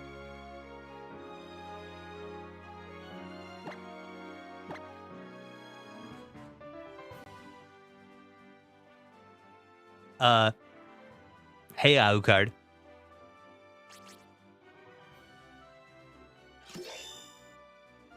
Oh, hello. We are so delighted to be speaking once again. Thank you so much for allowing me to grow alongside you in battle. I cannot believe I have already reached my ultimate form. Who thought this was possible? I was but a mere soul trapped inside of a sword. Now look at me. I am but two souls conjoined into two swords. One soul has become two. One sword has become two. Can you imagine a more powerful creature? Alucard? What if I told you this wasn't your ultimate form? What did you just say? I think that, well, I think that there's a chance you could grow even stronger, but, well, only one of you would be allowed to continue being a sword. Master, listen. Listen to me. Absolutely nothing. Nothing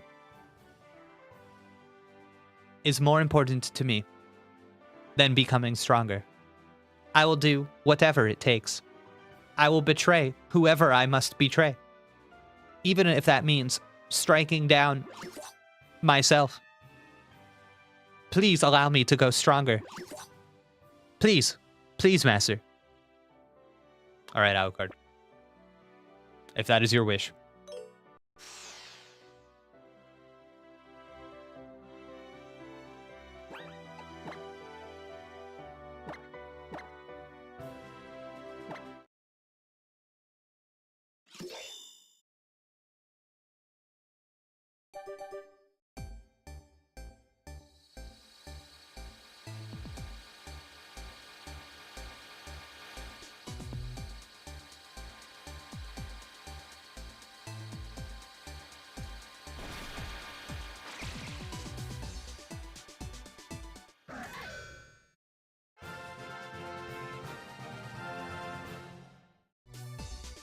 Whoa.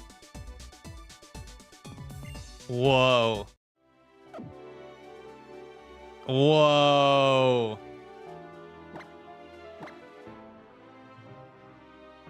Alucard, how do you feel?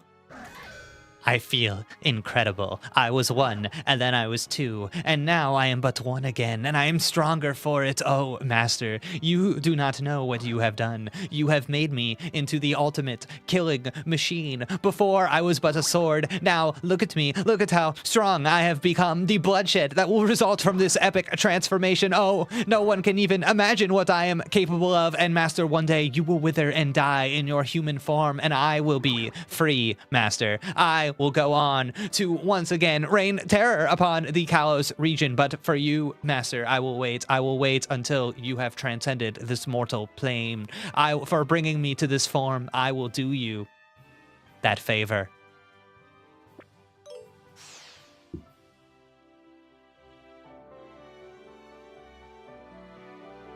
Okay.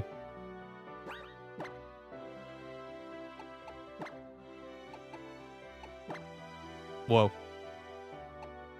Well, listen. I think she has changed. I think she is different because I think when we found her, she definitely would not have waited for us to die. And now, before she goes on her reign of, what did she call it? Terror? She's at least gonna, we won't be allowed to see it. We won't be allowed. So, what difference does it make to us? You know what I mean? It's gonna happen in our sleep. That's growth, baby. Terror? She said terror? Yeah, terror. Maybe it's good terror.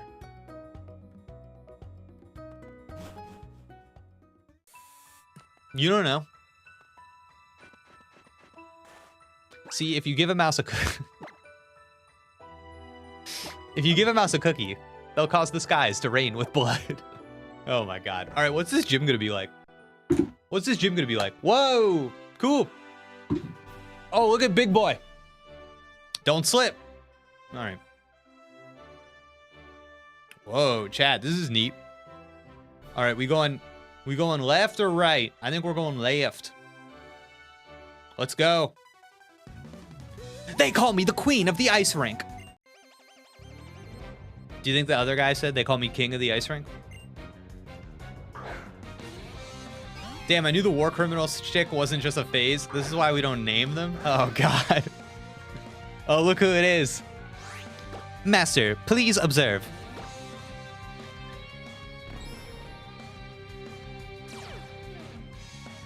Aha. Oh, yes. Watch this, Master. Wow. Alucard, very good.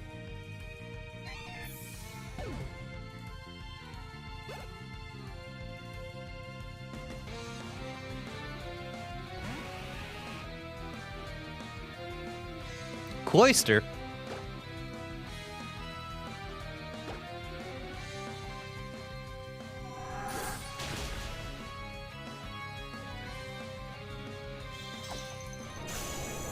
Whoa. Ouchies.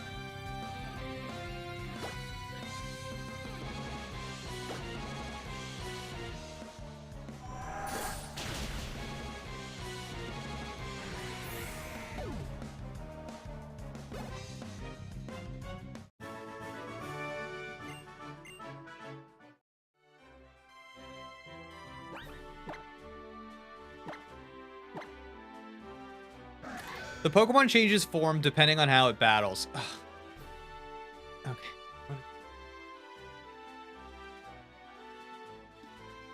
Aegis. Stance. Change.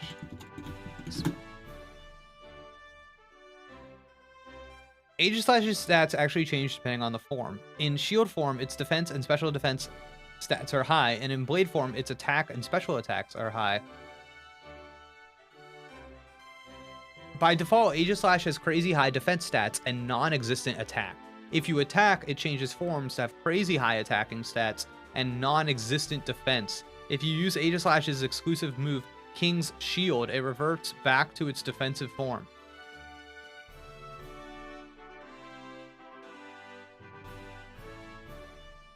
Excuse me? King's Shield? Pardon me? Excusez-moi?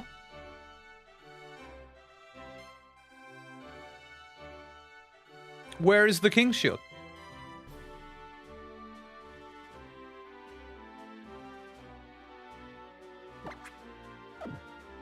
Great. Now it's got to be... Now we're going to have an arc about where we learned King's Shield. All right, let's hit the button. What the hell? Whoa. Oh, I see. Need to move the blue.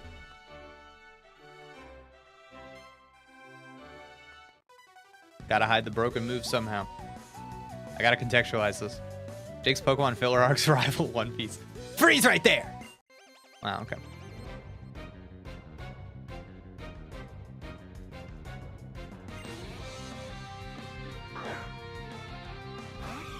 Whoa, look at him!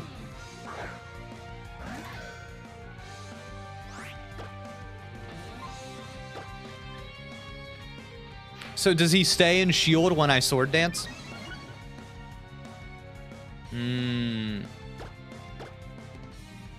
I see.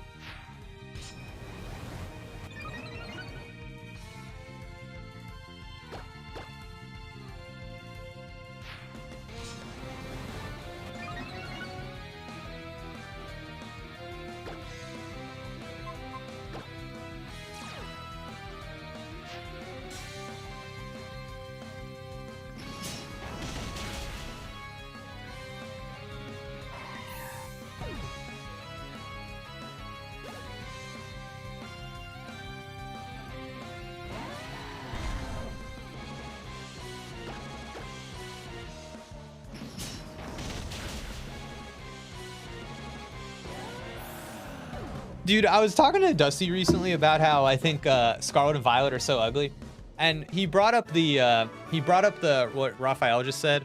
I want to see those shiny textures. I think he said that like Rayquaza looks so good in the game because of it. It's got like they put scales on the textures, and I felt bad because like in a vacuum I understand what we're talking about, but I also think Scarlet and Violet are so butt ugly games that the only way that we can justify them as even marginally good looking is to imagine is to remove the texture from the game. You know what I'm saying? It's like we have to imagine a version of Scarlet and Violet that is not in the game, and just like take the texture in our mind and be like, oh no, we like this is nice. You know what I mean? I don't know. It's so ugly. And here's the thing, if it's ugly in context, then is it even good looking? You know what I mean, chat? You know what I'm saying?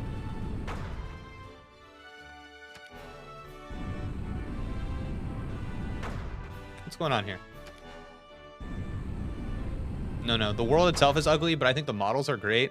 See, I kind of think that the art direction sucks all around. I think what they decided to pursue was dumb. And I don't think that the textures aid in that, you know? It's like the world itself is ugly, but the models are great. I think you're kind of doing what I said, right? You're taking it out of the context of the game. You're like, oh yeah, ignore how it appears in the game, but look at the models. And I'm like, I don't think that's, I don't know. I feel like you're asking so little to have that bare minimum good looking texture with them. Dude, and I gotta say, I think in any other game, those models and textures are ugly. I think it's just because the rest of the game is so ugly that you see extra detail added onto this model that has looked the same in every goddamn game for the past 10 years, and you go, oh my god, it looks so good. I'm like, damn guys, remember when we used to get new sprites of every Pokemon in every game? I don't know. I don't think that I am. No, you literally are. You literally are, though. The lighting is yeah, no, the lighting is so bad. The lighting is poopy. The highlights and the shadows have no range. Everything looks bad. Everything looks bad in the game. In Sword and Shield, which I remember at the time made me lose hope in the franchise, all the textures looked like plastic. Yeah, but I do think Sword and Shield has a more contiguous art style. I think it actually, the presentation of that game is just kind of nicer all around than Scarlet and Violet, because I think it has a stronger sense of art direction. Whereas Scarlet and Violet just looks like asset drop. It just looks like a sense. They want a sense of like realism, which is where you get like the textures, I think, on the models.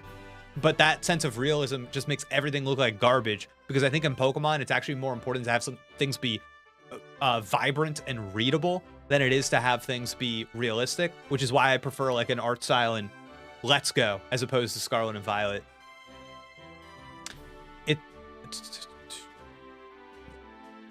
They started updating some of the models in Scarlet and Violet, at least Mewtwo and the Gen 1 starter Evos. Can't wait for Jake to beat the gym leader next stream. Stop it. Who wants realism in Pokemon and why? Yeah, that's my thing too. I don't like the very anime-looking characters in Sword and Shield. Dang! I think I do. I think I do like the anime-looking characters. I actually think the anime stuff's a good match for Pokemon. Maybe I'm wrong. Maybe I'm wrong. Because I think a lot of like the character design, even in Scarlet and Violet, I think it is very like anime. I think that a lot of it, like, I don't know actually. I think it looks good. I think the designs of the characters in Scarlet and Violet are actually more anime than the Sword and Shield designs. If I'm thinking about it now, I don't know.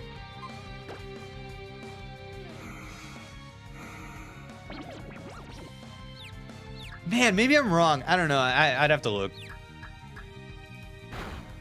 Oh, damn.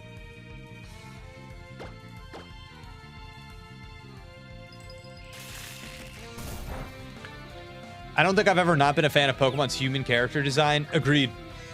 Dude, the Pokemon, the character designs in Scarlet and Violet are so good that like, even at the time, like first playthrough, I remember that was something that caught my eye like immediately. I was like, damn, these are characters that are designed so well, you can immediately imagine like how they will be better articulated in like an anime. You know what I mean? Because the thing that they are articulated in the games, not too good. But the designs are so strong that you can fill out their characters in your head and imagine them in the eventual other media that they will be portrayed in, which is like insane to me. That is so strong character design. You know what I mean? To interact with or see a character and immediately be like, oh, I can see them as a cartoon. Like, damn, dude, that is crazy. Horn Leech. The user drains the target's energy with its horns. The user's HP is restored by half of the damage. Damn, that's cool. Chat, what do we get rid of? Chat, what do we get rid of? What's the move? I feel like we got to keep Geomancy. It's so like, it feels like it's part of the character's identity. Maybe we get rid of Night Slash or Megahorn. Which one's less useful? Megahorn? Chat says Megahorn. All right. Because this is our new horn move.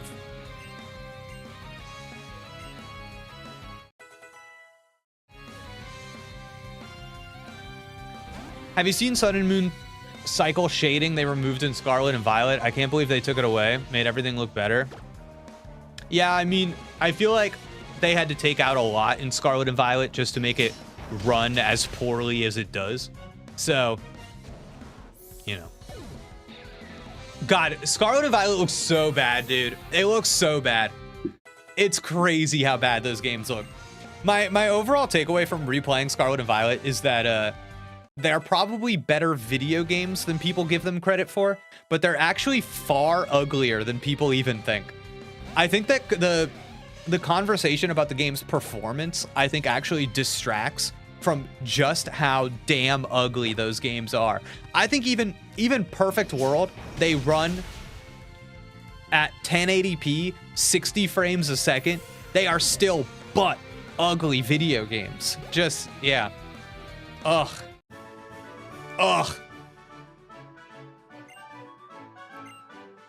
There are times, oh my God. Some of the animations they're giving like unfinished indie game. Oh man.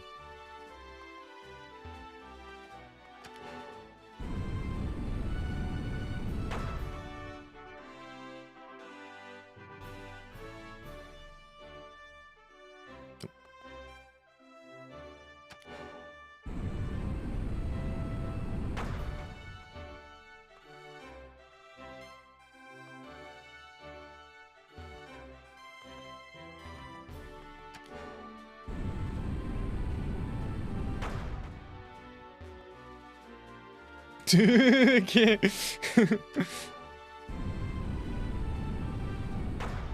All right.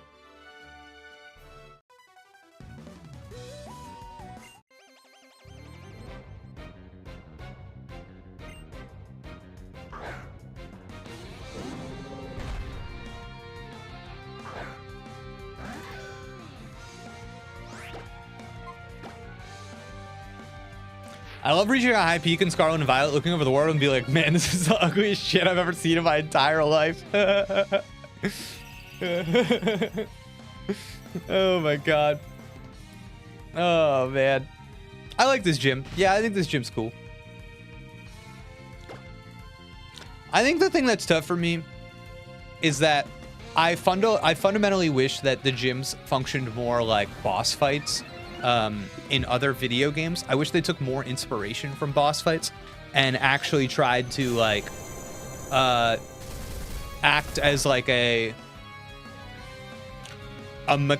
mechanical crescendo, you know? So it's like, oh, I spend a whole level using frog hands.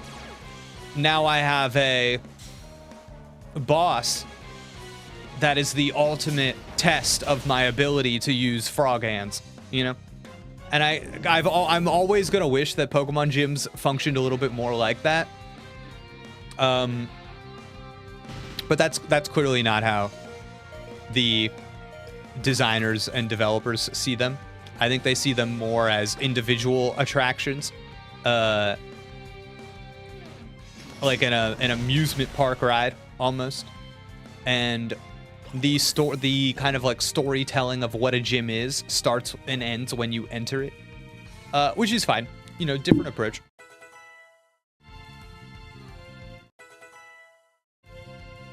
But it's one of those things where I always feel like you could just move the gyms around in any order, and nothing would change. Nothing would change. Just adjust the levels, move them around in any order, same thing. And that's a bummer to me. The user slashes the target with huge sharp claws. I mean, listen, as much as I like switching people out with Dragon Tail, it's gotta go. I recently found all my original cartridges. Oh, for Y Sun, Ultra Sun, was excited to play them again, booted them up, and did not have the heart to delete my save. Oh, Lamp, you got to do what I did. After I stream these games, I always transfer my Pokemon over into Pokemon Home and then into Scarlet and Violet. So you got to do that first, if you haven't already.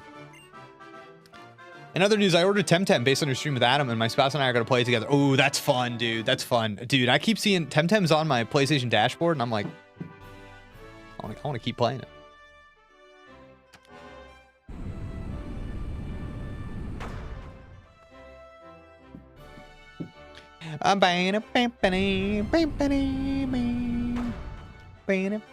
Oh, nope.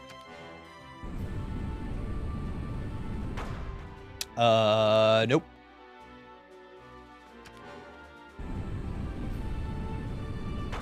Oh, mama, there we go.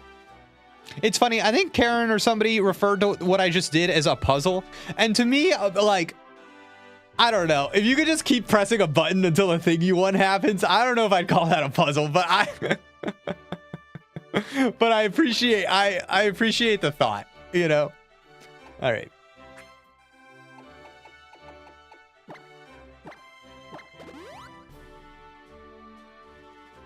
Here we go.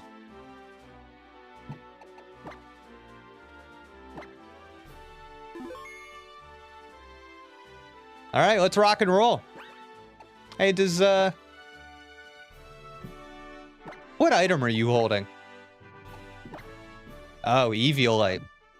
Don't need that anymore. Let's see what we can give her. Amulet coin.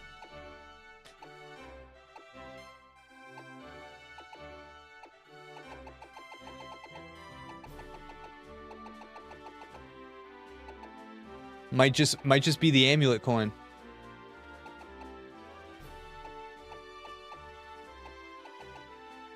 Ooh, the black belt.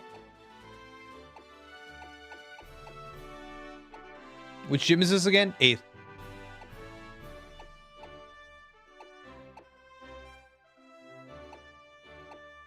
Ice Rock. King's Rock? You know we don't have a King's Rock. Dude, I think I'm just gonna give her the coin.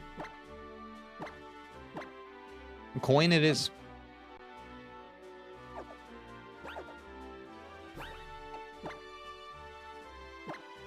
Here we go.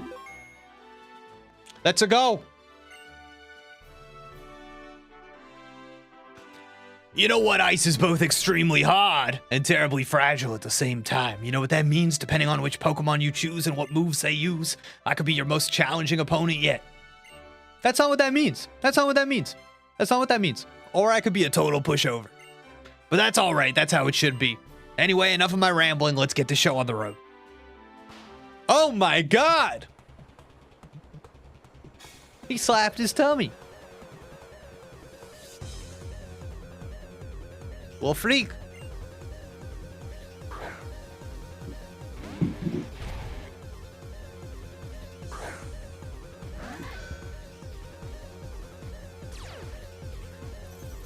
Man, Abomasnow's back. Listen, nobody cares about this kind of thing but me. But if I'm being honest, I wish that there was some way that we could have introduced Wolfreak way earlier, and he would have gotten the Abomasnow that we saw in that cave. He would have captured it and then used it against us. It would have been so cool, dude. If it was that one, I don't know. Nobody cares. I don't know. Okay, chat, so if you could replay any gen for the first time, but you had to do it as a randomized Nuzlocke, what game would you pick? Ooh. Man just lost half his HP, but be careful. Grandpa has hands now. Oh my God. Just by hitting his belly.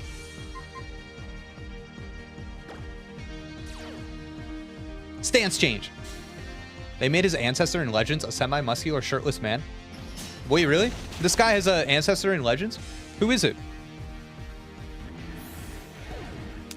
Yeah, I always find it weird how there's a snowy area, then interrupted by a not snowy area, just to have an ice gym town where it happens to snow. Yeah, that I actually noticed that as well. I didn't mind though. I like having a little more than just one snowy area, you know what I mean? Platinum? Definitely play Legends if you haven't. Great game. Whoa, whoa, whoa, whoa, whoa, whoa, whoa, whoa, whoa, whoa. I've played Legends. I love Legends. I have appeared on a podcast that you could watch on YouTube right now, in which I just talk about Legends for like an hour and a half.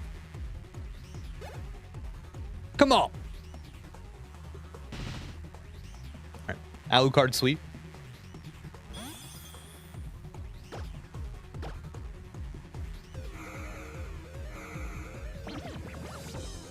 What did you do to me?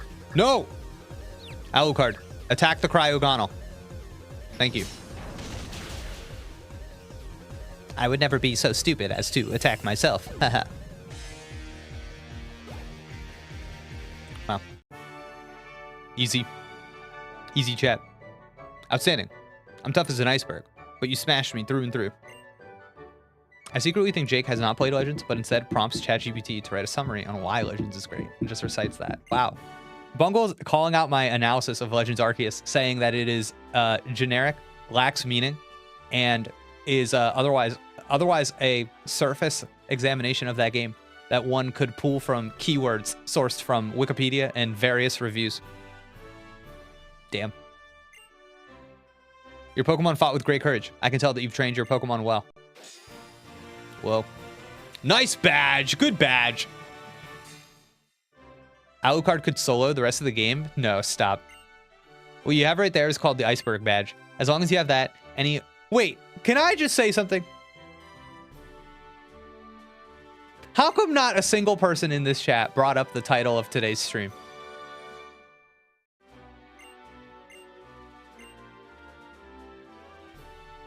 Wow, he's telling you. This move has an accuracy of 100%. Ice Beam. Not only that, but every once in a while it will freeze. I haven't seen that yet. I hope you've learned a valuable lesson today. Being rigid can make you tough, but it will also render you fragile. You're better off being flexible. You know what I mean? Bro, how did this teach us that?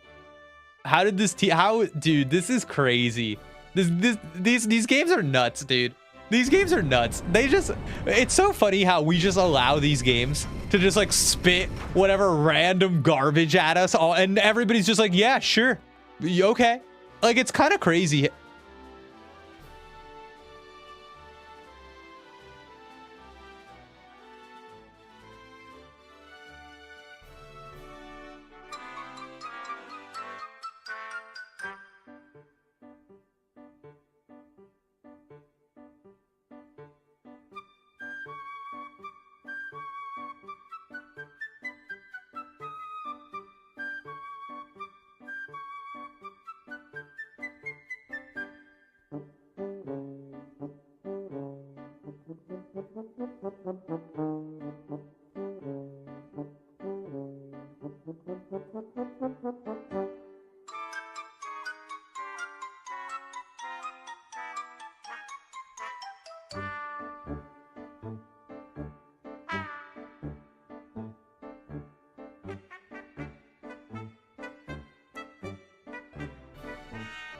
All right, that was good, chat. Never mind. I take it back. I take it back. Actually, goatee. Oh, is somebody going to talk to us? Who's it going to be? There's the future champ I know and love. Looks like you're... It's never a bad thing to test the limits of your strength. Am I right or am I right? And since you're such a star, I guess that means you're off to the Pokemon League. That's right. You know what? You have all the gym badges now, so there's really only one thing left to do. It's time you headed off to the Pokemon League.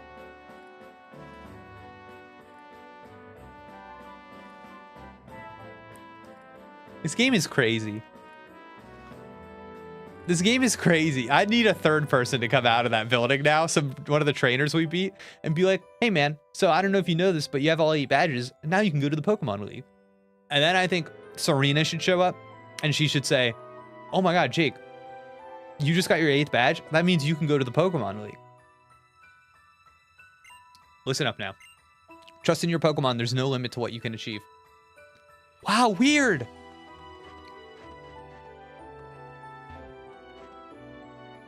How funny. There were so many ways that you could do that. And that's what they chose. Wow. It's so interesting. You know? Like, why? They had the little guy come out and talk to you first, and then they had the gym leader come out and talk to you. Like, it's just so random. It's man, it's fascinating. It's fascinating.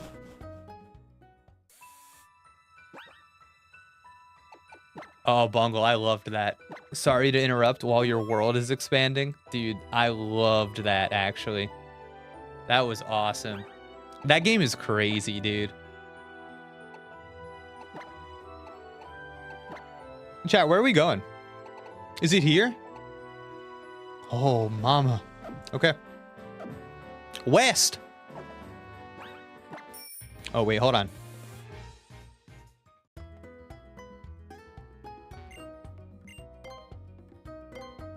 Oh.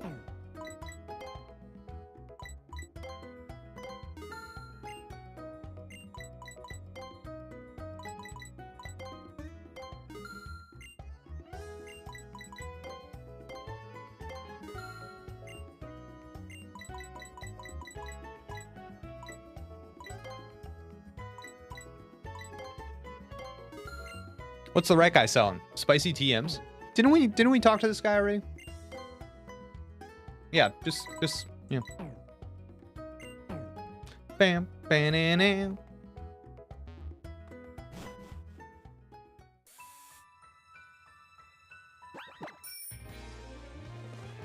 They're still standing out there.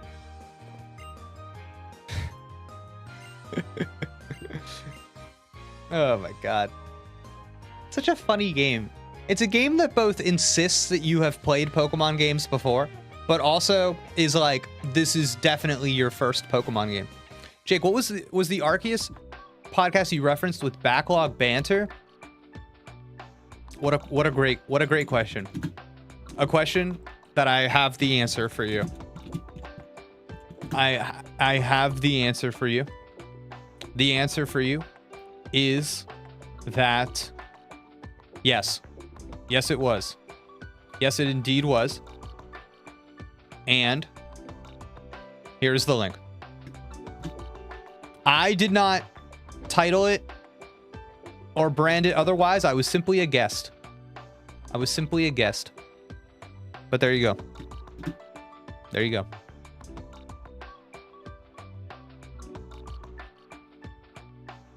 Bungle, don't make me do it again. Don't make... All you have to worry about is just what your Pokemon party can do. Well, okay. My Pokemon's nickname is Sepultura. Chat, this is big. We've talked before about NPCs not having nicknames in their Pokemon games. And I gotta tell you, Dusty Goat has given us some data about this. And I don't think anybody ever remembered this. So we're making an anthropological Pokemon study, a discovery right now, okay? So I know you're out there. I know you're out there, Bulbapedia people, all right? NPC, now you have some trivia. You have some trivia. So next time you're doing Pokemon content, remember, there is an NPC in Kalos who has a Pokemon with a nickname.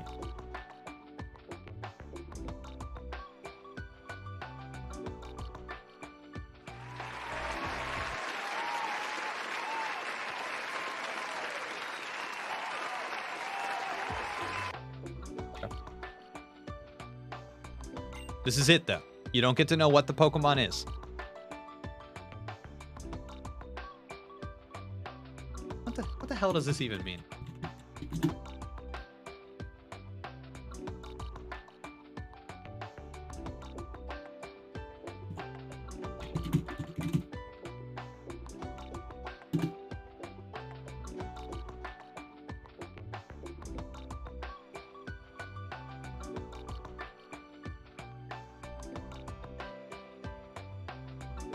Yeah, that's what I'm finding as well. It's like grave. Wow, why would they do that, chat?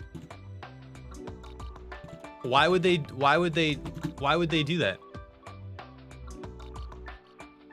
So it's kind of like the English word sepulcher. Is that how you pronounce that? Because that means something kind of like that too, right?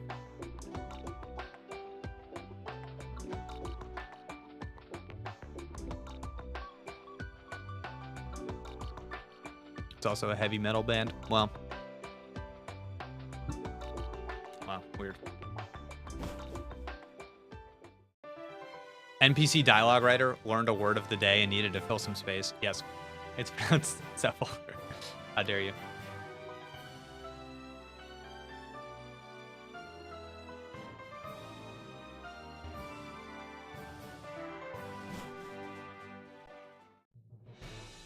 Oh yeah, I remember this, chat. We're back.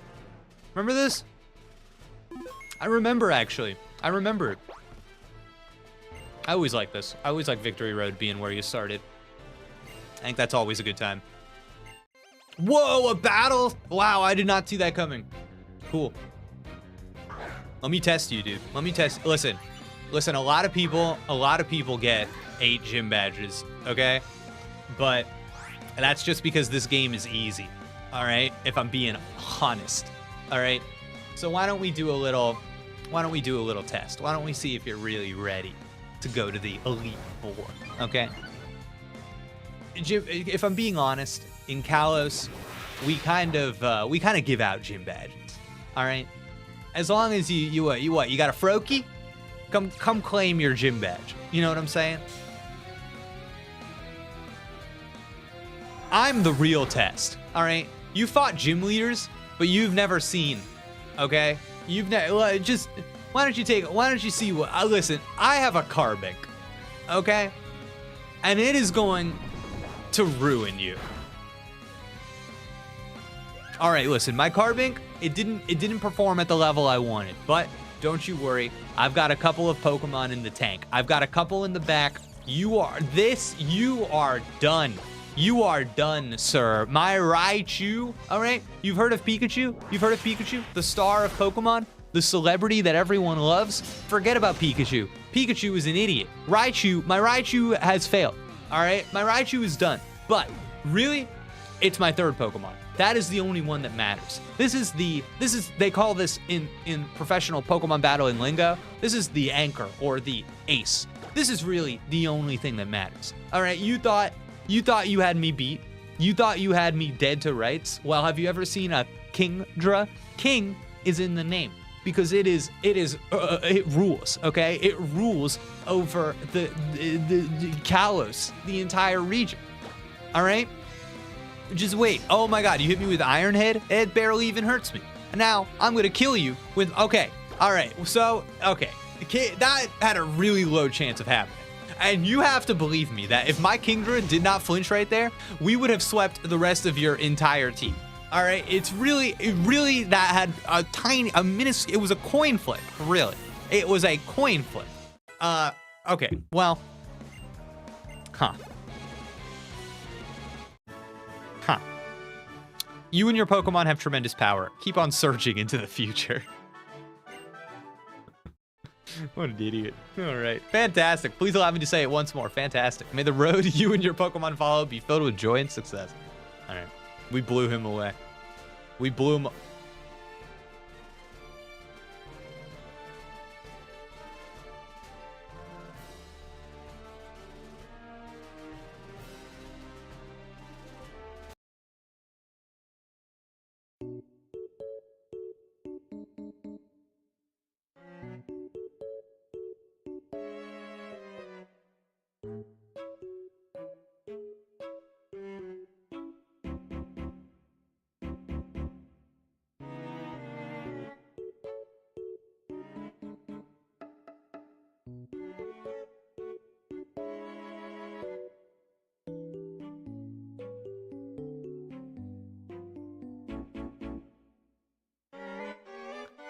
Which one's your favorite?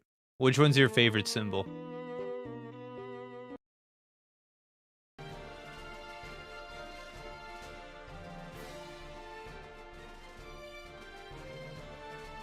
The space fart. Oh, so these are the badges, right? Man, I like the fighting one, I gotta say. I like the fighting one. Cool.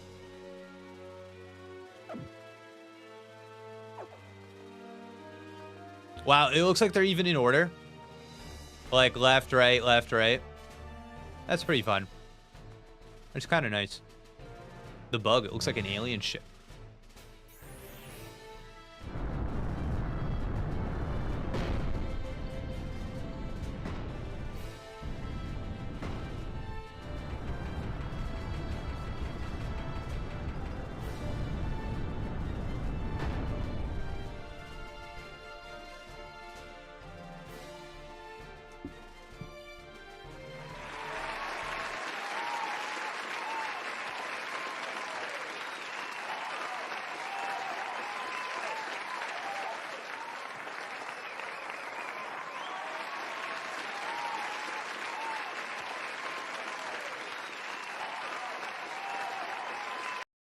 Do they do this for every single person? I think so, because I think it's supposed to be rare that somebody gets this far. So it's like there's a whole performance of something that you can't imagine happening for every single person. So yeah, I think so. I think this is cool. I actually think that this is, you know how everybody really liked the castle thing at the end of Black and White that I hated? I actually like this a lot more. I think this is really neat, actually. I feel like this is actually performing something for me, the player. Oh, dude, I like that a lot. That was cool. It's like about the journey, man. It's about how far we've come. It's about what we have been granted. Dude, this is so cool. Dang, dude. Now I'm kind of like, you could just do like a kind of boring remake of these games. You know what I mean? That's just like largely the same. I don't know. Some of this stuff is cool. Man, another lady to battle. Taking this victory road before it never returns. Oh, man. All right, who should we put in?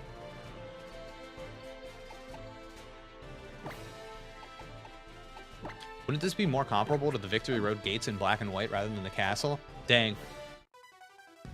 I guess I was speaking more to the like something erupting out of like an unexpected spot. But man, I don't even remember the victory road gates in Black and White. If somebody wants to send me a link of my VOD experiencing the victory road gates in Black and White, I will gladly watch it.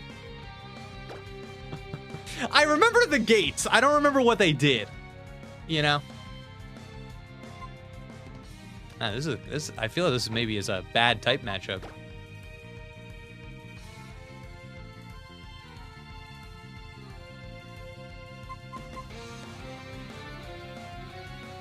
I need to clarify something.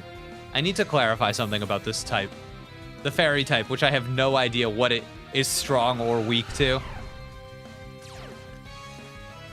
Jake having a Shia LaBeouf moment watching his old streams. Oh my god. Remember Sword and Shield's corridor they call the victory road? No, we're frozen. Not really.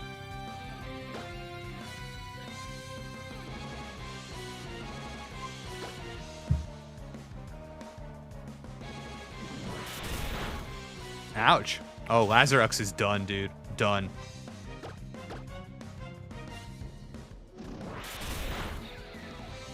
He's done. Rip. Big rip.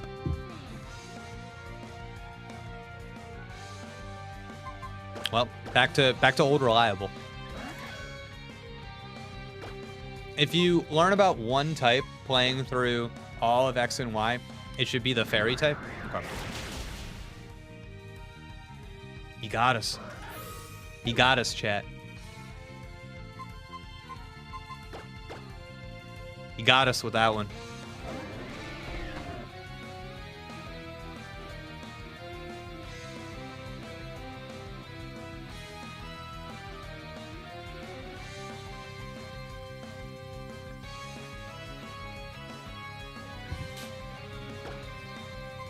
Ooh, I think it's time.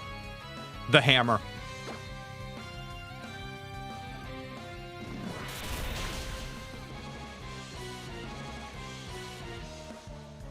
No!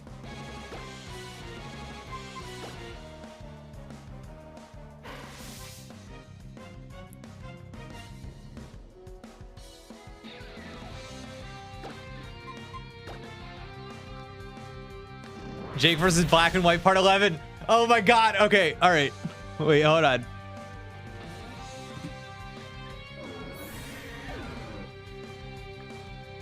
Hold on.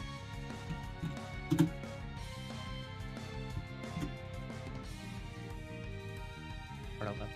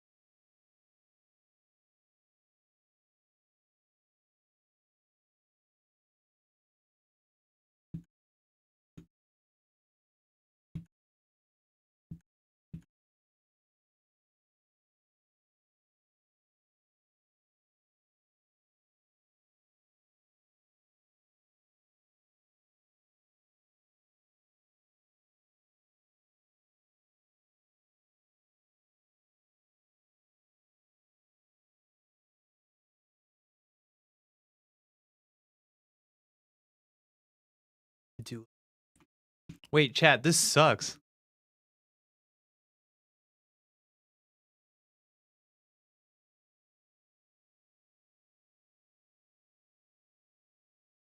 Because it's like this weird, it's this weird scenario that makes you I'm just talking about something else interact because I don't care about these gates at all. Evil team of the game, you know, in a way that is benevolent. Oh my god, I don't care at all. Start back a bit. No, we don't have to watch the whole thing. But this is just challenge all that you. Okay.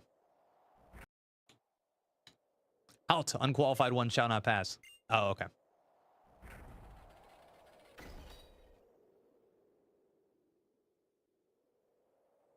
Oh, holder of the trio badge. Challenge all that you face. Oh man, you know what I really like in Ultra Sun that I've been doing? You save. No, I literally just talk about something else and I fly through these. Getting picked on by teams. Oh my god. Then what's at the end?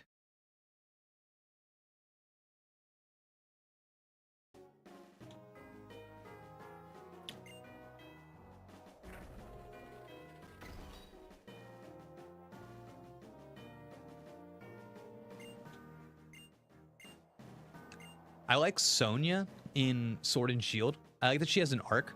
I like how they do that thing with her where they kind of like, you know, they've got her like, I don't know. I think that stuff's cool. So much before you get to the Elite Four, huh? Nah, dude. It's nothing. No impact. What else did we do on this stream? How am I feeling about this game? Hello, Jake, this way. Oh, Sarah's on the stream. What did Sarah talk about? Let me give you a little scene here. That's correct. Our Lord N has combined his power with the legendary dragon-type Pokemon and intends to create a new world. We herald the return of the hero of Unova, founder of this region. Oh, look at him walk. Pokemon are different from people. Okay. You are just. So You're working too hard for these people. That is amazing. That's amazing. You like it? Yeah, it's incredible. Wow, thank you. You're welcome. Oh, nice. That's how you do it, chap. That's how you do it. That's how you get it done.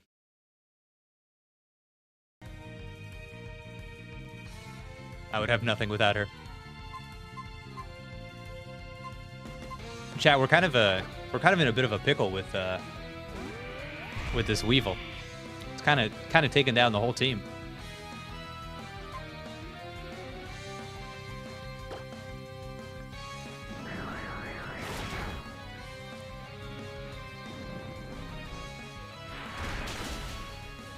Oh, thank God. We got it done.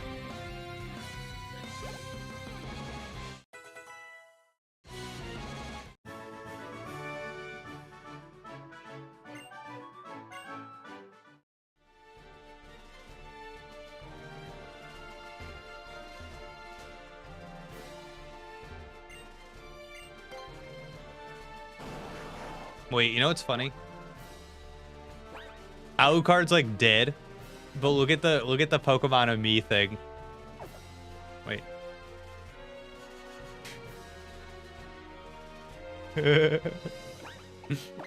It's awesome.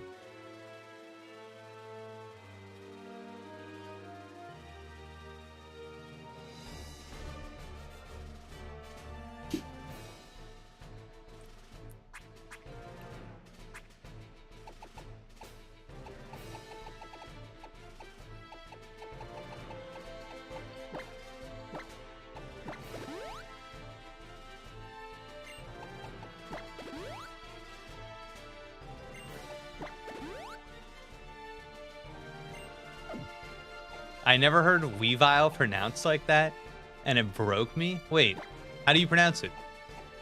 Please don't type in the chat. It's pronounced Weavile. Oh, man. You know what's interesting?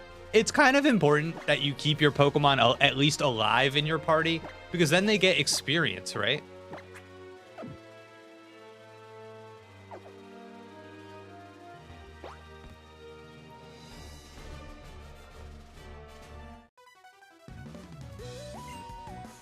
Wow. You look like a good opponent for my Steelix to get some experience, dude. So is the implication that the trainers here have also collected the badges and they're on their way to fight the Elite Four? Is that the idea? I like the idea. I think that's fun, right? So they're like really strong. My kids just got home, but did I come back to Jake explaining why it's important to keep your Pokemon alive? Yes. Before you said it like evil, and it still works. Oh, Weevil. Weevil or Weavile? Stance change.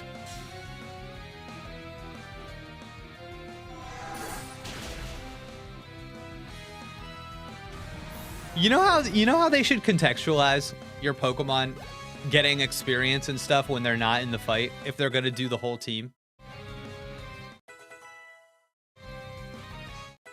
Everyone should be out of their Pokeballs. Just like standing behind you watching.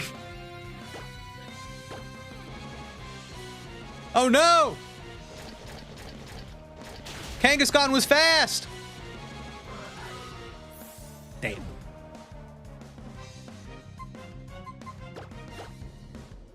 Oh, look at that. Look at that mighty Kangaskhan. Dude, so mighty.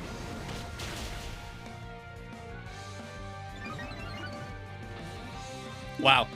So, our Chestnut is faster than that Kangaskhan, which to me says that Chestnut is faster than Alucard, which seems insane to me.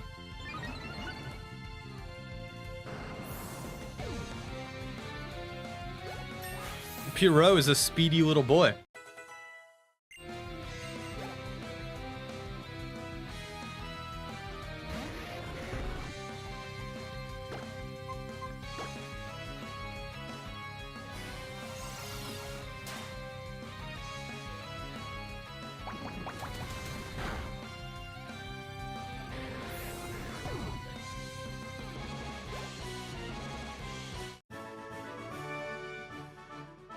Your Pokemon are the ones that got experience from this match? Yes. Sorry. Alucard, you're dead. I'm sorry. You're done. Yes, Alucard needed a Flawjake. Okay. Yeah, I get it. I think it just, like, to me, reads like a Pokemon that would be fast. But what do I know?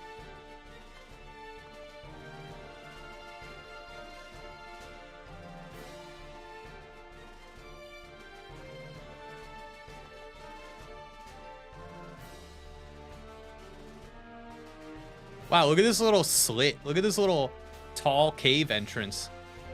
This is kind of fun.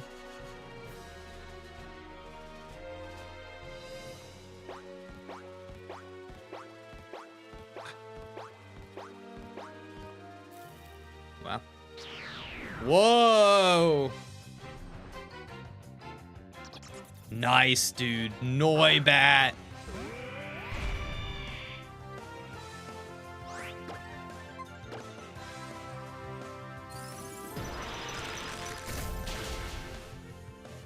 You're done. You're done, Noibat. Cool Pokemon. Cool Pokemon.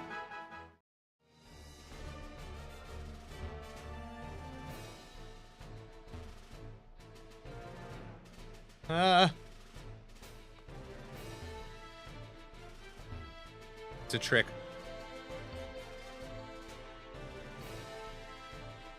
Metal Gear Solid.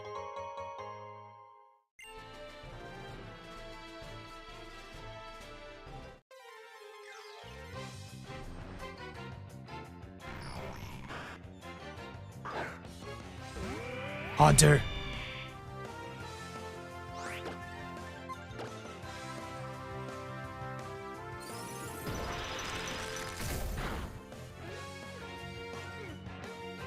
It lived. It lived, chat.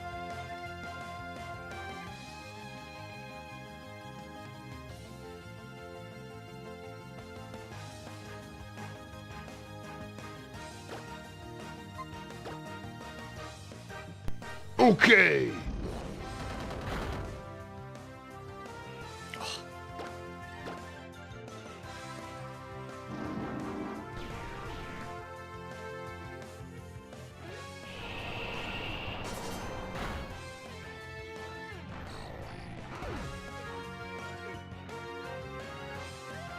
That chat, this is what you get for encouraging me not to catch it. This is all your fault.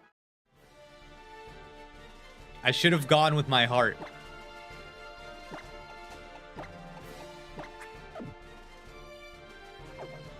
What is this? This just a wall? This just a dead end?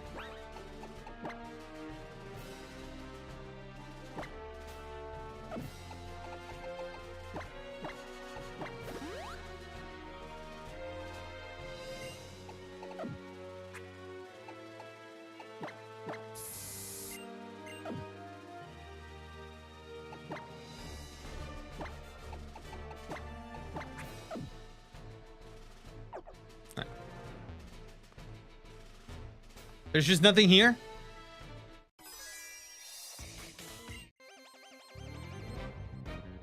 Stupid victory red. Big boy.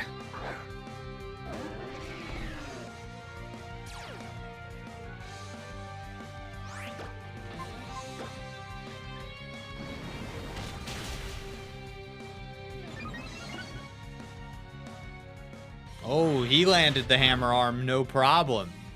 Wow, critical hit as well. Anyone want to join my Drampa raid in Go? Whoa. Drampa raid. That's fun. Guys, I don't know if I've ever done a single raid in Pokemon Go. The concept frightens me. Heracross, nice. All right, this seems like a hammer arm situation.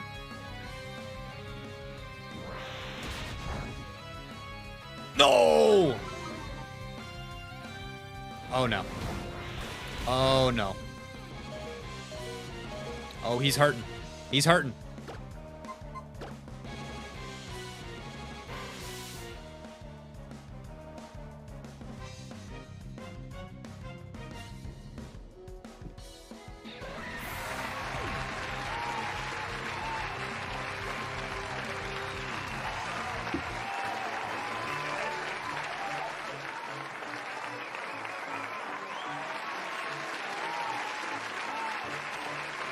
Finessed him.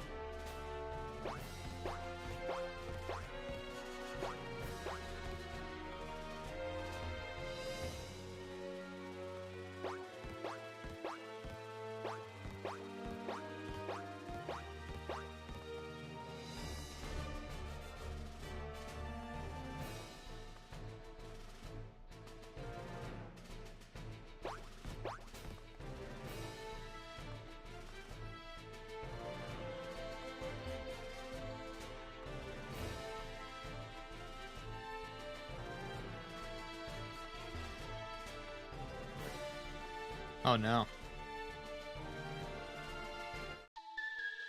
Oh no. Listen, I know what I'm gonna do. I'm gonna do the rock smash thing again. I just wanted to see if there was any way around it.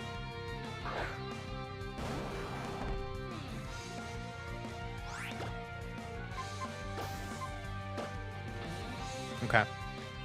It's fine.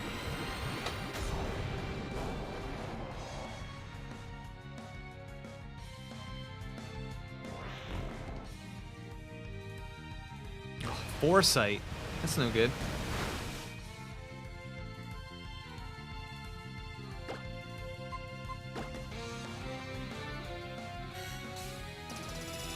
I know. I know. It goes against everything I believe in.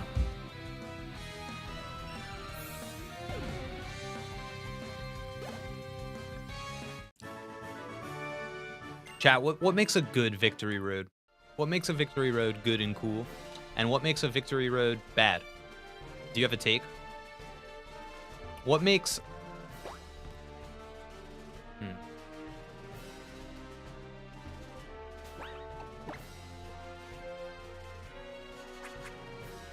Super confusing layout is good. What is an example? Okay, question. Who has the best victory road? Which game has the best victory road? And which game has the worst victory road?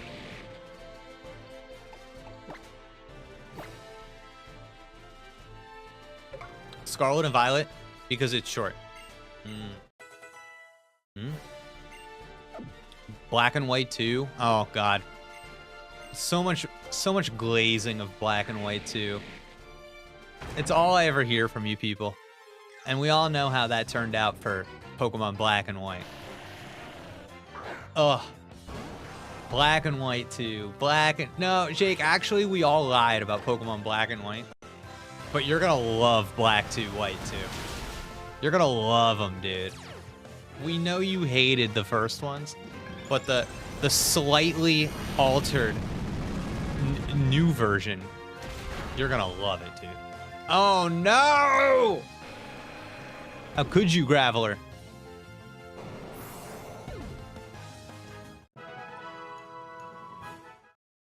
Jake, don't you understand? Black and White 2 are the best Pokemon. Well, you asked for people's opinions on what they like, and now I'm asking for my opinion on their opinions. Okay? Now, what is so hard to about? Oh my god. Wait, guys, what is going on? I think I'm lost. I think I'm lost in the cave.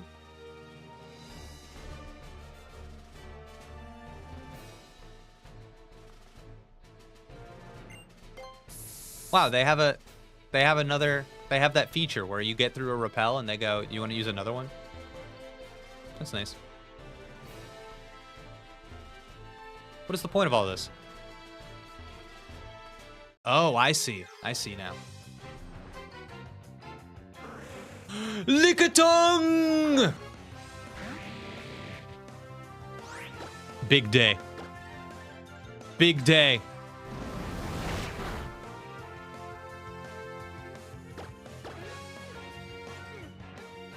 Licky, licky, licky tongue.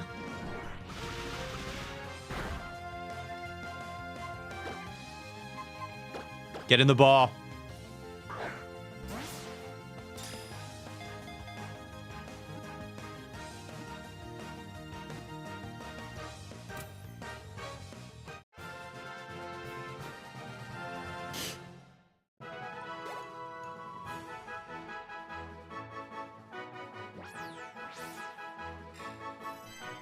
Its long tongue, slathered with gooey saliva, sticks to anything, so it is very useful.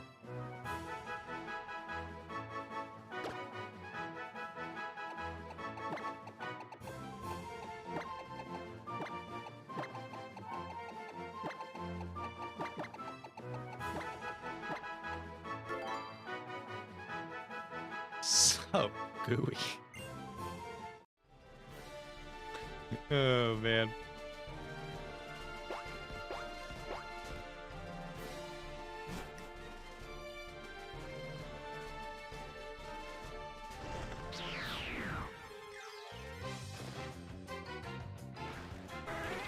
Firo!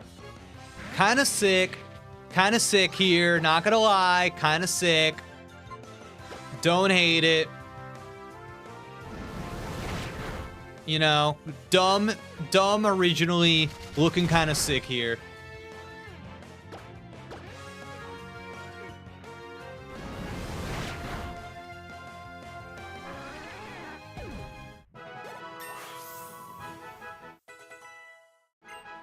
Dude, I'm liking this victory road. I feel like it's varied in its terrain. I feel like it's a little it's mysterious. I feel like it's threatening. I'm kind of digging it. Going in and out of the cave, very cool. Oh my god, and look at this, I'm just at a random little alcove. There's nothing else here. This was all for nothing. This was all for nothing.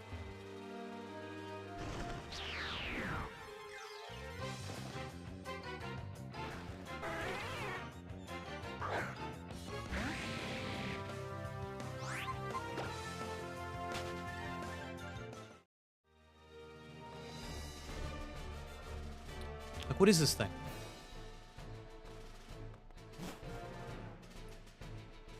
Wait.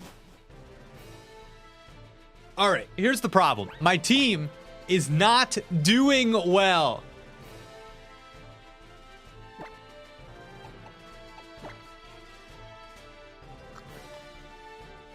I gotta start at the beginning.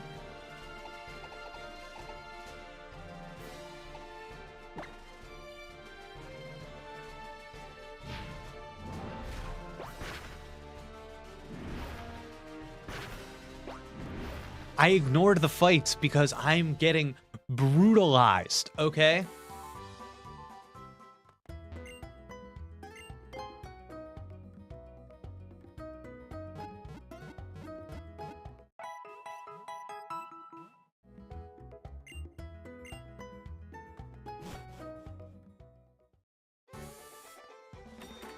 Brief pause.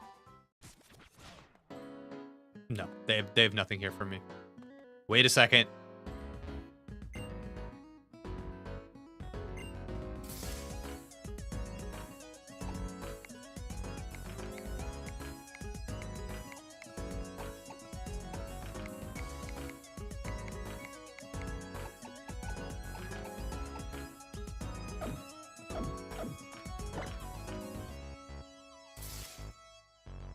Chat, I was hoping they would sell me one of these hats.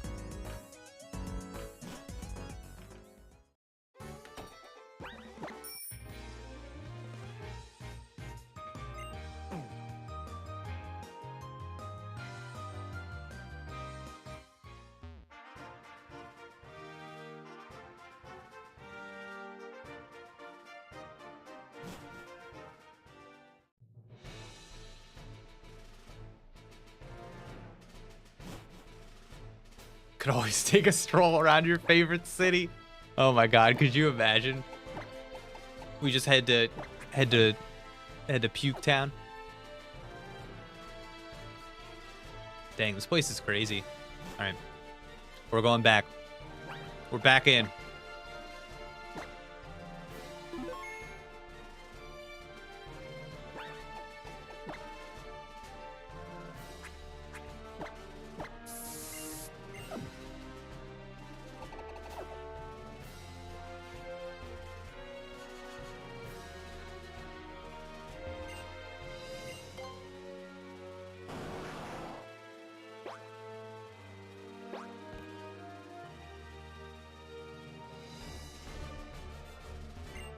Why would you do this? Just to go past this man? There's an entrance to the right? There's an entrance to the right? What does that mean? Entrance.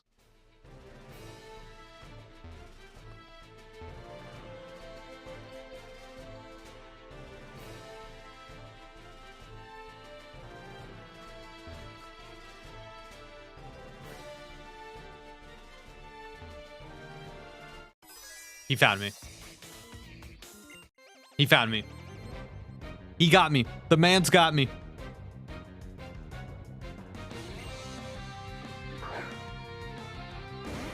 Machamp!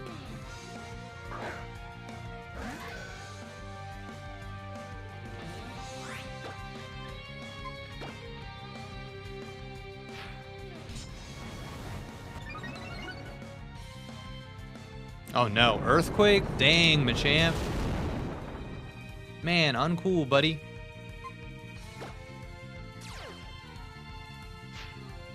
All right, Alucard. Get nasty. Oh no. Oh no. Alucard! Rip, dude. Okay.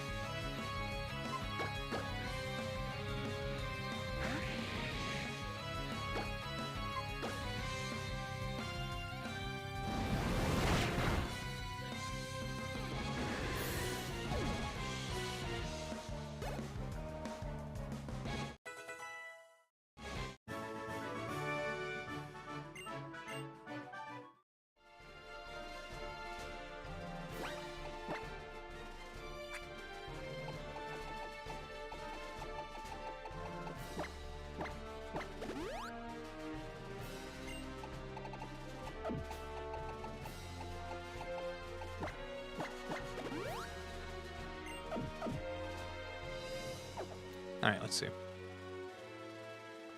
Okay, so that's definitely the way that we went before. We went out that door. So maybe around here. Oh, she found us.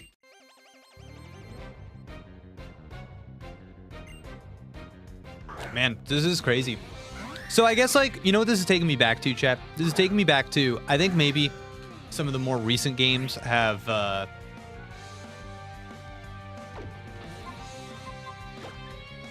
think some of the more recent games have maybe trained me into expecting less from Victory Road.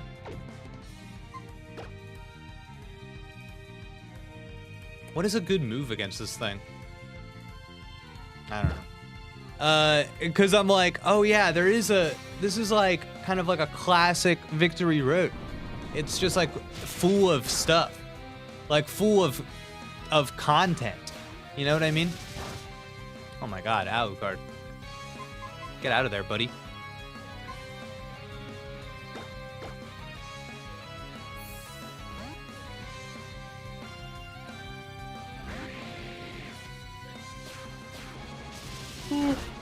Oh my God.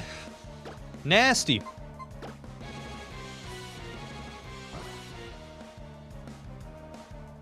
Oh, Halucha.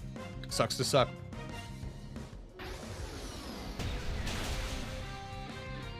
We don't have a proper VR since P this game. I don't really know what that means.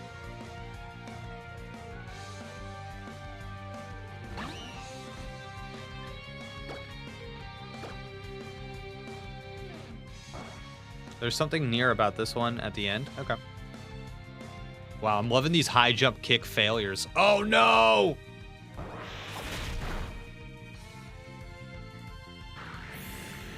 Well, folks, my children have returned home after a grueling day at school. Grueling! So I got a dip. Thanks for hanging out, Bungle. It was a delight. Thank you for the good convo. Thanks for the awesome stream, Jake. Thank you, Bungle. I appreciate it. This is the last VR. Yeah, that doesn't mean anything to me. I don't know what that means. What is VR appears to be a abbreviation. I need the full spelling, please, as it were.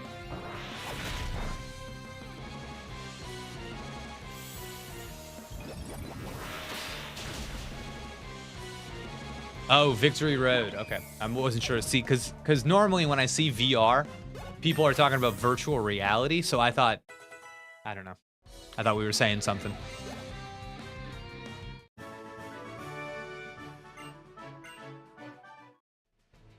Vode Victory.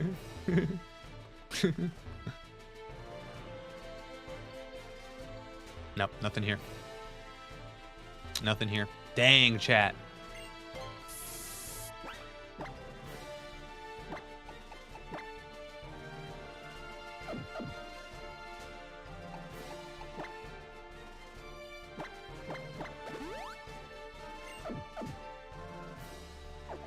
This is intense, chat.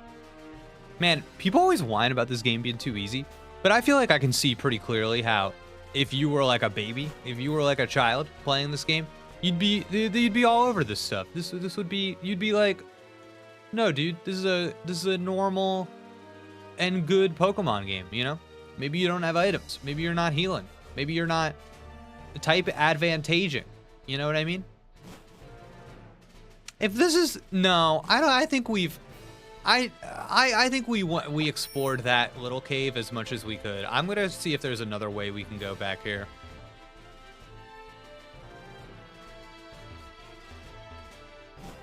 What age of baby child are we talking? 12 and under. 12 and under.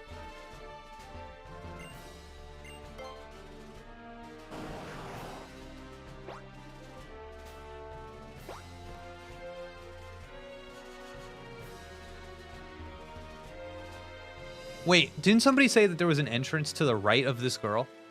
Were you talking about this? This is nothing. We can't get there. Okay, it kind of seems like you believed, chat, dude. When they said to the right of the girl, I thought they meant like east, but then I didn't think it was just that little alcove. Yeah, and it looks like we need to. Okay, well, I guess I was wrong. I guess we do have to go that way.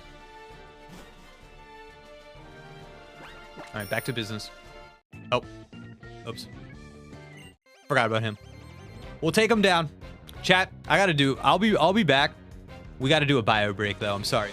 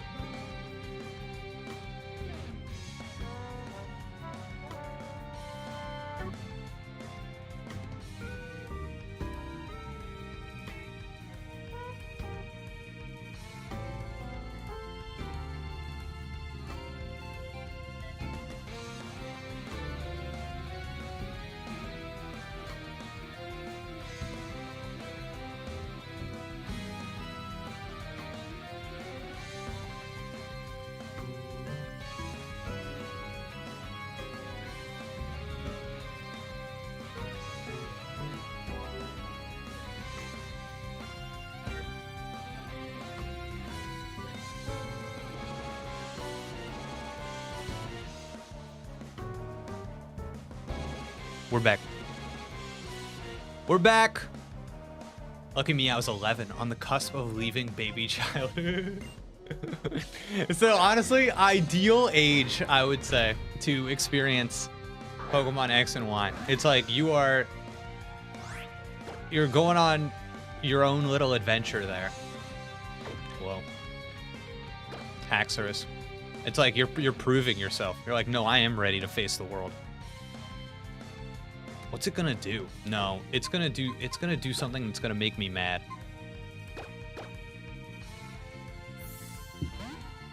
We switch.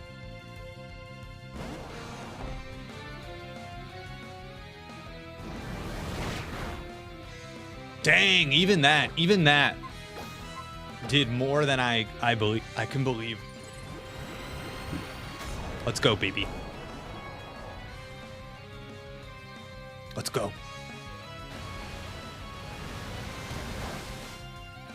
Oh, not very effective? Wow, I don't know what this guy's deal is. Okay, well, he can't stop me from using it again. No!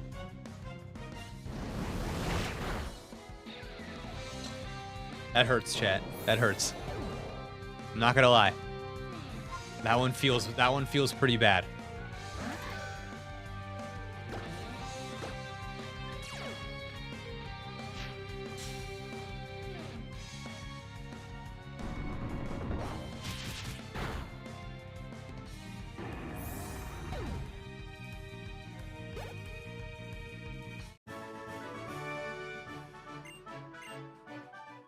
All right, back to business. Okay. Examining the area, there is nowhere else to go. We enter the cave.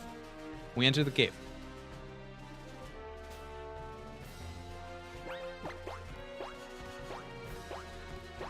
Let's examine. Examine. Nothing here. Moving on. Nothing here. Uh-huh. Uh-huh. Okay. Okay, moving on. Can't go that way. I don't think we could even... Okay, we gotta push the... Oh, no. Do we need strength? Do we need strength to progress in this? Do we need to push that rock into that hole?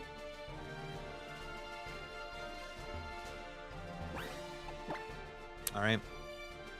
Let's go, baby. I know who's getting it.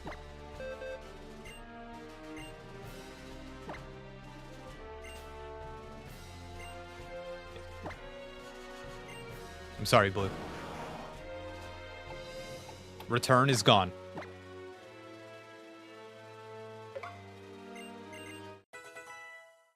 All right.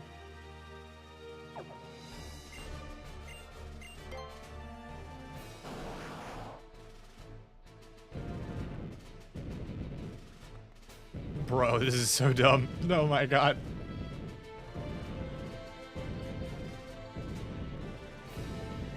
All right, the rock is in the hole.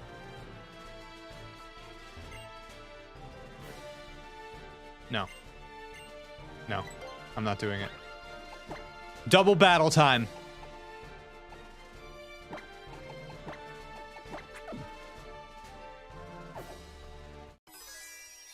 I'm gonna teach you a lesson. People call us strange for being more interested in perfecting our teamwork than challenging the champion. Whoa.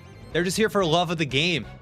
They're not interested in challenging the champion. They're just trying to be the best team that they can be.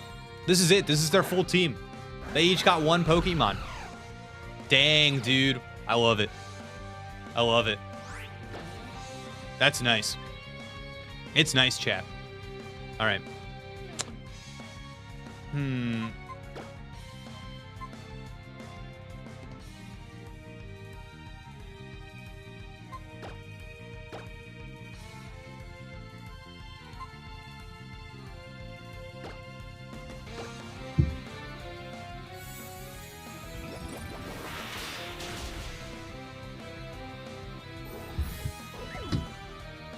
There you go.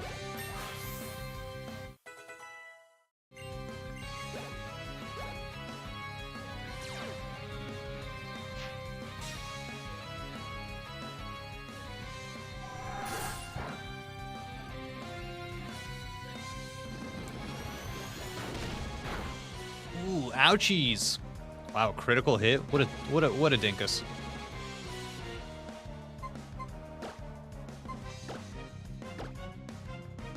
Dude, hit him with the horn leech. Let's go.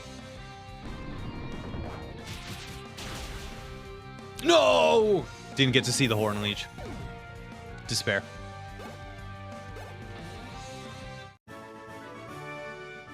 This game was a challenge for me during my Nuzlocke.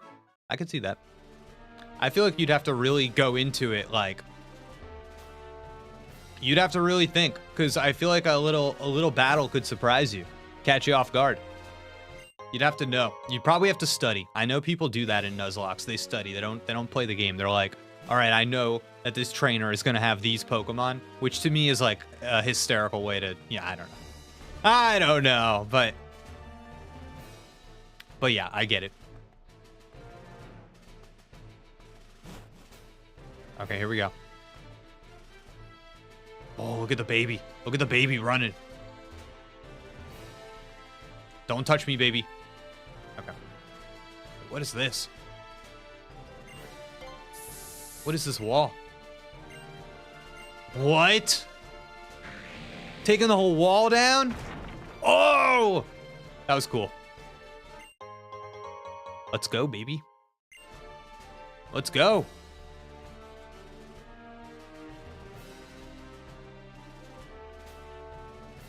Whoa, okay.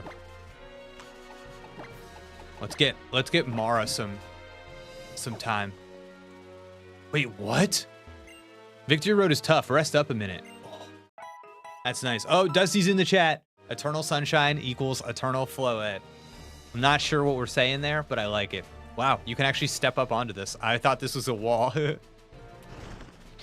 No! Whoa, Skarmory. Ariana Grande? No, listen, Dusty, I get it. I just don't know what Eternal Sunshine equals Eternal Floette means.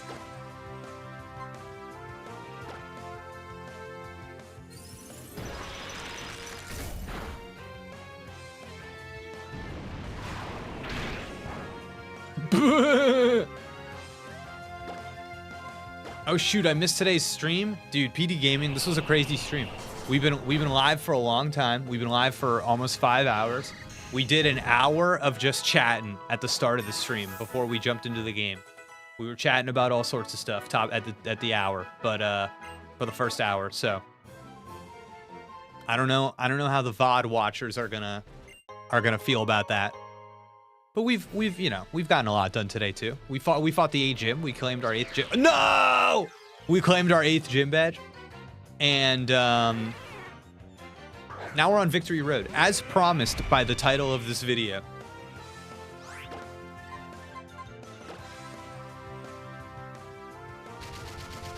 It means you've got to watch Eternal Sunshine. A drawing!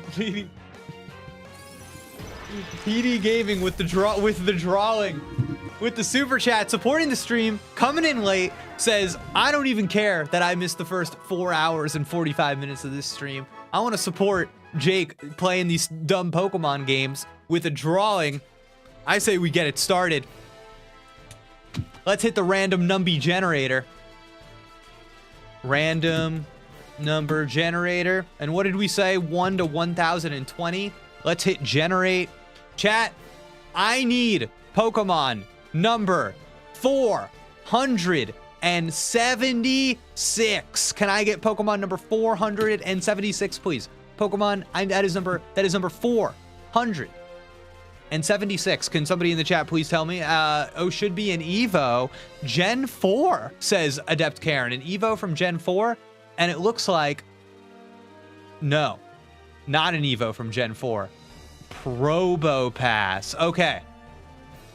Okay, so now I've got a bit of a conundrum, chat, because to be quite honest with you, I'm not sure if that is the evolution or if it's it is an evolution. Okay, great. Okay, so it is the one with the mustache. Okay, it is the one with the mustache. It is Rock Mario, as it were. Okay. Okay. Okay. I've really got to think about this because if I'm being completely honest, I don't have the best image in my head of Probo Pass. But like, obviously I kind of know like what it kind of looks like. You know what I mean? So like, I don't know, like, you know what I mean? Like we all know what Probo Pass looks like, but I don't have like it's not articulated well in my mind. All right, I'm gonna try my best. Damn, this is really gonna be difficult, actually. Don't forget the wings. Don't say stuff like that. Do not say stuff like that.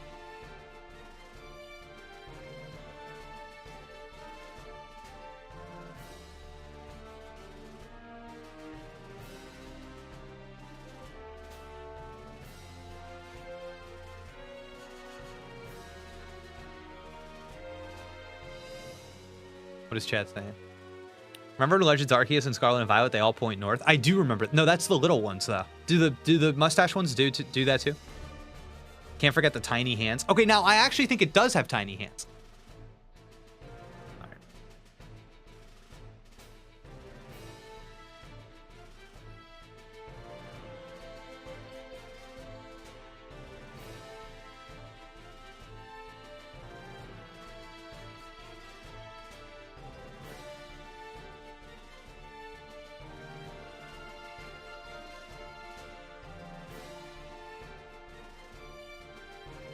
Don't forget the multiple heads. Stop that.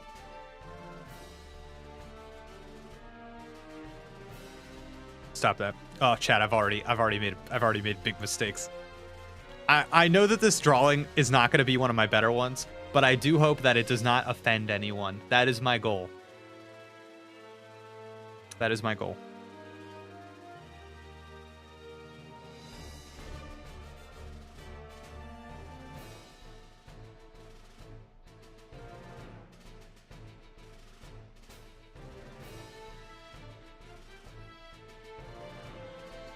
I'm already offended. Stop, don't say that.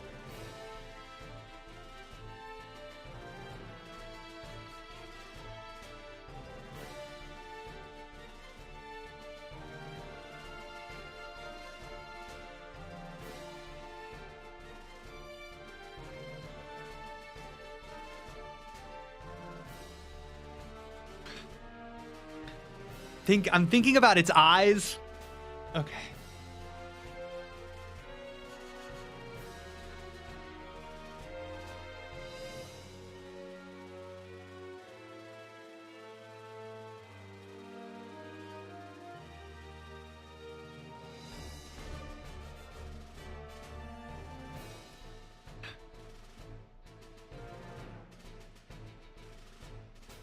There's something bad is happening in this drawing, and I'm freaking out a little.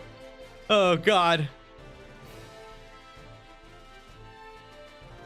The mustache is like harder than I like.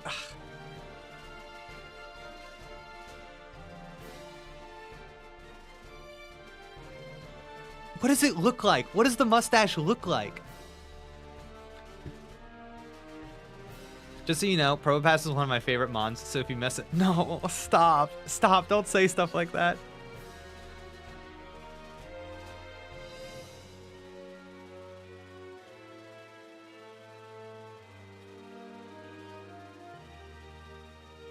Oh, chat, I've made a big mistake. The mustache did not go well. Okay.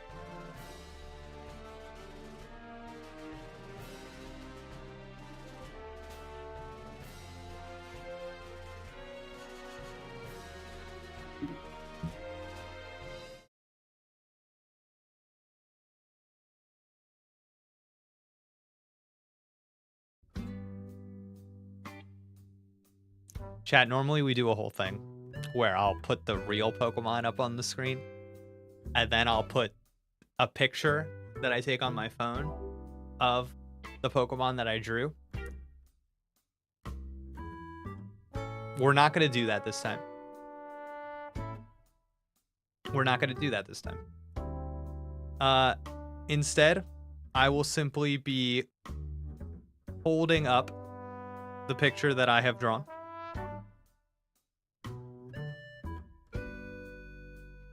And then we will move on.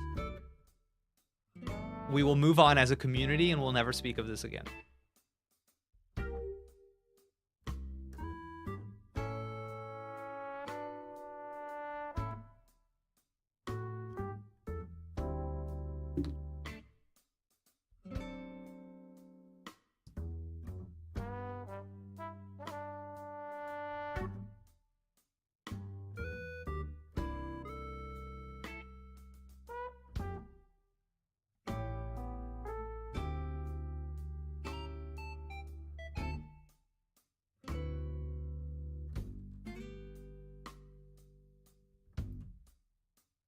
Wait, really?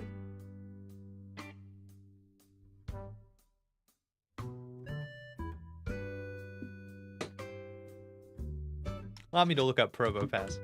Allow me. Hold.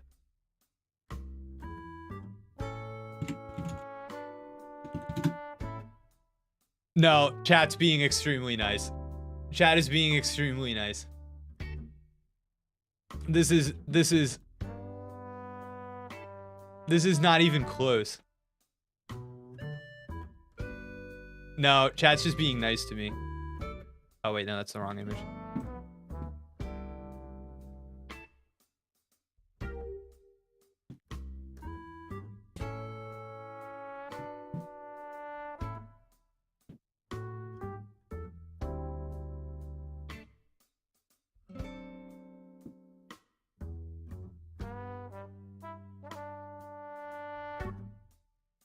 They are the same.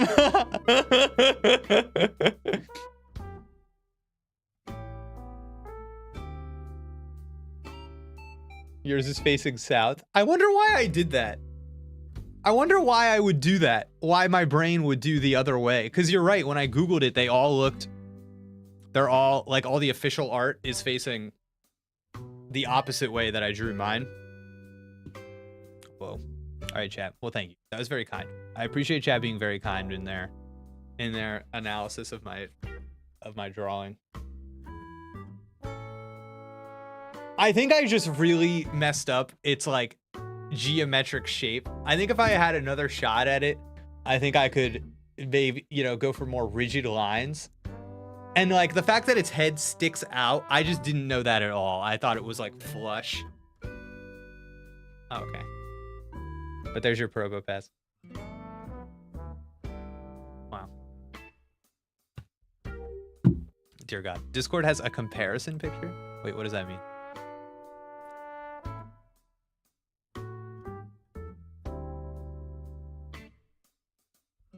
Oh, nice. Nice.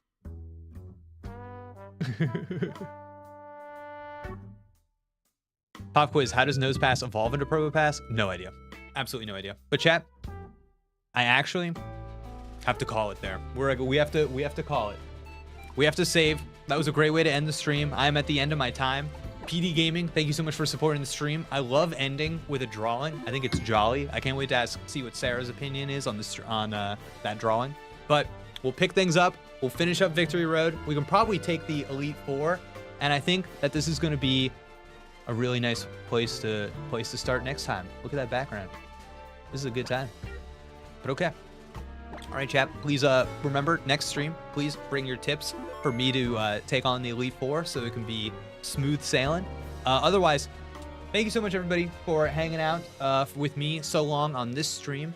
If you're watching the VOD and you want to leave a little comment below saying, Jake, I watched the VOD and I enjoyed watching it. Thank you so much for doing this. That'd be huge. That'd be huge. When's the next stream? We'll do it this week.